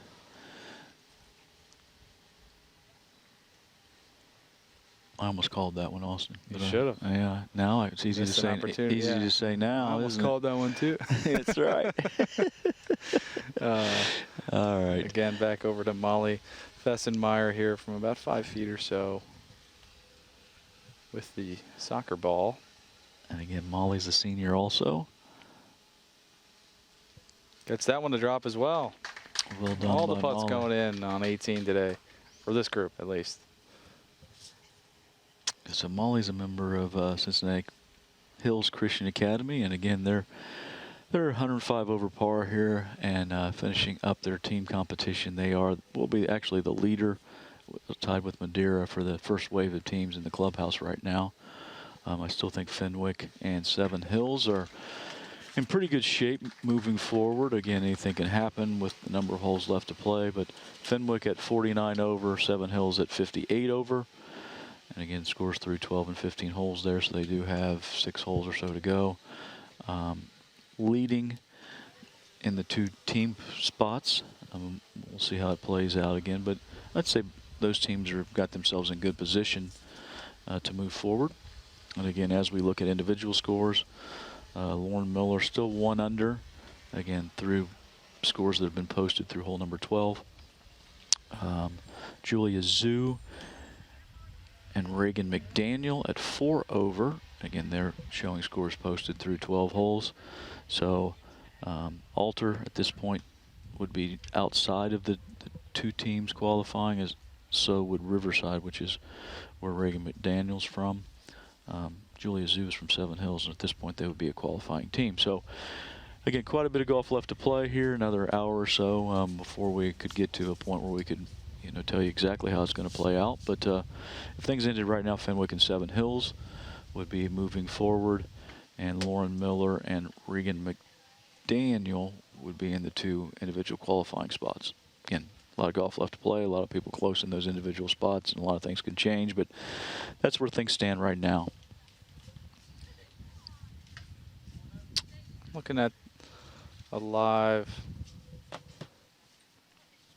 drone video here of hole 9. It looks like Lily Fullenkamp from the 1045 group, who, we were a little unsure of where her ball was on 9, had to go back, and has basically joined up with the 1055 group of Madeline Jordan, Cassie May, and Lydia Caverman. Just to speed up play for the group behind them. I think they're just going to kind of finish together on number 9. I believe that was Lily Fullenkamp. You can see the speed of the greens here today as that ball got on and got running down that slope, and didn't stop until it got all the way into the fringe. You can see there, that would be Cassie May there in the blue with no hat, getting ready to play her shot. And next to her in the white visor, white shirt, Madeline Jordan. Hey Joe, I don't have Tim next to us anymore, so if you get any information as far as birdie putts or such, just kind of feed it to me. Okay, I haven't heard anything like that lately, but okay, I will. Going over now, that's Lydia Caverman.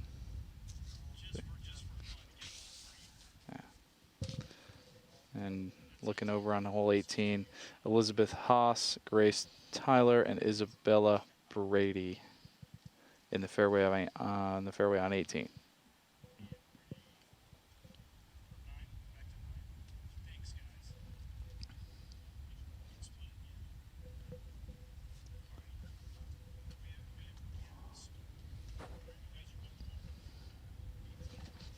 We're going split screen here on the bottom left on number 9. I believe that was Madeline Jordan coming up there, and Casey May now in camera view.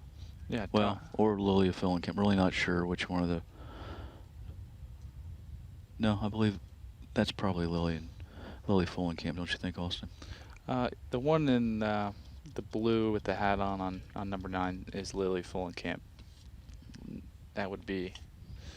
That should be Casey. Yeah, Casey. Yeah, Casey or Cassie. Yeah, Cassie May there. Looking up on number 18, the top right of your screen, we've got Grace Tyler there in the all black getting ready to play her approach. And then also on the bottom left is Lydia Caverman. Lydia gets it on the green. Leaves herself about 10 feet.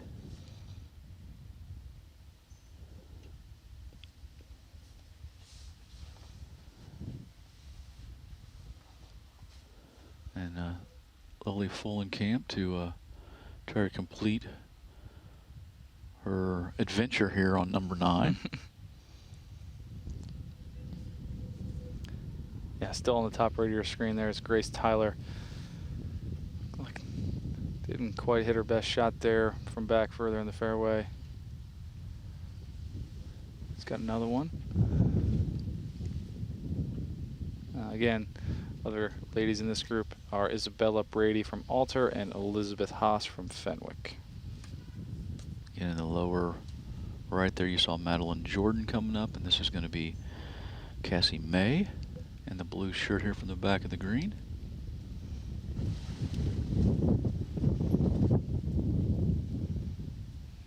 Again, that would be Isabella Brady there from Alter, getting ready to play from short right.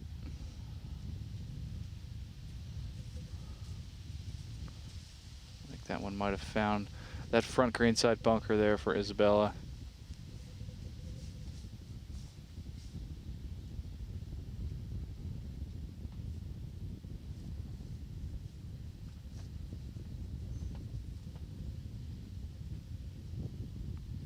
And that was Lily Follenkamp on the bottom left. Yeah, back to the top right, Grace Tyler there, playing her shot onto the green. She's gonna have about 25 feet there. And Lydia Kaverman knocks it in there very nicely from 10 feet to finish her round out on the bottom left. And Madeline Jordan here, just about the same putt. So she should have saw the line there and just leaves hers just a little bit short.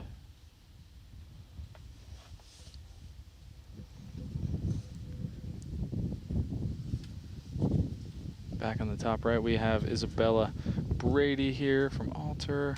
Looks like I think she is in the bunker there. Pretty tough shot, not a ton of green to work with. Obviously depended on her lie. Yeah, looks like she got it out, but still in the rough, just short of the green. Yeah, it looks like it caught the lip, Austin, on the way out there from my angle. I could see it pop up off the lip. So yeah, she didn't look like she had went very far when she got in, so she might have been up against it. But she chips on. She's going to have about 15-20 feet. I can see from my vantage point Elizabeth Haas from Fenwick, the far side of the green. She's going to have a very long putt.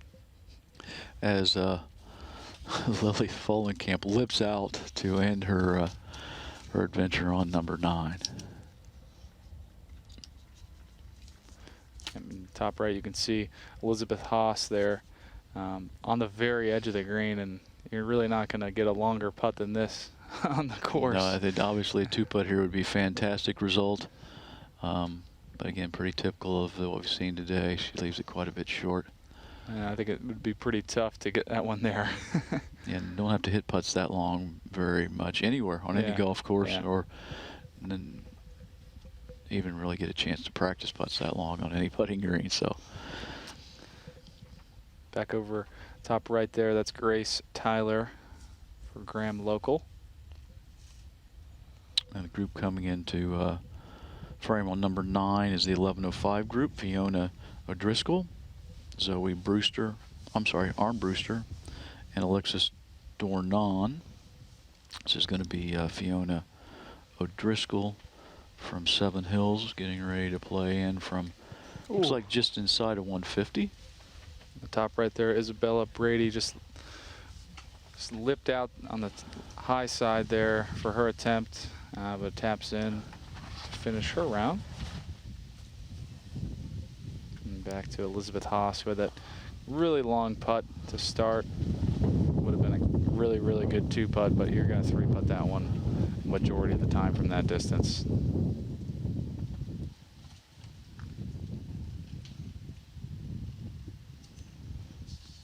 She taps in there, just leaves Grace Tyler to finish up for the 1050 group on 18.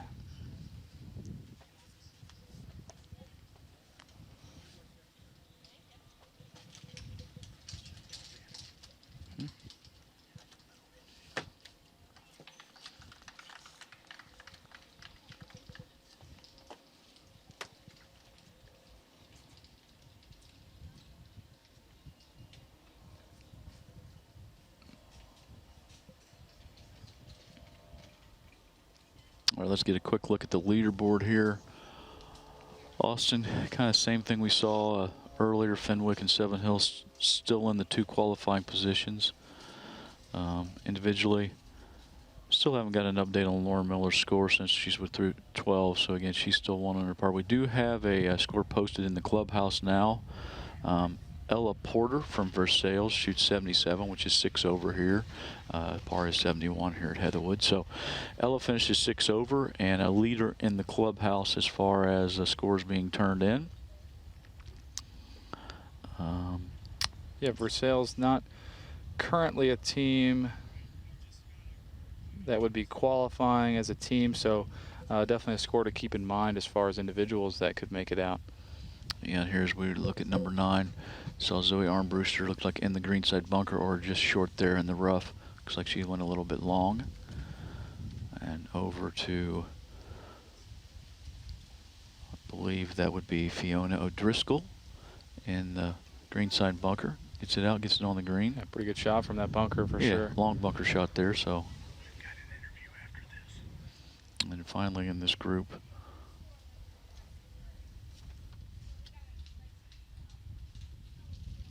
I believe that was a little confused here of who's who, but I think Alexis Dornan played from just off the bunker. That was Fiona Driscoll who hit out of the bunker. And that would be Alexis Dornan without the hat there. Yep.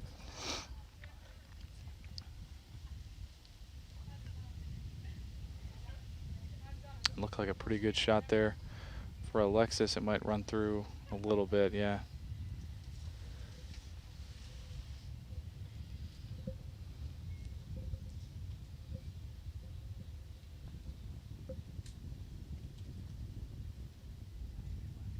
Again, looks like Zoe is looking for a golf ball. So looks like she sees it right there just outside of the bunker. Looks like she might have to stand in the bunker to hit this one, but let's see. Nope, looks like she's going to try to stay standing outside of the bunker and chip this up onto the green. Again, difficult shot here.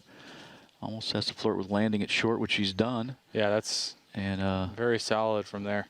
Yeah, tough stance. Obviously not her normal stance, so adjusted her stance a little bit and got it on the green for her next shot.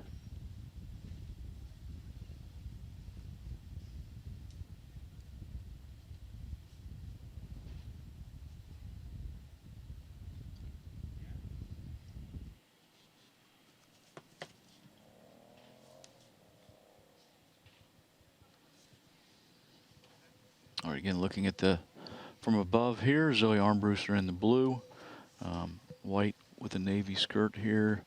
On the bottom portion of your screen is going to be Fiona O'Driscoll. Looks like she's getting ready to come up here, probably 40 feet or so in that range uphill, maybe a little left or right break. Goal here would be to get this inside a 3-foot circle, and she's run it by a little bit more than what she would have liked, but it was an aggressive stroke, Austin. Yeah, it sure was. Final player in this group would be Alexis Dornan. And again, you can see her from above. Just off the green, a little bit of a rough to carry, so a difficult shot to carry it on the green and get it to stop close. And you can see she did carry it onto the green and it just ran away. Couldn't get enough spin on it to stop it from that distance. Mm-hmm. Looks like Zoe Armbruster's going to go ahead here.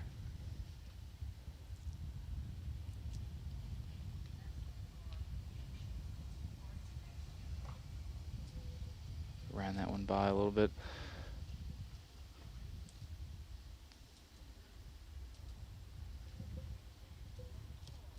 Oh, just leaves her on the lip. Again, stomping on the green there. See if she can't get the earth to move and get that one to drop in.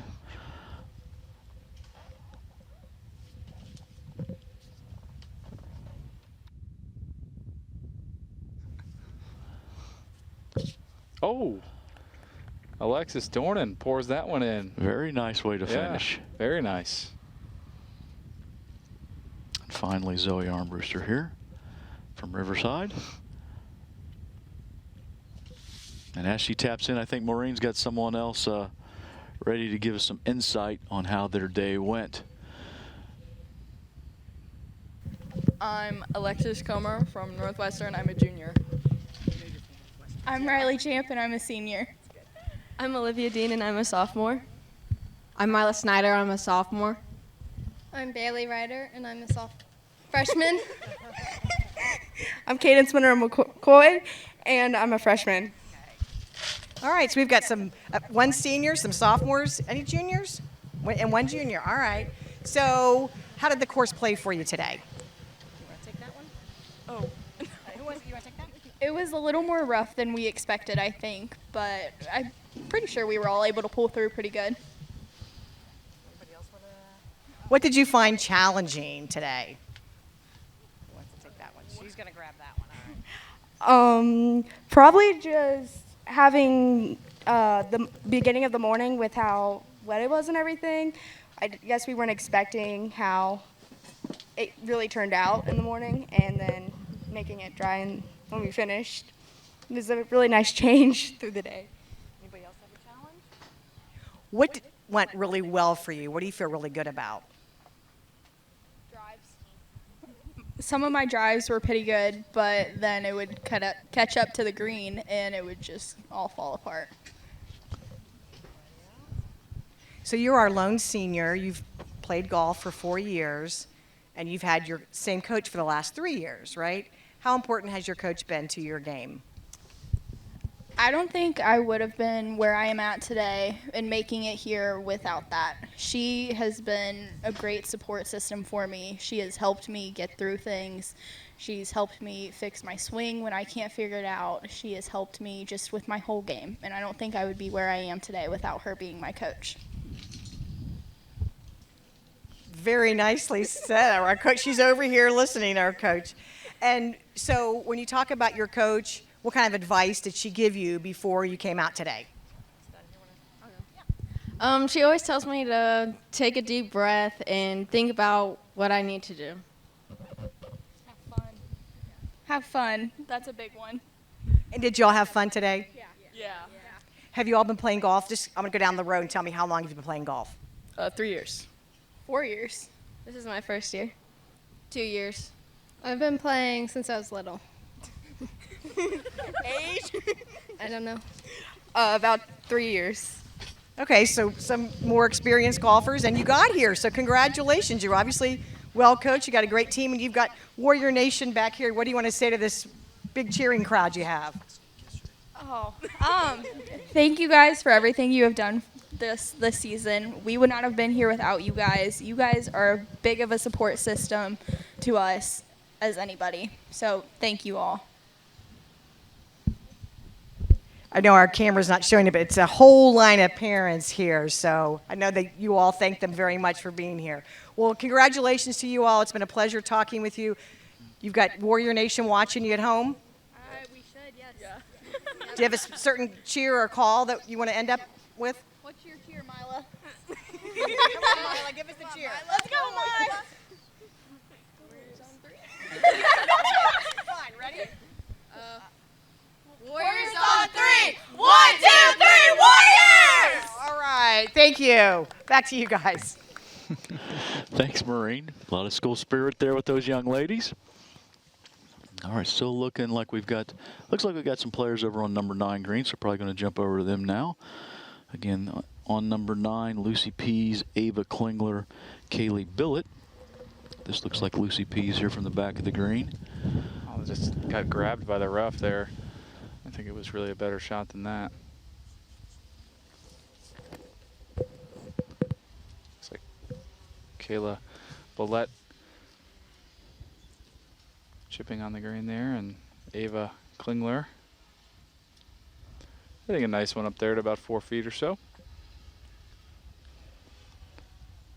Lucy Pease from Seven Hills. They're currently in the second qualifying position, so if things continue on the way they have been, they'll be one of the qualifying teams. So important for Lucy here to get the ball in the hole as quick as possible for the team. Again, she chooses putter there from the back of the green and leaves it a little bit short, but definitely a makeable putt there. All right, Kaylee Billett. straight up the hill, 15, 20 feet. Oh, it was right on line. And finally, Ava Klingler from Riverside here with a 5-footer to finish her round off.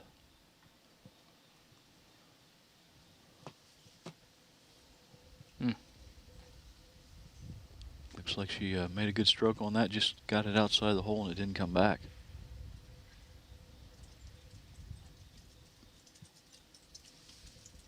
All right, Lucy Pease from the Seven Hill Stingers here.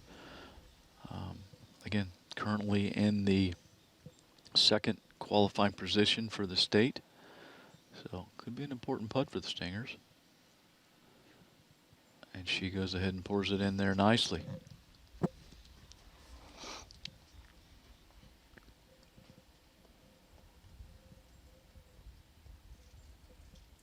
Ava looking to finish up here. Well done. And again, Kaylee, the last person to play in this group.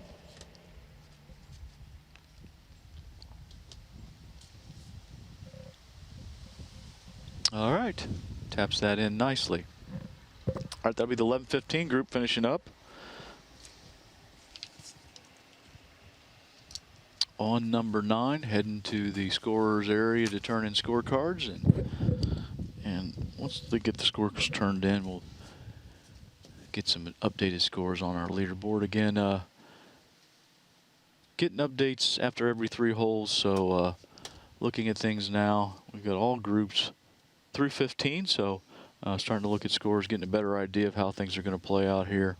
Fenwick looks to be in really good position. Austin 57 over. They are 9 strokes in front of Seven Hills, who is in the second qualifying position at 66 over. And then third qualifier right now, third place, which is not a qualifying position, would be Graham Local at 95 over. So Fenwick and Seven Hills look to be in really good positions at this point. If we move forward to look at the individuals, looks like Lauren Miller has gone ahead and made another birdie. Got it to 2 under today, so she's playing great. And got herself in great position to be the first individual qualifier. So really we're looking at that second individual qualifying spot as we look at the overhead view of 18 here. Right now Regan McDaniel and Charlotte Soller are both at 5 over par, so they would be tied for that second individual qualifying spot, so we would have a playoff for that spot if it ended the same.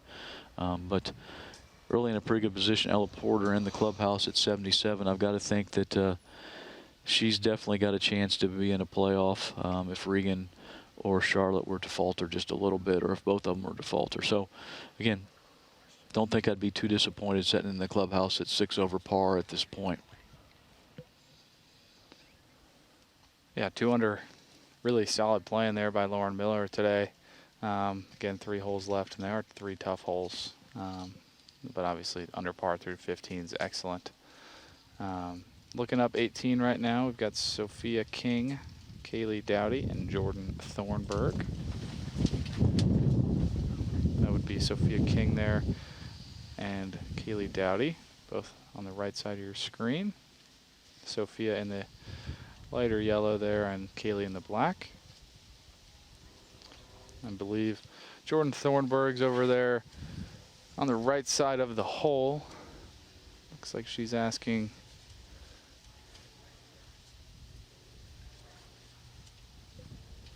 maybe some help looking for a ball or something. Yeah, there is. We haven't talked much about it, but there is a hazard that runs all the way down the right side of the hole as the players play the hole, as the left side as we look at from the back of the green. So yeah, there's a creek and a tree-lined creek that runs along through there, so there is a hazard along that right side. Possibly they're heading toward the hazard line there, so I don't know, she may have hit her ball in the hazard. But you can see here Kaylee Dowdy from Graham Local over there near number 1 tee box. Honestly, a pretty good angle into this hole location. Not quite sure where she might have left it a little bit short there. coming out of the rough. Who knows, she might have had a tough lie from over there. Now looking at Jordan Thornburg, as you can see, lots of leaves. That's probably what she was asking for, some help to try to identify where her ball was.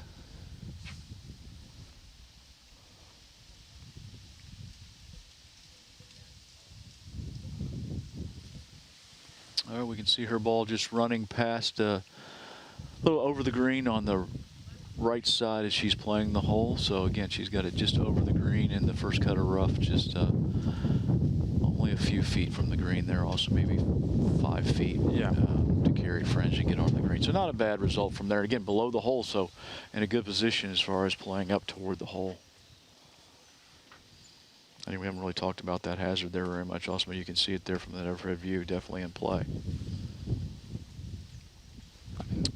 Again, that would be Sophie King. Again, over by number 1 tee.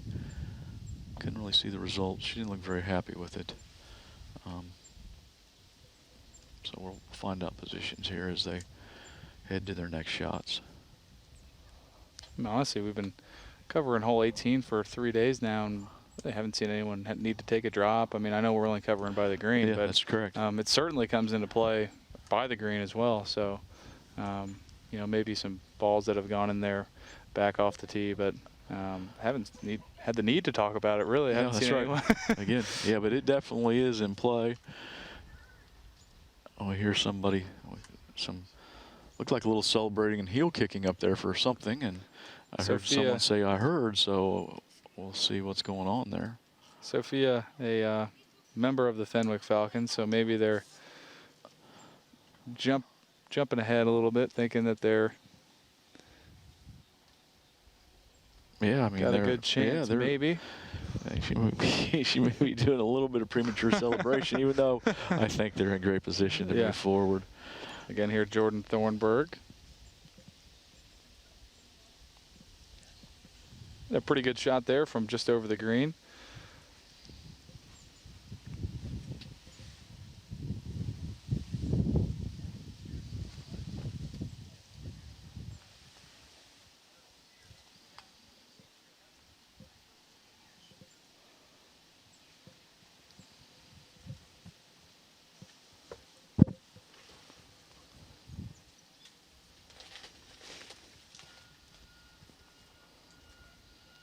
Again, pretty familiar location for us here today. Seen a lot of balls in these positions or this position, and haven't seen very many get to the hole from here, and definitely very few shots from this distance we got within a 5-foot circle or anything around the hole. So again, I would expect this one to come up short, just because that's what we've seen all day long.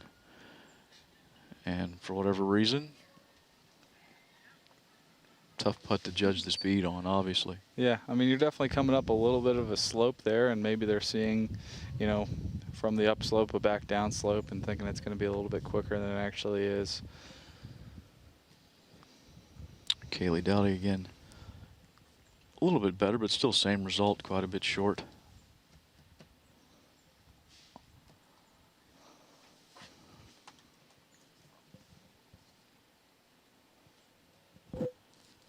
All right, Sophie King here from Fenwick. Again, Fenwick in the #1 qualifying spot at this point, looking pretty good as far as moving forward to next week's state championship.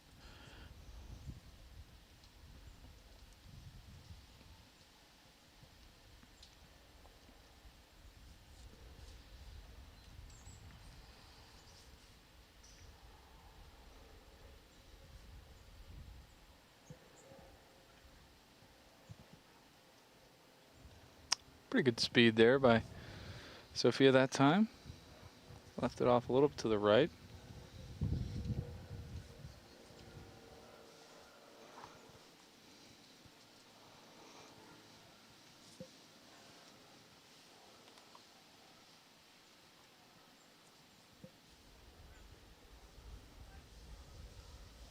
Here, Kaylee Dowdy from Graham Local, looking to finish off on 18 here. Just graze the left edge there.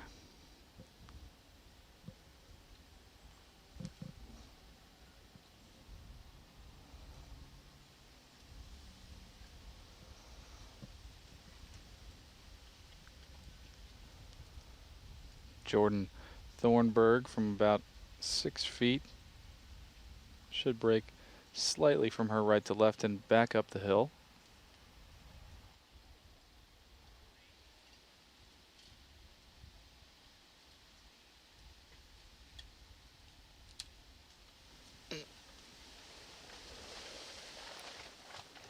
Got that one to go. Yeah, use a little body lane to help that one get into the hole. Yeah, will that one in there.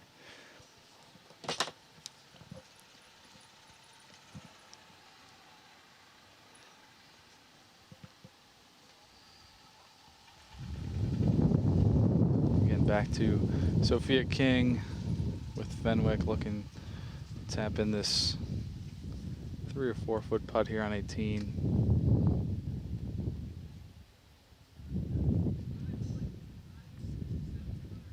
Nice putt. And just leaves Kaylee Dowdy to finish off this 11 o'clock pairing.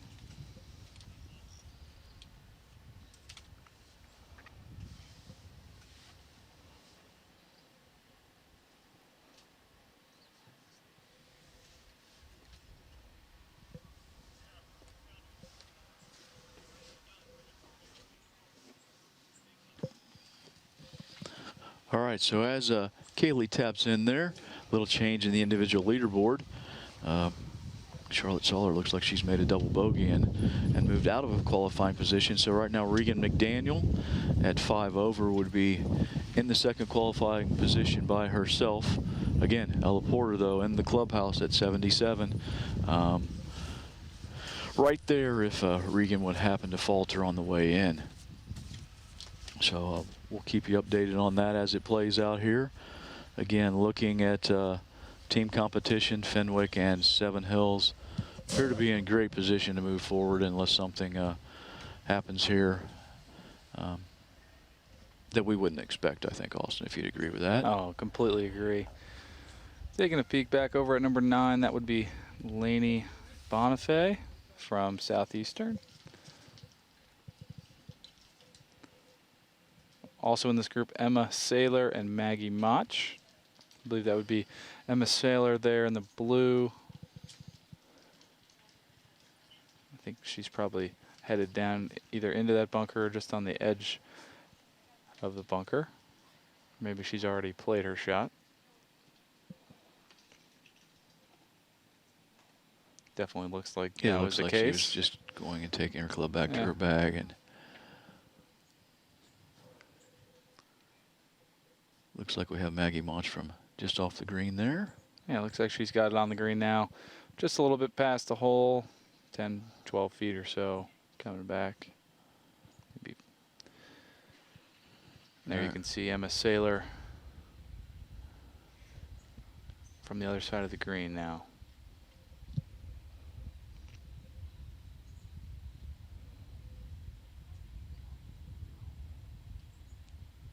That was well played, just a little bit short, but again, the right idea, just didn't quite get it to the hole. Pretty deceptive camera angle there. Just see your marker ball is quite a bit shorter than I thought. Yeah, I thought she had about 3 or 4 Yeah, feet. that's what I thought too.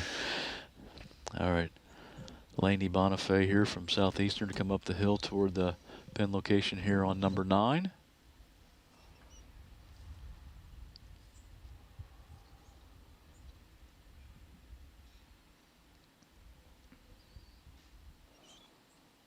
A good speed there by Lainey.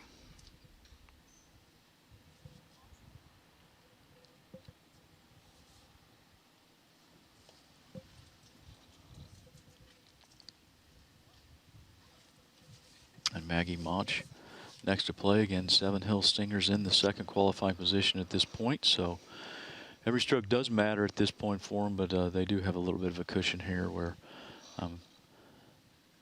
they can just play comfortably, I think, without any huge numbers and be in a good spot to qualify. So nevertheless, I'm sure she'd like to knock this in the hole from 15 feet away or so. Yeah, should have a little bit of left to right break to it. You can see. Yeah, just snuck by there. Yeah, on just the right broke side. out of the hole, but again, good putt on her part.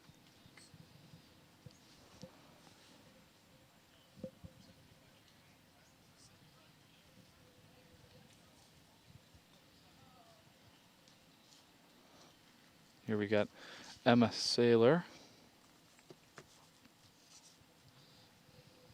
Oof. Emma taps in there. Now Laney.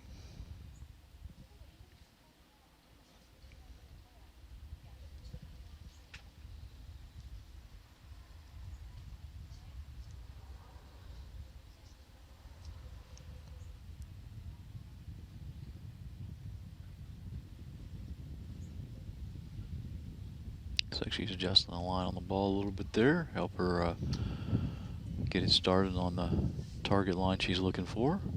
A lot of players do that, use a line on the ball to help them get lined up to what they think their target line is, or hopefully what their target line is. Maggie Mach there finishes off. Sorry, I think I thought Laney was going to go. I think Maggie may have been a little bit closer, but I think Laney may have been standing in her line also, so I think they probably just played because it keep her from standing in her line. That would make sense. All right, 11:25 group finishing up on number 9. Just leaves one more group from the teams of Seven Hills, Riverside, and Southeastern coming in on hole 9. Then 2 more groups of individuals. We've got a couple more groups left to play on the back 9. We've got 3 more from Fenwick, Graham Local, and Alter, and then the 2 individual groups coming in on 18. So play moving a little bit slower, I guess, on the back 9. Yeah, just a little bit. Looking back up the fairway on 9, that would be Julia Zhu from Seven Hills.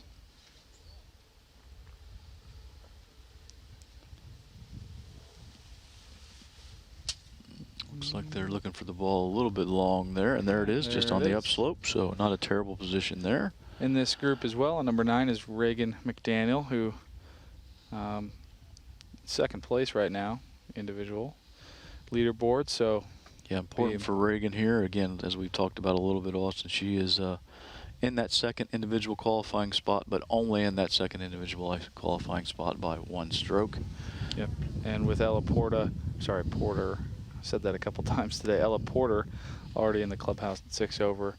I guess we'll see how that all plays out here, at least with Reagan in the next couple minutes. Sure, no room for error is what I would say for Reagan, right? So sure. Already know what the score to beat is, or at least a tie to get into a playoff. I'm looking back up the fairway on 18. That would be Avery Roethlisberger from Fenwick that just played her shot. It looked like she had lost that one a little bit left. Not sure if it caught the front edge of the green or if it was just a little bit short. But also in that group, Madison Murphy from Graham Local and Heaven Conyers from Alter. Back over to 9. This is Reagan McDaniel here. Again, for Reagan, probably thinking that that's going to be just in front of that green in 2, so on the green in 3, hopefully, and give herself a birdie putt. Yep. Could be a huge birdie putt for her. Yeah, that's really well played shot from there.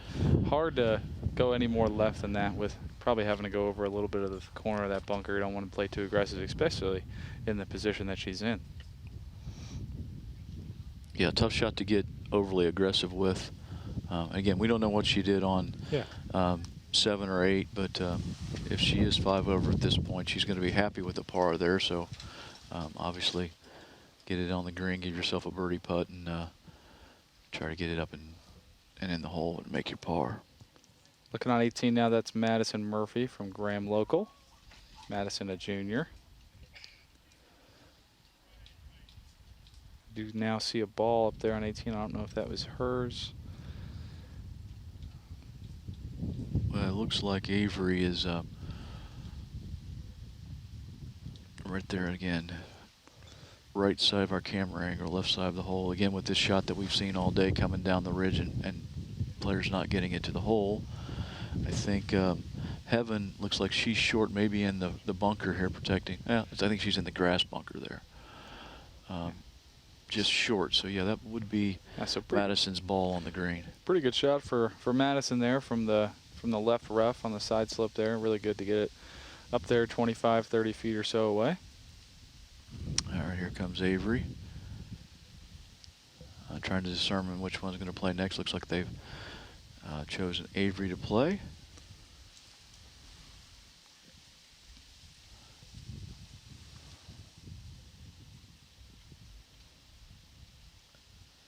Pretty well played shot there. I mean, she's going to have it, you know, about 10 or 15 feet left.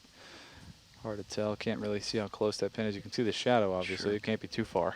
All right, Heaven Conyers looks like in the grass, bunkered short of this green, so a difficult shot here depending on the lie. Determine what she can do with this.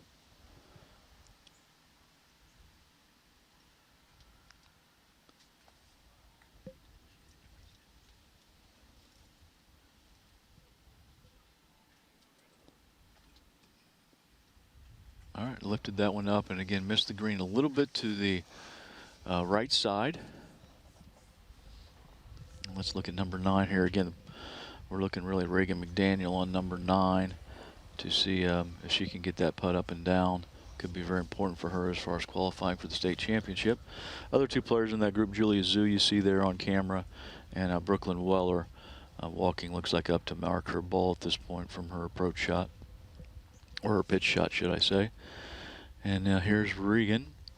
Again, Regan, we think this is a birdie putt for Regan, and if it is, it could be very important. Again, she is right now in the second individual qualifying spot from the scores that we have been shown. So she runs it up there.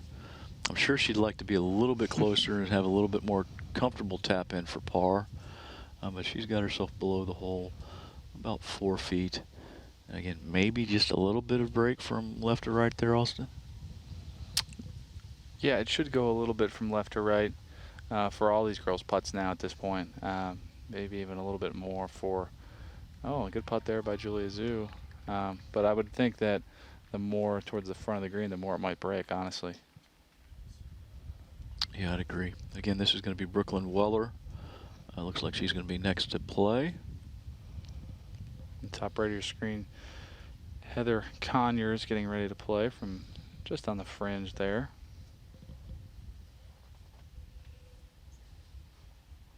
Boom. Really nice putt and good way to end the day for Brooklyn.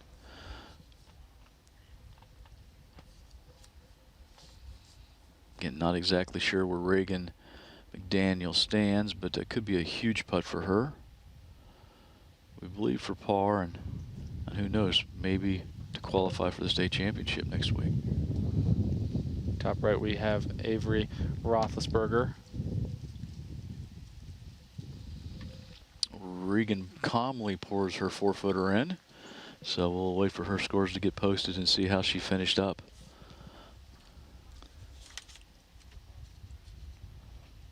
And back to the top right, over on 18 now. Avery Roethlisberger taps in to finish her round and takes the flag out. Looks like they're maybe they'll try to putt at the same time. I think from the overhead view here, Heaven's probably just a little bit farther out, but I think they've decided to go ahead and let Madison go ahead and bring hers on up.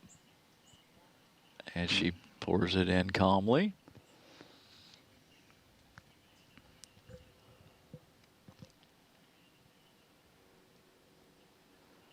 Again, pretty straight putt here for Heaven. Maybe playing it just inside the right edge. Should be a little uphill, so can definitely be an aggressive stroke on this one. Ooh.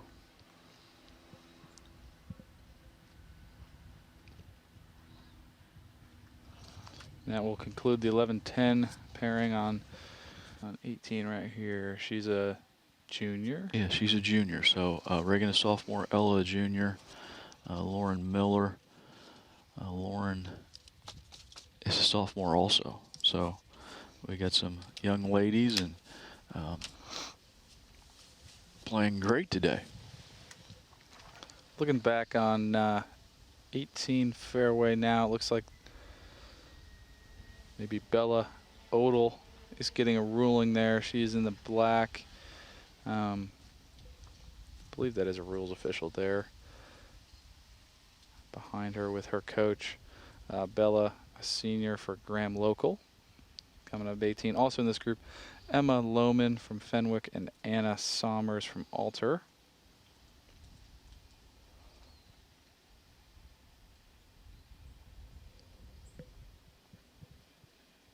Fenwick is in a qualifying position at this point.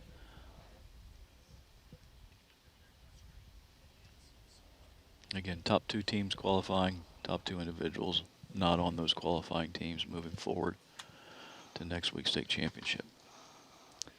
You can see Emma Lohman there using her rangefinder to see how far she has left here on 18.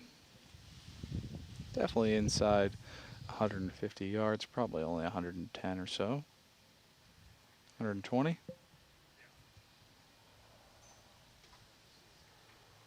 As you look back there at the picture, quite a few leaves have fallen today.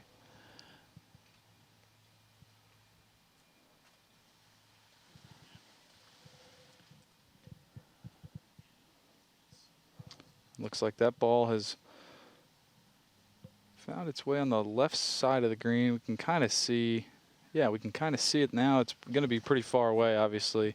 Again, the ladies that have found the green in regulation today, you know, they've all been playing away from that bunker short of the flag, so lots of long birdie putts, we'll call them.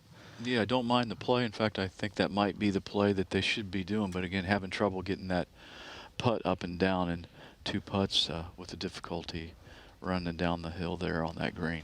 Yeah, you can see now there Anna Sommers from Alter. Assuming she's already played her second shot, this would be one heck of a drive to get it all the way up here. So it would be. Playing her third from also a very popular spot today, short left of this green. Probably has 40 or so yards. I don't think she has to come over that bunker. Definitely not if she plays it all out to the left. So she's bumped it into the fringe there, and looks like it's come up a little bit short. And now looking at Bella Odell from Graham Local.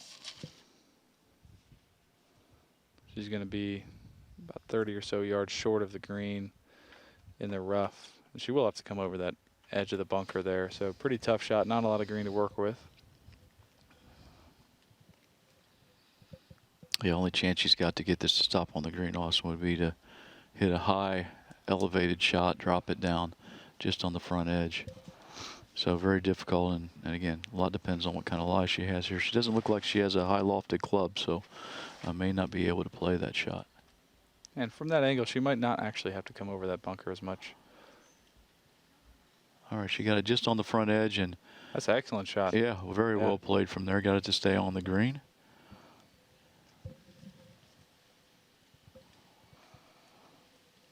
Again, this is the ladies playing in the 2 positions for their team. So one more group for team play after these ladies finish out. I believe we're done with team play coming in on hole 9 today. Just individual groups left.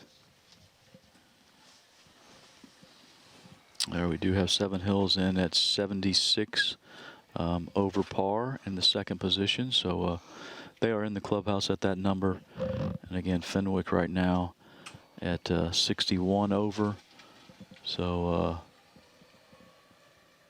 still in really good position, seeing that the 3rd place team is a tie with Graham Local and Madeira at 109 over. So looking good for the Falcons, and congratulations to the Stingers.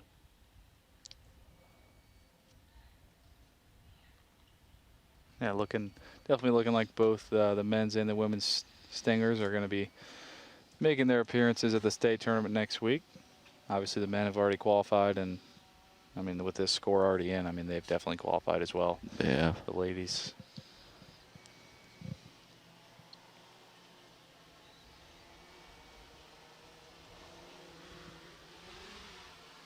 Again, this Emma Lohman from Fenwick hit a nice shot up here onto the green. She's got a long birdie attempt here.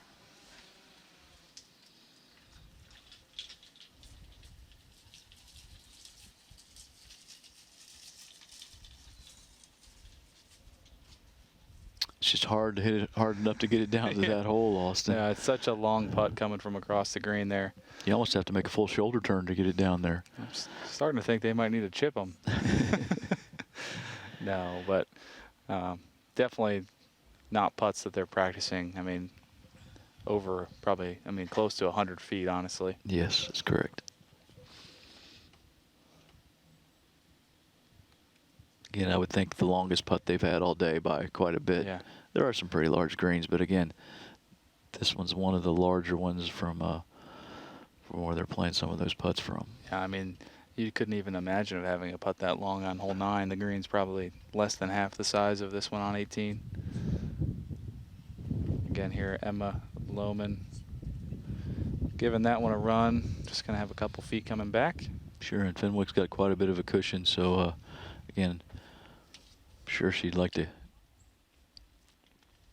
make the best score she can on this hole. And again, body language is there, is pretty disappointed with it, but she just needs to regroup and go ahead and knock that next one in back straight up the hill.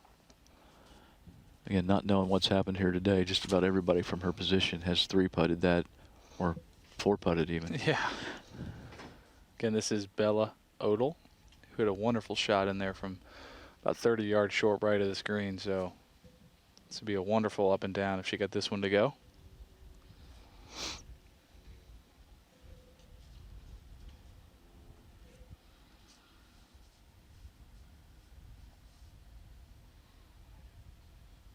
Oof, good run there for Bella.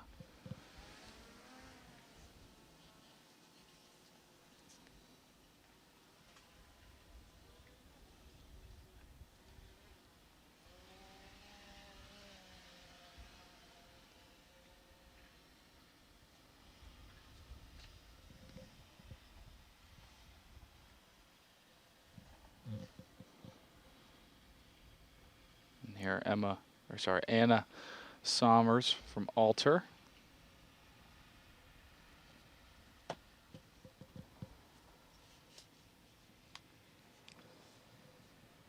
It's coming up a little short there, but should just be a tap in here to finish off her round.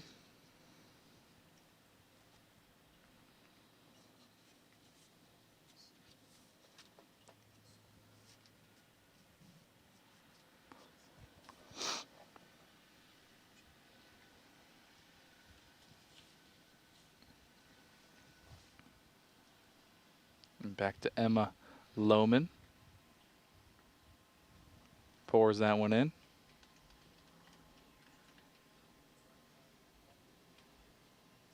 Walked that one in too. Sure did. And lastly here, Bella Odell to finish off her round.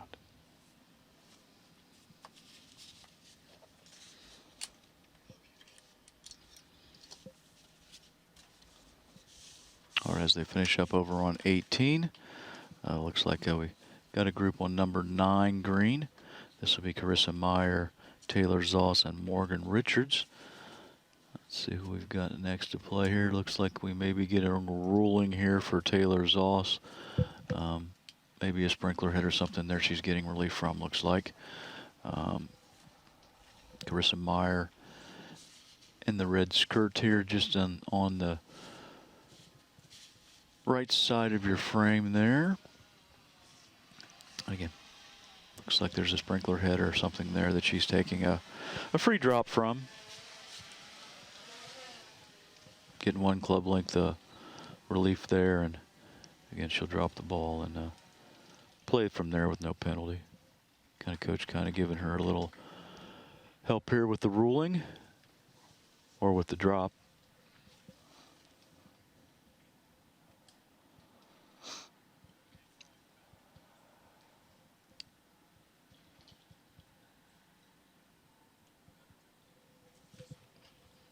And she'll be dropping ball now from knee height, so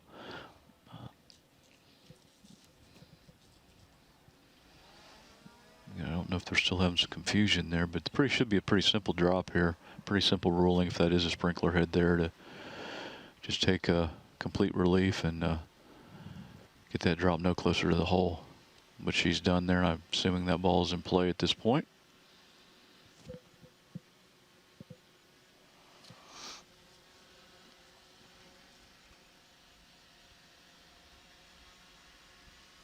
And again, pretty straightforward pitch shot from here. Just take a club out. You can bump it onto the green and run it all the way back to the hole.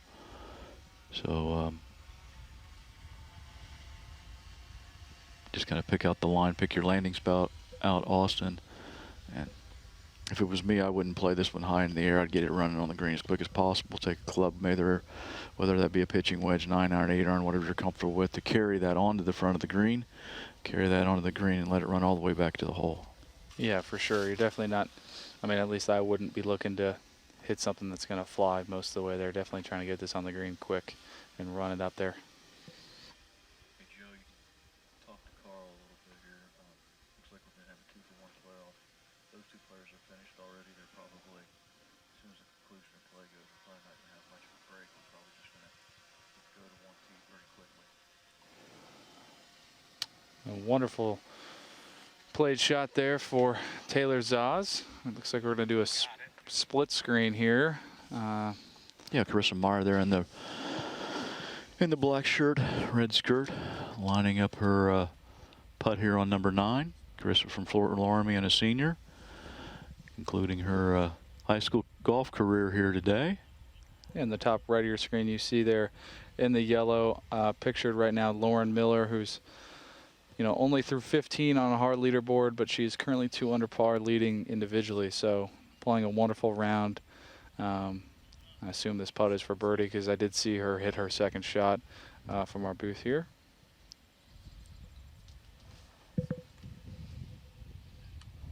Again, pictured now is Zoe Merritt from Graham Local. Also not pictured right now is Sophia Rush from Fenwick. Again, we saw Morgan Richards on the bottom left from Urbana in the maroon shirt. And again, Taylor Zaz in the green shirt from Baden. This is Morgan Richards here.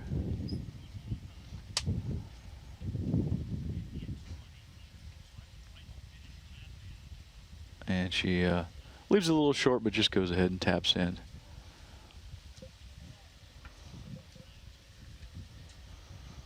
You can see there Lauren Miller sizing up her birdie attempt on 18. Chris Marr with a nice attempt there and just rolls by. I assume she's going to, well, looks like she's going to mark and let Taylor come on up. And a very well played putt there for Lauren Miller from that long distance. Definitely probably one of the best putts we've seen from that side of the green.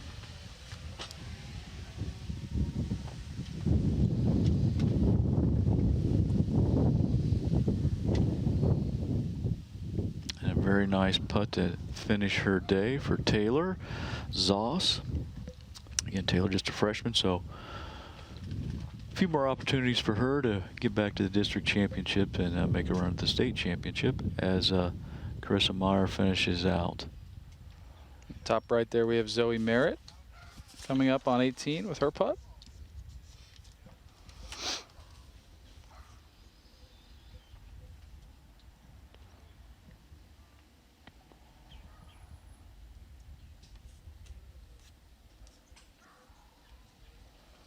And then over to Sophie Rush with her putt on 18. Looks like we jumped away for a second. And she burns the edge there. Really, really good putt there for Sophia.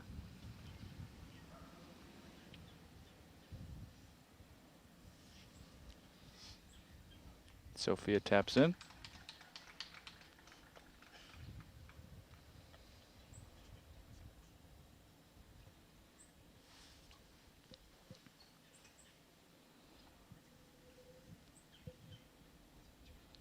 Lauren Miller has a serious stalking walk over this putt. Also, you can tell how well she's been playing today and how much she wants to get this into the hole to finish off a great round of golf. Yeah, really good 2-putt there for Lauren Miller, and can again, pretty certainly say that she is probably the individual champion here today and will be moving on to the state tournament. And lastly, here on 18, Zoe Merritt.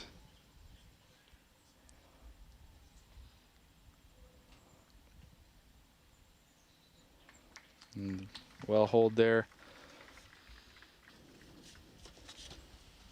I would like to give a shout out to Mindy Wilson. I'm hearing it is her birthday today, Neil, one of the moms for the Southeastern Trojans. All right. Special shout out to Mindy Wilson. All right. For Happy her birthday, Mindy.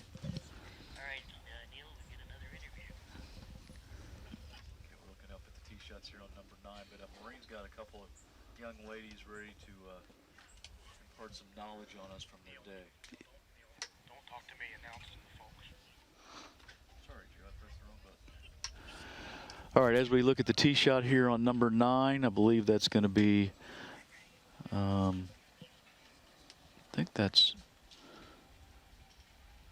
Mallory Havner with her tee shot on number 9. Maureen's got a couple, I believe a couple young ladies that are going to tell us how their day was and how everything went for them. So let's jump over to Maureen real quick while we wait for this final group on number 9 to come down, and we'll get right back to some more action here after we get to hear from Maureen. All right, we've got some Southeastern Trojans here, and please introduce yourselves. I'm Lainey Bonifay, and I'm a senior. Brooklyn Weller, and I'm a senior. I'm Lydia Copperman, and I'm a sophomore. Alexis Dornan, and I'm a sophomore. I'm Kaylee Billett, and I'm a sophomore. So how did the course play for you today? Well, we'll just say the sand traps were not my friend today at all. Nope.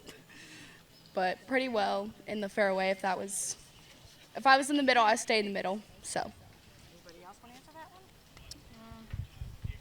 It went all right. I'd say the back 9 was definitely better than the front, but you know, it happens. You get tired, you get hot, you get in your head. So that's what happened to me today. But I've had better days, but just glad to be here. Did the heat affect you at all? Anybody? Yes. Yeah. Our coach forgot to bring a gallon of ice water, so I was personally drinking warm water. Coach, I didn't know that was set up for that, so sorry. So we have 2 seniors here. How long have you been playing golf? I started my sophomore year. And I've been playing since freshman year. Okay. So what's it going to be like for you once you graduate? What are you going to do? So I go to a career tech school right now for cosmetology, and I'm planning on going to college for a business degree, and the end plan is having my own business in cosmetology. So. And I plan to go into the medical field and be a nurse. Not sure where I'm going to go. Not sure if golf's ahead of me, but I'm just going, you know, as it goes. Going as it goes. So everybody remembers your, I guess, counterpart on the boys' team from was it Monday? Clutch Mikey, yes. Right? Do we have any Clutch Mindy's here who gonna pop your chains or what? Oh, I was just trying. Okay, happy birthday to Mindy, we're saying. All right, well, we all got a good kick out of Clutch Mikey. He's very entertaining. That's what he wanted to do, and he achieved it. So what was challenging today? What did you find challenging? Sand traps and putting. Yes. Sand traps and putting. Definitely sand traps and putting. And what was the best part of the day for you? Come down here. My drives. Probably my irons.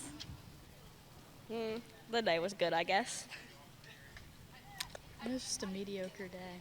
The people that I played with. All right, so you met some new friends when you were playing around. Yes. Very nice. And I know your coach is over here. We're going to give him a pass because he forgot to ice the water. But how important has your coach been to your golf career?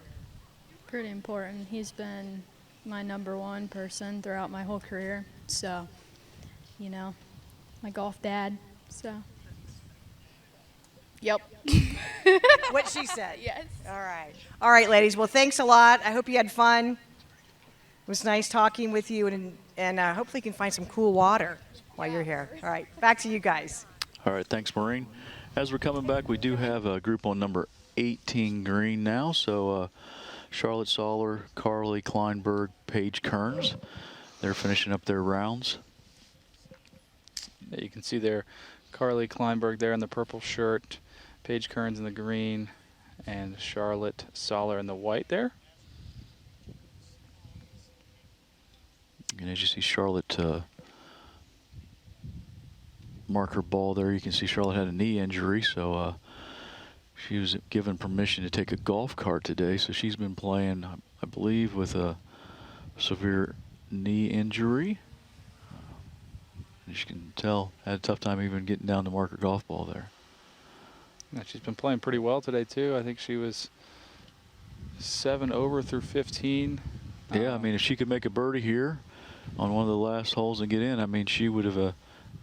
I mean, she still does have the opportunity to get to +6, which would get you in a playoff. So we'll have to see how it works out for her. But regardless, still very good playing on a injured leg. Yeah, on a bum wheel. Again, this is Carly Kleinberg here, looking to finish up her round on 18. Just burns that right edge. Looks like Paige Kearns may have a little bit of a knee issue herself. Looks like she's got some tape on that knee. Carly coming back up the hill. Ooh.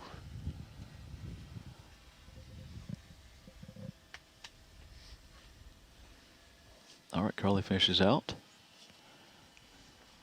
And looks like these young ladies are done. All right, quick leaderboard update. Really, the only thing that could change the leaderboard right now if Charlotte Soller was happen to play the last 3 holes in 1 under par, which, you know, is possible. So I don't want to count her out of it altogether. But if she's done that, she would be in a playoff with Ella Porter and Regan McDaniel for the final spot. Looks like the team competition has been determined. Fenwick is going to finish first and take a team spot along with Seven Hills. So those 2 teams have qualified for next week's state championship. A fantastic round of golf today by Lauren Miller. She shoots 2 under par 69 to qualify as the medalist and move forward to next week's state championship. And looks like we're going to have a playoff with Ella Porter and Regan McDaniel for that final spot. And again, if Charlotte Soller was happen to play the last 3 holes in 1 under par, she could get into that playoff. So we'll find out about Charlotte here as she heads to turn in her official scorecard, how she finished up, and but definitely going to have a playoff to determine who is going to be going to Columbus in the final individual position. And we still have our 2 last groups on the course here, 1 on 9, 1 on 18. One pictured on 9 right now. You can see Mallory Havener, Grace Boone, and Emma Schaefer. Looks like that's going to be Mallory there leading the way there in the white shirt, and then Emma Schaefer in the yellow and Grace Boone in the blue. A little bit further back there.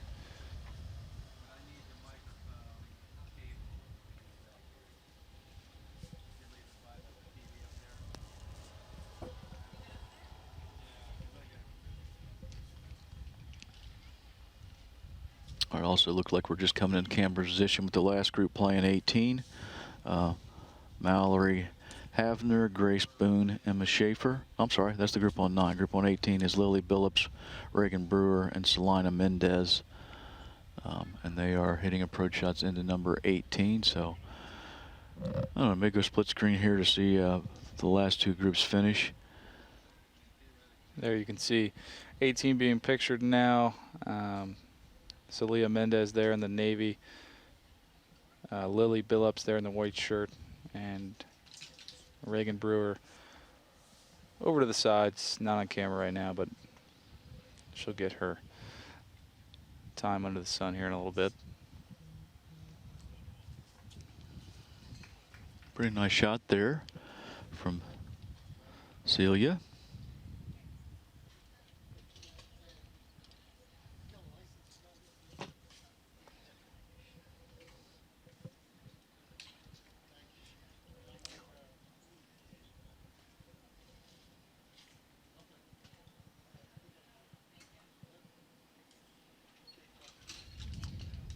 Here we are. There you can see Lily Billups there approaching her shot on the top right on 18. And Mallory Havner here for her pitch shot on number 9. Number 9, we've got 2 short chips for eagle. Neil. Okay, this is being told this is an eagle chip for Mallory. And there you can see Reagan Brewer on the top right of your screen waiting for her turn to go. Also being told Grace Boone here in the blue shirt and red skirt's got an eagle chip herself. So a couple eagle chips here on number 9. And Lily Billups there, her chip shot from short left of the 18th greens. Pretty solid there, got it inside 10 or 15 feet. Grace taking a good look at this chip shot. Looks like she's going to give it a good run for a 3 there on number 9, as well she should. And another good shot in there on 18 from Reagan Brewer. Got it inside 10 feet or so, so really well done from short left in the fairway. Again, pretty straightforward chip for Grace here for eagle, straight up the hill. Just needs to get this on the green and get it rolling and try to get it on the right line, and let's see how she does.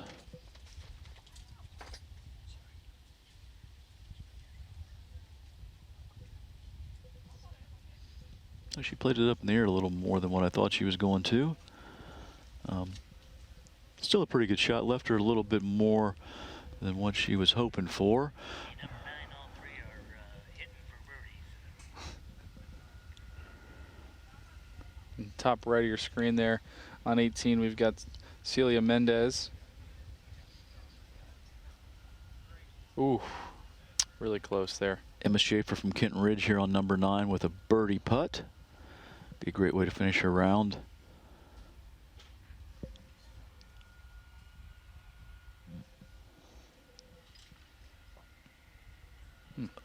And back in the top right, Lily Billups from Marymount. Saw her chip from short left. This is for her up and down attempt.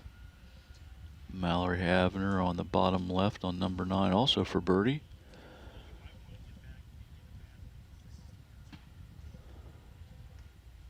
Ooh.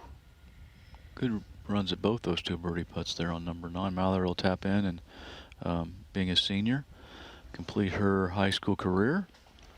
And back in the top right, Reagan Brewer for what would be a very nice up and down as well. Just outside of 6 or 8 feet. Just left that a little short.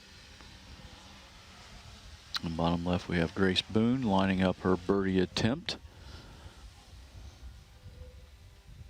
About 5 feet, I would say. Kind of tough sometimes on the camera angle to get an exact distance, but again, straight up the hill for the most part from here.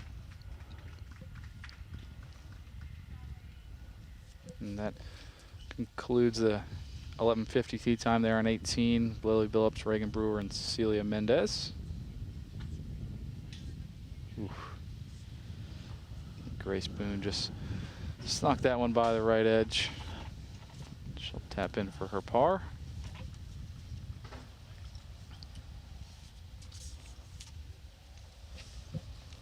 And to finish our play for the day, at least our regular play today, regulation play is going to be Emma Schaefer tapping in here from Kenton Ridge.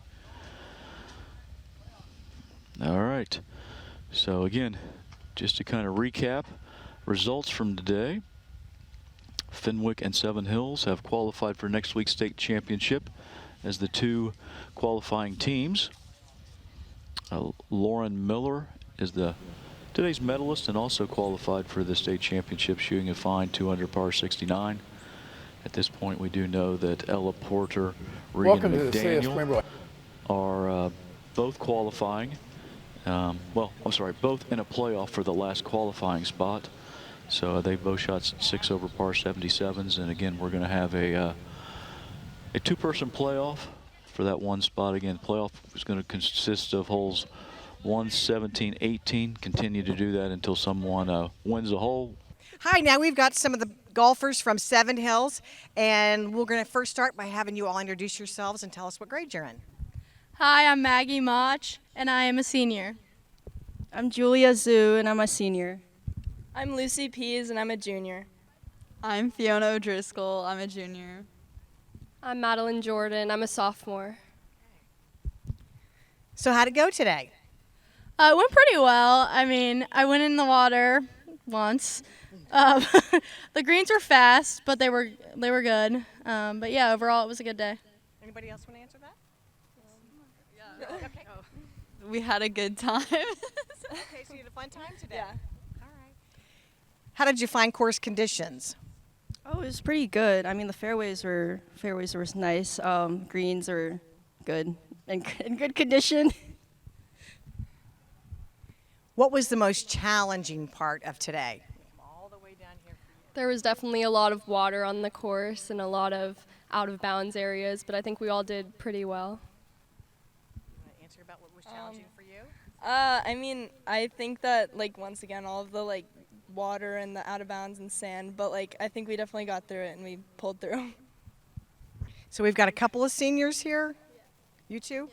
Okay, so what are your plans after high school? I plan to play squash in college. So yeah, I'm gonna do that. Do you know where you're gonna go to school? Yeah, I'm going to Colby College. It's in Maine. I'm probably not going to do college golf. I'm just going to do golf for fun in college because it's so much work. Where are you gonna go to school? I'm not sure yet. All right. And how long have you been playing golf? Anybody been playing more than 5 years? Yeah? How long have you been playing?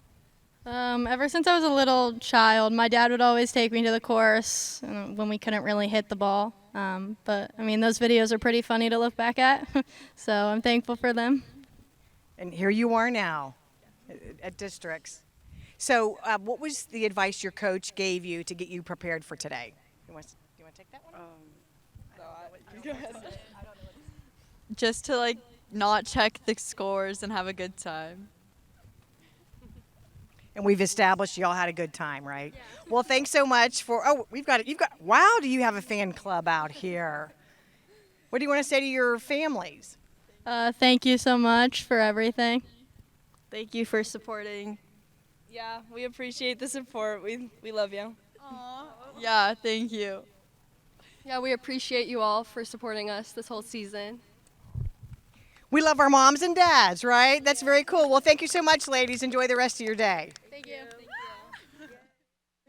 All right, here we are with the Lady Falcons from Fenwick High School, and we're going to meet them. I'm Sophie Rush. Oh, I'm a junior. I'm Libby Haas, and I'm a sophomore. I'm Emma Lohman, and I'm a sophomore. I'm Sophie King, and I'm a sophomore. I'm Avery Roethlisberger, and I'm a junior. How'd it go today? Who wants to take that? It was really fun. I had a great time. It was relaxing. It was nice. I played really well, so I was happy. Okay, so let's talk about that. You PR.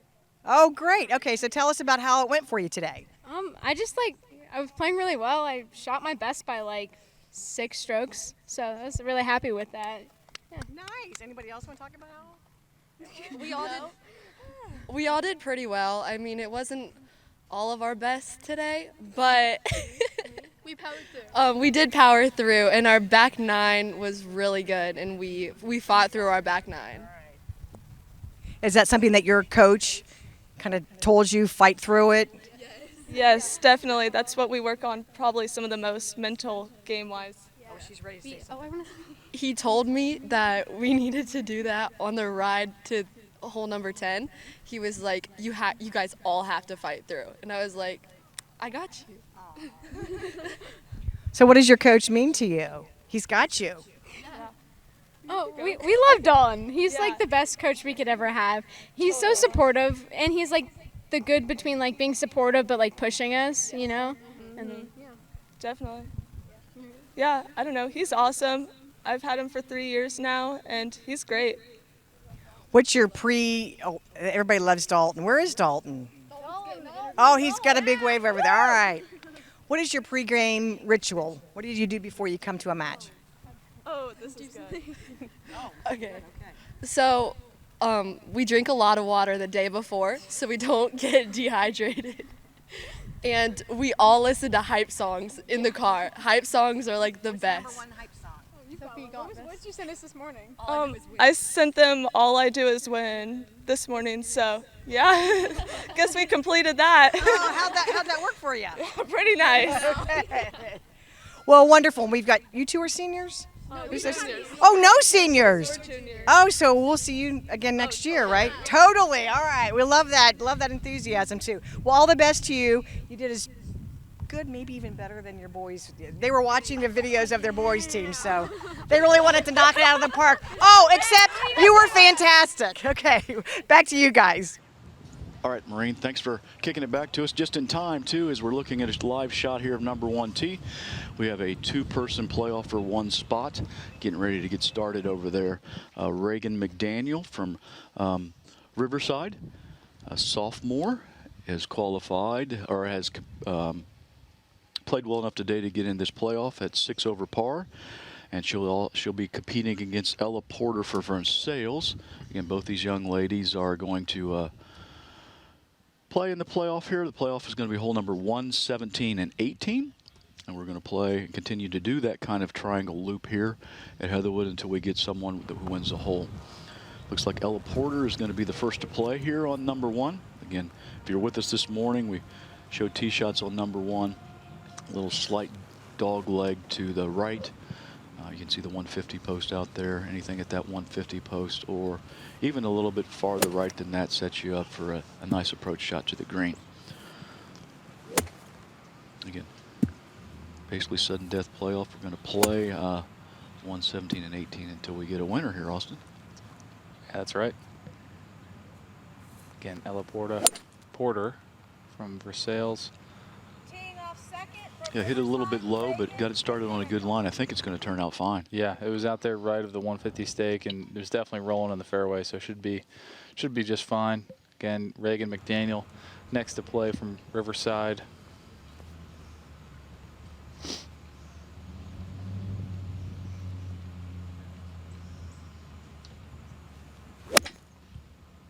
She's going with iron off the tee here, and looks like looking a little bit. Maybe a little left. Yeah, we'll find out exactly, but I think she's going to be fine. Again, we'll follow this playoff the best we can from our overhead shot. Again, these 2 young ladies, Reagan McDaniel, sophomore from Riverside, and Ella Porter, a junior from Versailles, and a playoff here for the last qualifying spot for next week's state championship. Just kind of talking to someone real quick in the break, Austin. I guess these 2 young ladies know each other fairly well. They play a lot of golf in the summer together, so familiar with each other's game. So sometimes that can be a good thing. Yeah. Sometimes maybe not. So we'll see how it plays out here. I think it could be a good thing, especially in a playoff. You know, maybe calm you down a little bit less nerves. Sure, be a little more comfortable with that person. And sometimes nerves can be beneficial. You know, kind of amp you up a little bit, give you a little bit more adrenaline to maybe perform better. But, you know, they kind of do have a negative connotation when you think about nerves. But, yeah, pretty interesting that they've played a lot of golf together. All right, looks like Ella Porter's going to be first to play. Again, you can see her just inside the 150 post. This does play downhill a little bit. I'm sure we'll get a shot of the green here as they go up toward it. Again, pin was on the front this morning. This green is protected by a couple bunkers left and right, but you do have a fairway area there that you can land it short and run it up to the hole if that's what these young ladies are going to choose to do.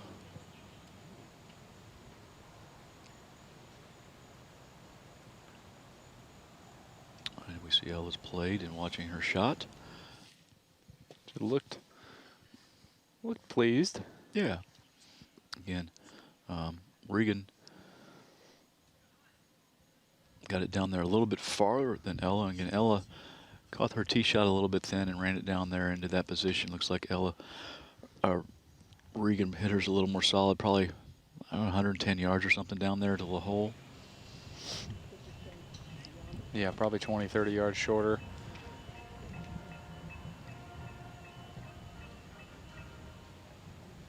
Looks like she struck it well and is leaning watching a little left. Yeah, watching anxiously. So as if it might be right. But again, the pin is front left, so she was off a little bit to the right. So then she'd just be in the middle of the green, basically. Yeah, we're going to find out here as we're going to continue to follow the playoff now from our overhead view. Don't have any stationary cameras there by 1 or 17 or 18. Well, 18T. We have a camera behind 18 green. So if we do get to 18 green, we'll get that same shot we saw afternoon and have a little bit better view of the green. If we were to happen to make it to the third playoff hole, again, see the girls walking here to the right. It does look like there might be a ball, I don't know, about 30. Well, there might be 2 balls up there, actually, now that I'm looking at it. Definitely one that's about 35 feet away, pretty close to pin high on the right side of the green. There also might be one there closer to the back side, but we will certainly find out when they ditch their bags and grab a club. Yeah, but again, if we were to play another hole here, we'd be heading to 17. So 17 from this angle here is a par 3. Quickly looking at the yardage here, playing 130 today. And again, it's just to the left of the camera view. You see here the tee will be down there to the left. So it goes left and plays from right to left on this camera angle you see here. So we'll cross that bridge if we get to it and we need to. Looks like Regan's got it there on the green. What do you think, Austin? 40 feet or so? Something in that ballpark. Again, this green doesn't have a whole lot of slope in it, but it's probably running downhill just a little bit from that angle. It may move a little bit toward the front of the green as she gets closer to the hole, so maybe a little bit of right to left break in it. Again, from that distance, she's just looking to get her something relatively close to the hole for an easy tap in, which she's done there beautifully. Yeah, really good putt there for Regan. Yeah, again, and she'll probably mark that just so she won't be standing in Ella's way in her line of play. Yeah, and again, just want to be careful with that too. Again, something that should be an easy tap in there. We want to make sure you don't get too quick and not give it the attention that it deserves. So, all right, Ella here. Again, same sort of scenario. This will be going downhill toward the hole. Looking to get this as close to the hole as she can to leave herself a relatively easy par putt. Very well done. Wow. It couldn't have been much better unless it would have went in there. Yeah. So yeah, perfect speed there. Gave it a chance. Got it past the hole, but only by a couple inches or so. So really good run there by Ella. Again, easy tap in. Just make sure you take your time and knock it in the hole. So she's in with a 4. Regan with a short putt here to extend the playoff to the next hole.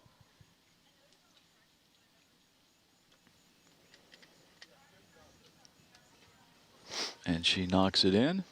Two and pars. We have the hole with pars and move on to the second playoff hole. Again, haven't seen 17 today. Again, don't have any camera angles there, but we are going to continue to cover it with our overhead view as long as our batteries and our equipment continue to work here. So pretty straightforward hole number 17. No bunkers on 17. 130 yards is what they're going to be playing it at as a par 3. We'll get a view of it here. There is a hazard off to the right side of 17 and along the back. 130 yards though, and with these young ladies playing as well as they are today, hazard really doesn't come into play unless you hit a really bad shot. So again, I guess depending on pin location, yeah, not really sure where the pin location is, but I guess if you do stick it all the way over on the right side of the green, Austin, it comes in a little bit more. But far back tee here, this plays at 235. So this would be a short par 4 for these young ladies if they wanted to move it all the way back there again, but they're only playing it at 130 today. You just look at the tee box and all right, Ella Porter here again to play first, and here we're getting that shot panned up just a little bit. And again, you're seeing the fairway cut there, and as we pull back, you see the green and pin's really cut right in the middle. So relatively straightforward shot here couple grass bunkers there, short and right again, but with a well-struck shot, not really in play. And again, creek behind, not in play. Really, and again, it'd have to be a poor shot to bring that creek onto the right into play. Looks like she was kind of happy with that one, Austin, that she hit again. Yeah, couldn't really tell too much. Definitely didn't look like she was disappointed. Again, we're really just kind of reacting to body language on these swings afterwards. Yeah, again, Reagan McDaniel in the second to play there. All right, let's kind of see where these shots ended up, Austin. These girls are very conscious of making sure they don't get their push carts too close to the green. So, again, kind of hard to tell. They're going to push their carts over there and make sure they don't get them too close to the green, and then head to where their positions are. I think, as funny as it is, I think their balls are right next to each other. You know, obviously Ella's bending down to mark her ball there, and I believe Reagan's ball is going to be right next It to her. sure looks like it. All right, so kind of a little bit of advantage for whoever's a few inches closer. They can get a good read on the speed and the line again, but from the distance they are right here, both looking to leave themselves with the tap in for par, and if it would happen to drop into the hole, it would be a great bonus for them. Yeah, definitely an advantage to see the break and everything like that to putt second here, but you know, also a unique advantage if you're putting first. If you do happen to, you know, and the unlikelihood that it does drop, that puts an enormous amount of pressure on whoever's going second. Yeah, it looks like haven't really been able to tell who's going to play first. Not much in this putt, pretty straight. Not much slope up and down on this green from where they are. Maybe slightly uphill, but really flat and fairly straight. And it does look like Ella's going to play first.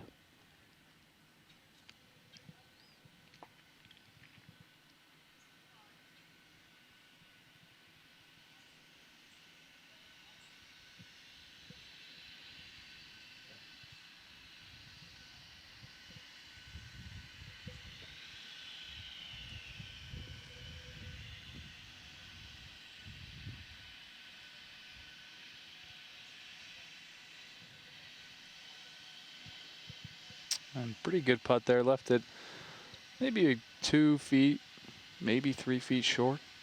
You're having a little issue with our streaming quality there, but Yeah. it almost like we had a shot tracer as that ball was going up there toward the hole. Yeah, I think our blimp might be getting a little bit too far away from our our tent here. But again, that was Ella Porter putting first. This is going to be Reagan McDaniel going second. Looks like she's left that and almost you identically. guessed it. Yeah, the identical position. So these ladies are following each other around here on hole 17 on the second playoff hole. Again, both of them left themselves just a little bit, probably more than what they would like to. Again, important here to pick out your line and make aggressive stroke on that line and give it the just due that it deserves. And I think everyone's missed a putt from this distance, and hopefully both of these ladies knock it in. It would be really disappointing to see someone miss this one.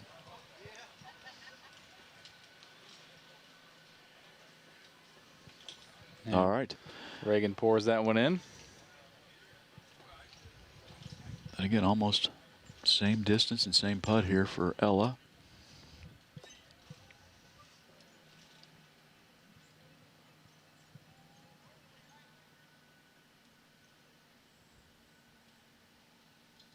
And Ella does the same.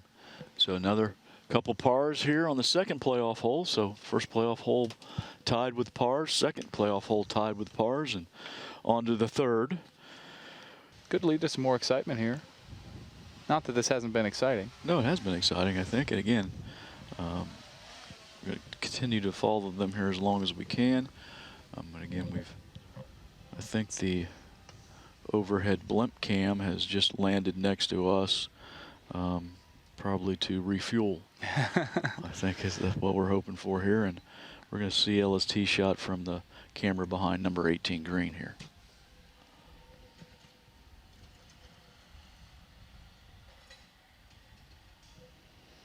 Looks like that was really well struck.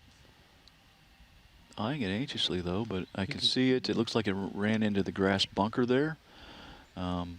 She's probably going to have just over 150 yards. Obviously that grass bunker, just like a traditional bunker, does have, you know, kind of slopes around the edges, so hopefully she's in a flat spot and won't have any issues with that.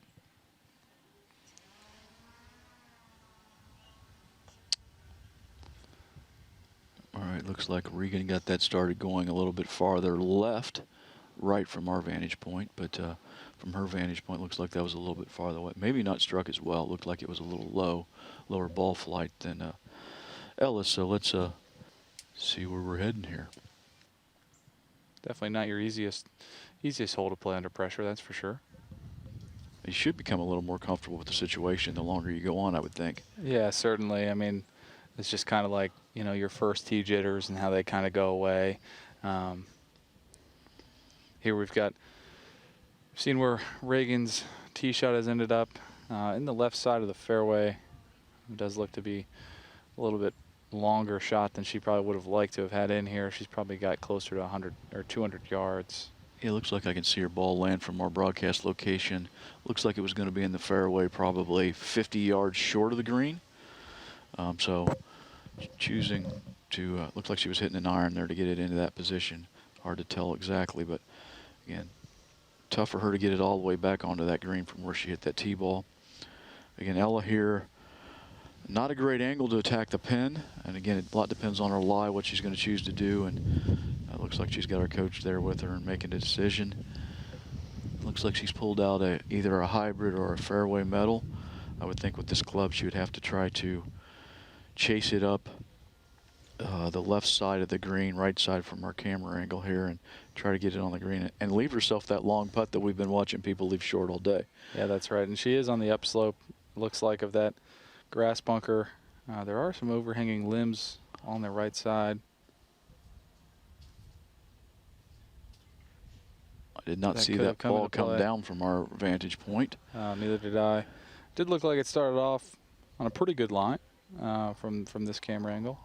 But we will find out where her ball ended up.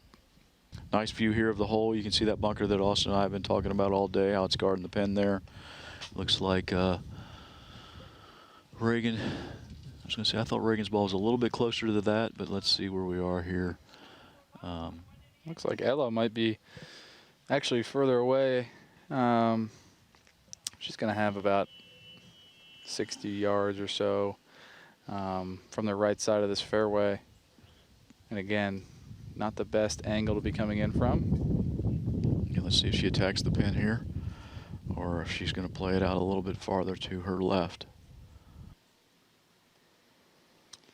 Looks like that ball's come up a little bit short of the green, right of the green side bunker. So not in the bunker, but in the rough, just short.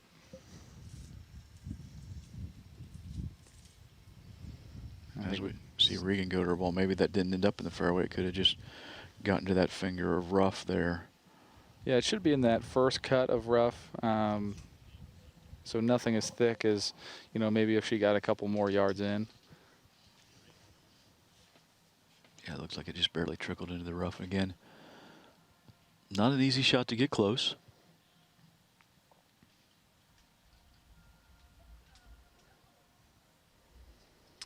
Pretty good shot there, though. Yeah. She's managed to get that on the green to about 25 feet or so. So obviously you can see she did aim a little bit more left, probably smartly so, to make that carry a little bit shorter. Yeah, and give her a little bit more green on that angle too there, Austin. So again, got herself in good position. Obviously she has a little bit of advantage here. I would think that Ella should be thinking about getting this up and down for sure. I think Regan's in a comfortable two-putt range and really a putt that can be made for par. So yeah, without a doubt, Ella's got to be thinking, okay, I've got to get this up and down to make my bogey. Yeah, again, or Ella, not just go ahead and make it. I yeah, mean, she could do that too. She definitely could. Again, Ella Porter here for her 4th shot for par.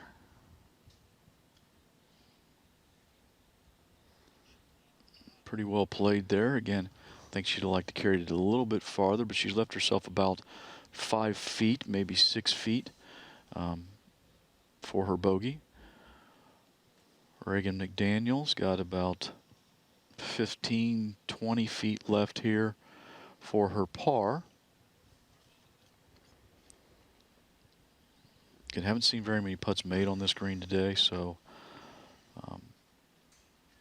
probably only 2 or 3 all day long from any significant distance. Again, this is going to be downhill slightly a little bit, moving from Reagan's left to right slightly. And she wants to give herself a good chance to make this, but also wants to leave herself a nice tap in for bogey, seeing that Ella's got a 5-footer for. Ooh. Oh! And again, you can see what we talk about there, and one of the reasons that people were leaving that short, as that ball got by the hole, continued to roll out a little bit, and I'm sure that's a little farther away than what Regan would have liked. Again, can't really see who's next to play, but they both are in similar distances, I think, Austin. Yeah. Like you said, Neil, definitely Regan would have liked to have probably left herself a little less work there for her bogey attempt. But again, in a position where if Ella were to make this, definitely puts a lot of pressure back on, Yes, it does. on Regan. All right, again, Ella Porter here for bogey. Again, this putt's going to move a little bit from her left to right. Yeah, And really good putt beautifully there. stroked there. All right, so like you were saying, Austin, this throws all the pressure back on Regan. This is a must-make if Regan would like to continue in the playoff here. Again, about the same distance, right about 4 or 5 feet. More up the hill, probably a little bit straighter putt, but I think it still will have a little bit of movement from left to right in it. Yeah, she's definitely probably a little bit closer to that straight putt fall line. And she pours it in as well. Both of them with nerves of steel here. Just roll those in to continue the playoff.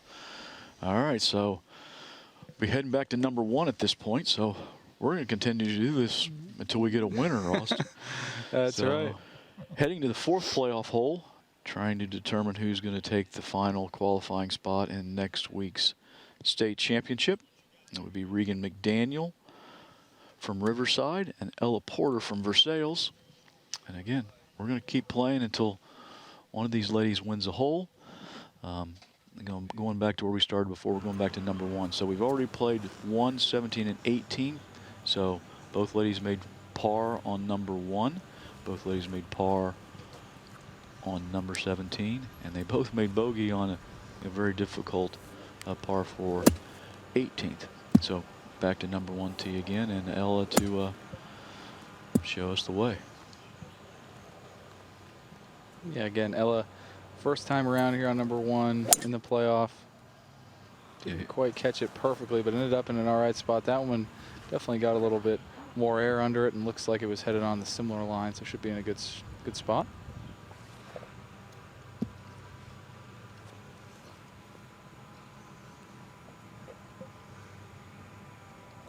Regan going with iron here again, as she did the first time through.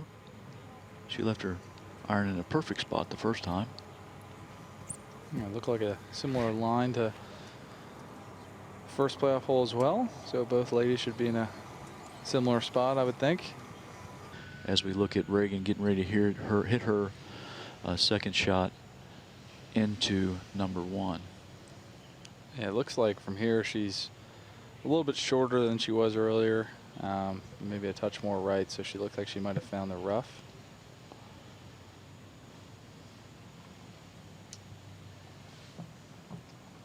And then we have Ella Porter there.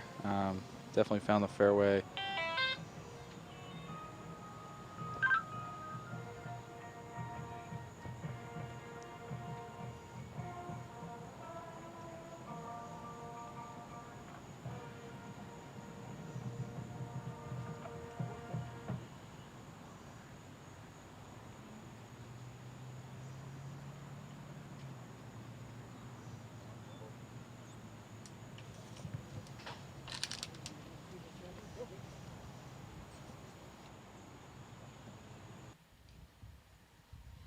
All right, let's see if we can't make out where the second shots have landed as we see Ella Porter there walking a little bit left of the green. Now that might not mean anything, but there was a rules official there standing a little bit short of the green. I think he usually is up there trying to determine who's first to play.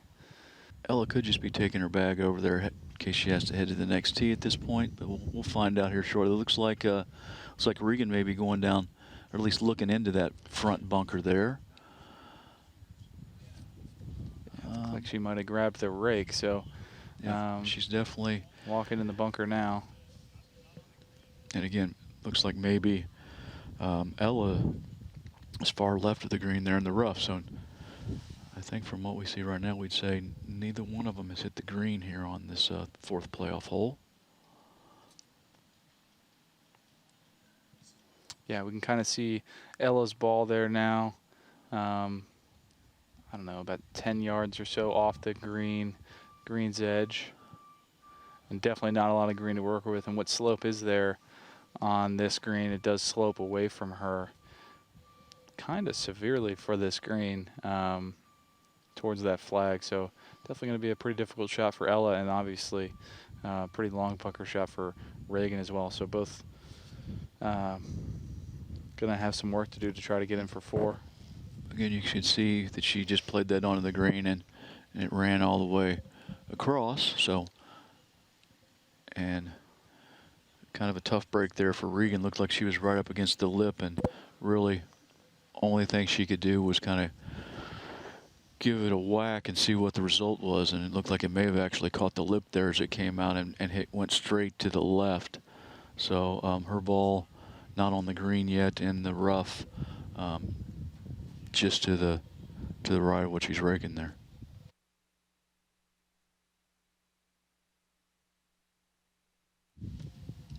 Yeah, Austin and I were just talking off mic here, and maybe that was her second shot in the bunker. We're not sure if she tried to play a bunker shot and left it in the bunker before. So not really sure exactly what she's laying right there.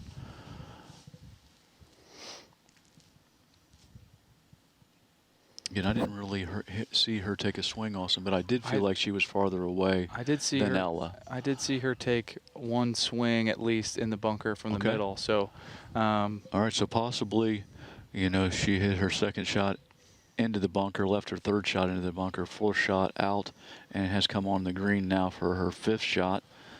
And then she's hit that shot quite a bit past the hole. I think we're very comfortable in saying that this is a par putt for Ella. And again, maybe in a position where a 2-putt moves her on here. Again, very similar position from where Reagan played earlier. Yeah, we're being told the 2-putt does win this hole at this point. Yeah, so it does appear that Reagan had left her first bunker shot in the bunker. Oh, wow. Again, pretty aggressive there. I'm sure she'd have been happy to leave that as just a tap in, but she's had no trouble knocking putts in from that length here in the playoffs. So, again, I would think at this point Reagan has to make this putt, and if she makes it, then she's got to hope that Ella misses hers. But this is a must-make for Reagan right here.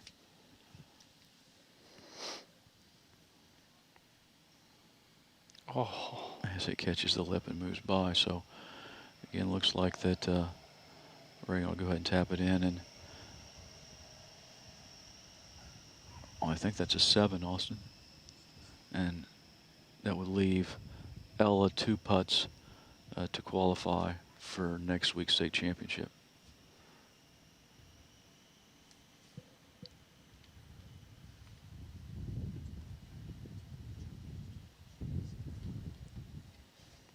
Again, Ella Porter here for,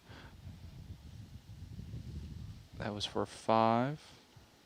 And we believe if she makes this one, this would also get her through. She knocks it in there. And again, we're going to find out if there's some congratulatory handshakes here, but I'm pretty sure, and they are, so I'm pretty sure Ella has qualified. Ella Porter from Versailles qualified for the 2nd spot and in the state championship. Again, both the young ladies played fabulously. Both had a little bit of difficulty on the fourth playoff hole. And again, we've been told that they know each other fairly well, so Ella consoling Regan, and we have found our final qualifier. And then now our teammates congratulating her. Once again, thank all of you for joining us today. Once again, I want to thank everybody involved in the process here. And again, it's quite a few people that I won't be able to name them all, but everybody from the Miami Valley Cable Council who really makes this all happen with their pictures, Carl and Joe. Also thank Austin and all the staff here at Heatherwood that are manning all the cameras and doing everything that we need to do to get this done. All right, we are here with the Lady Knights from Alter High School. And Lauren, you've got some exciting news. Share it with us. I'm going to state. How about that? Let's hear it for Lauren. Very exciting. Okay, let's have the rest of you go ahead and introduce yourselves. I'm Lauren Miller. I'm a sophomore. And I'm going to state. And I'm going to state. I'm Anna Summers, and I'm a senior. I'm Heaven Conyers, and I'm a senior. I'm Izzy Brady, and I'm a sophomore. I'm Jordan Thornburg, and I'm a sophomore. All right, ladies, thanks so much. So obviously you had a great day. Tell us about the course and how you did. I don't know. It was basically, it was kind of just, oh my God. I just played. Well, we know you're excited, so. Yeah. I kept my hand in it. There was some definitely ups and some downs at the same time. And the echo's really weird, I'm sorry. What kind of challenges did you have? Definitely like not getting into my head after hitting some bad shots. Like after I had a rough pull, I was pretty upset. So it was just like, okay, I gotta start grinding, get out the bad shots, and just move on. So you grinded and you did it. And what for you was the best part of today? Running at the end to hug my teammates after I knew. I can tell this team is very close-knit. You all seem to really enjoy each other. What's the best part of being on this team? We're basically just like a little golf family, and we like all go get food before we play, before practice, and we might get yelled at, but it's okay. We all just like love each other really much, and it's just great. What's your pre-game ritual? Do you have something that you do before the games? We always get Chick-fil-A, and we have our little chicken hopper that comes and brings us food, and we always go to Chick-fil-A before practice and like drink milkshakes. It's so fun. So you're all relatively new to golf, right? But you've been playing for a long time. Give us some of your history in golf. Well, I started when I was 5, just like playing, going off with my dad and stuff. But then I quit soccer, and then I just started playing golf like full time. I think 7th grade. And what do you enjoy about playing golf? I like the beautiful courses that we get to play on, and yeah. You don't want to answer that one.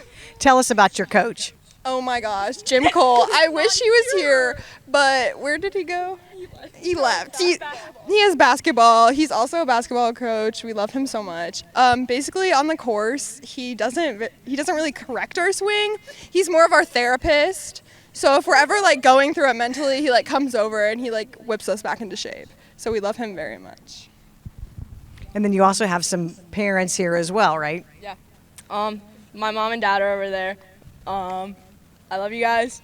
Thank you. Woo! Well, my parents are not here, but my dad was here. It's great. We have Michael Scheinman in the building. Oh yeah! Woo! We love Michael Scheinman. I take him to school every day. He's coming out in support. My dad is here. He comes to like almost all of my games, and I'm very grateful for him. He always supports me. Thank you, Dad. My mom's over there. She's a teacher at Alter, and she made her way over here to come support the team. And my dad was here earlier, and they both really calm me down when they're there. And like just them like lifting me up and making sure I'm positive really helped me. And yeah, I love them.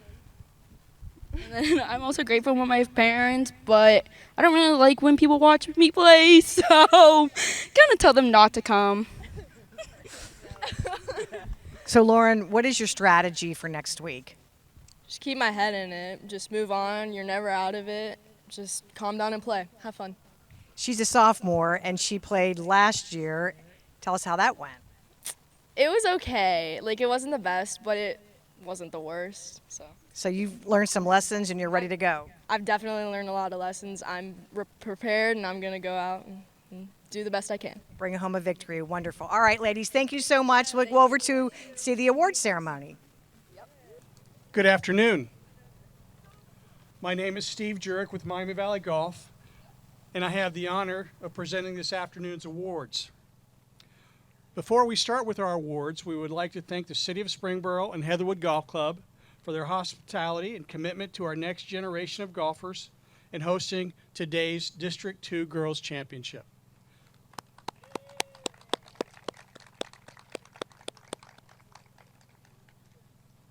We would also like to recognize all of you, our players, coaches, volunteers, and just as importantly, those supporting our teams, individuals, for all their efforts and energy supporting our next generation. Thanks, Mom and Dad.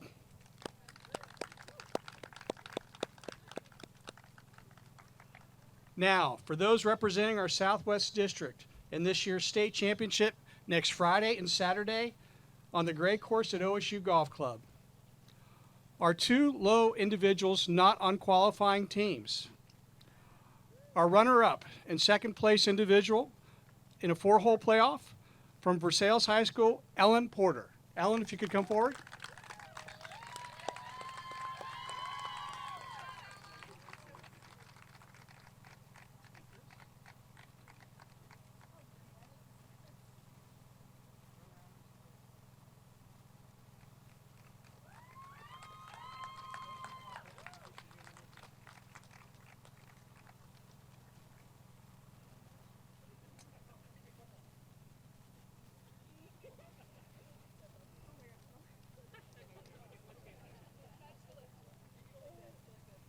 I'll be back to get your picture in a second. Our medalist and first place individual from Alter High School, Lauren Miller.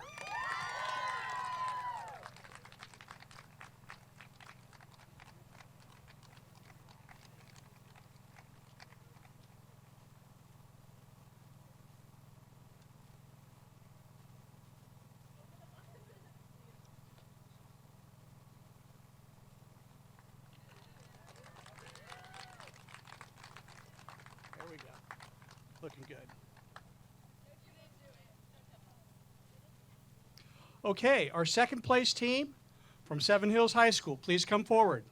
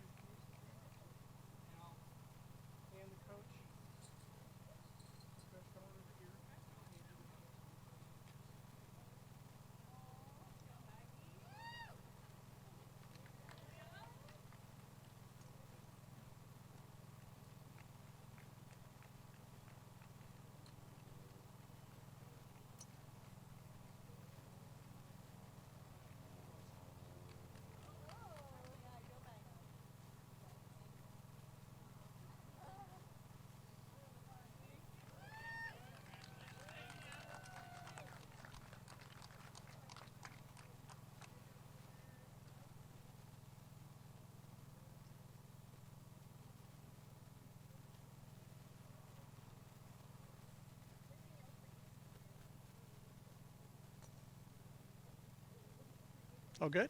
Okay. Congratulations, ladies. All right.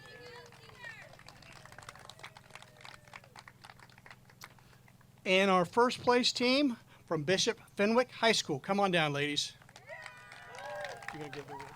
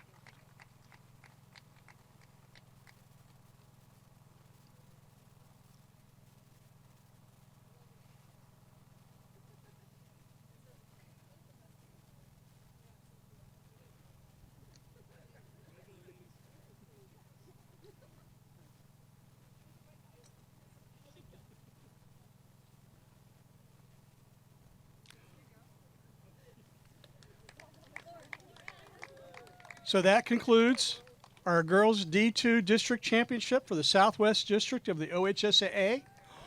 All the best to you in your golf career moving forward. Good luck next week.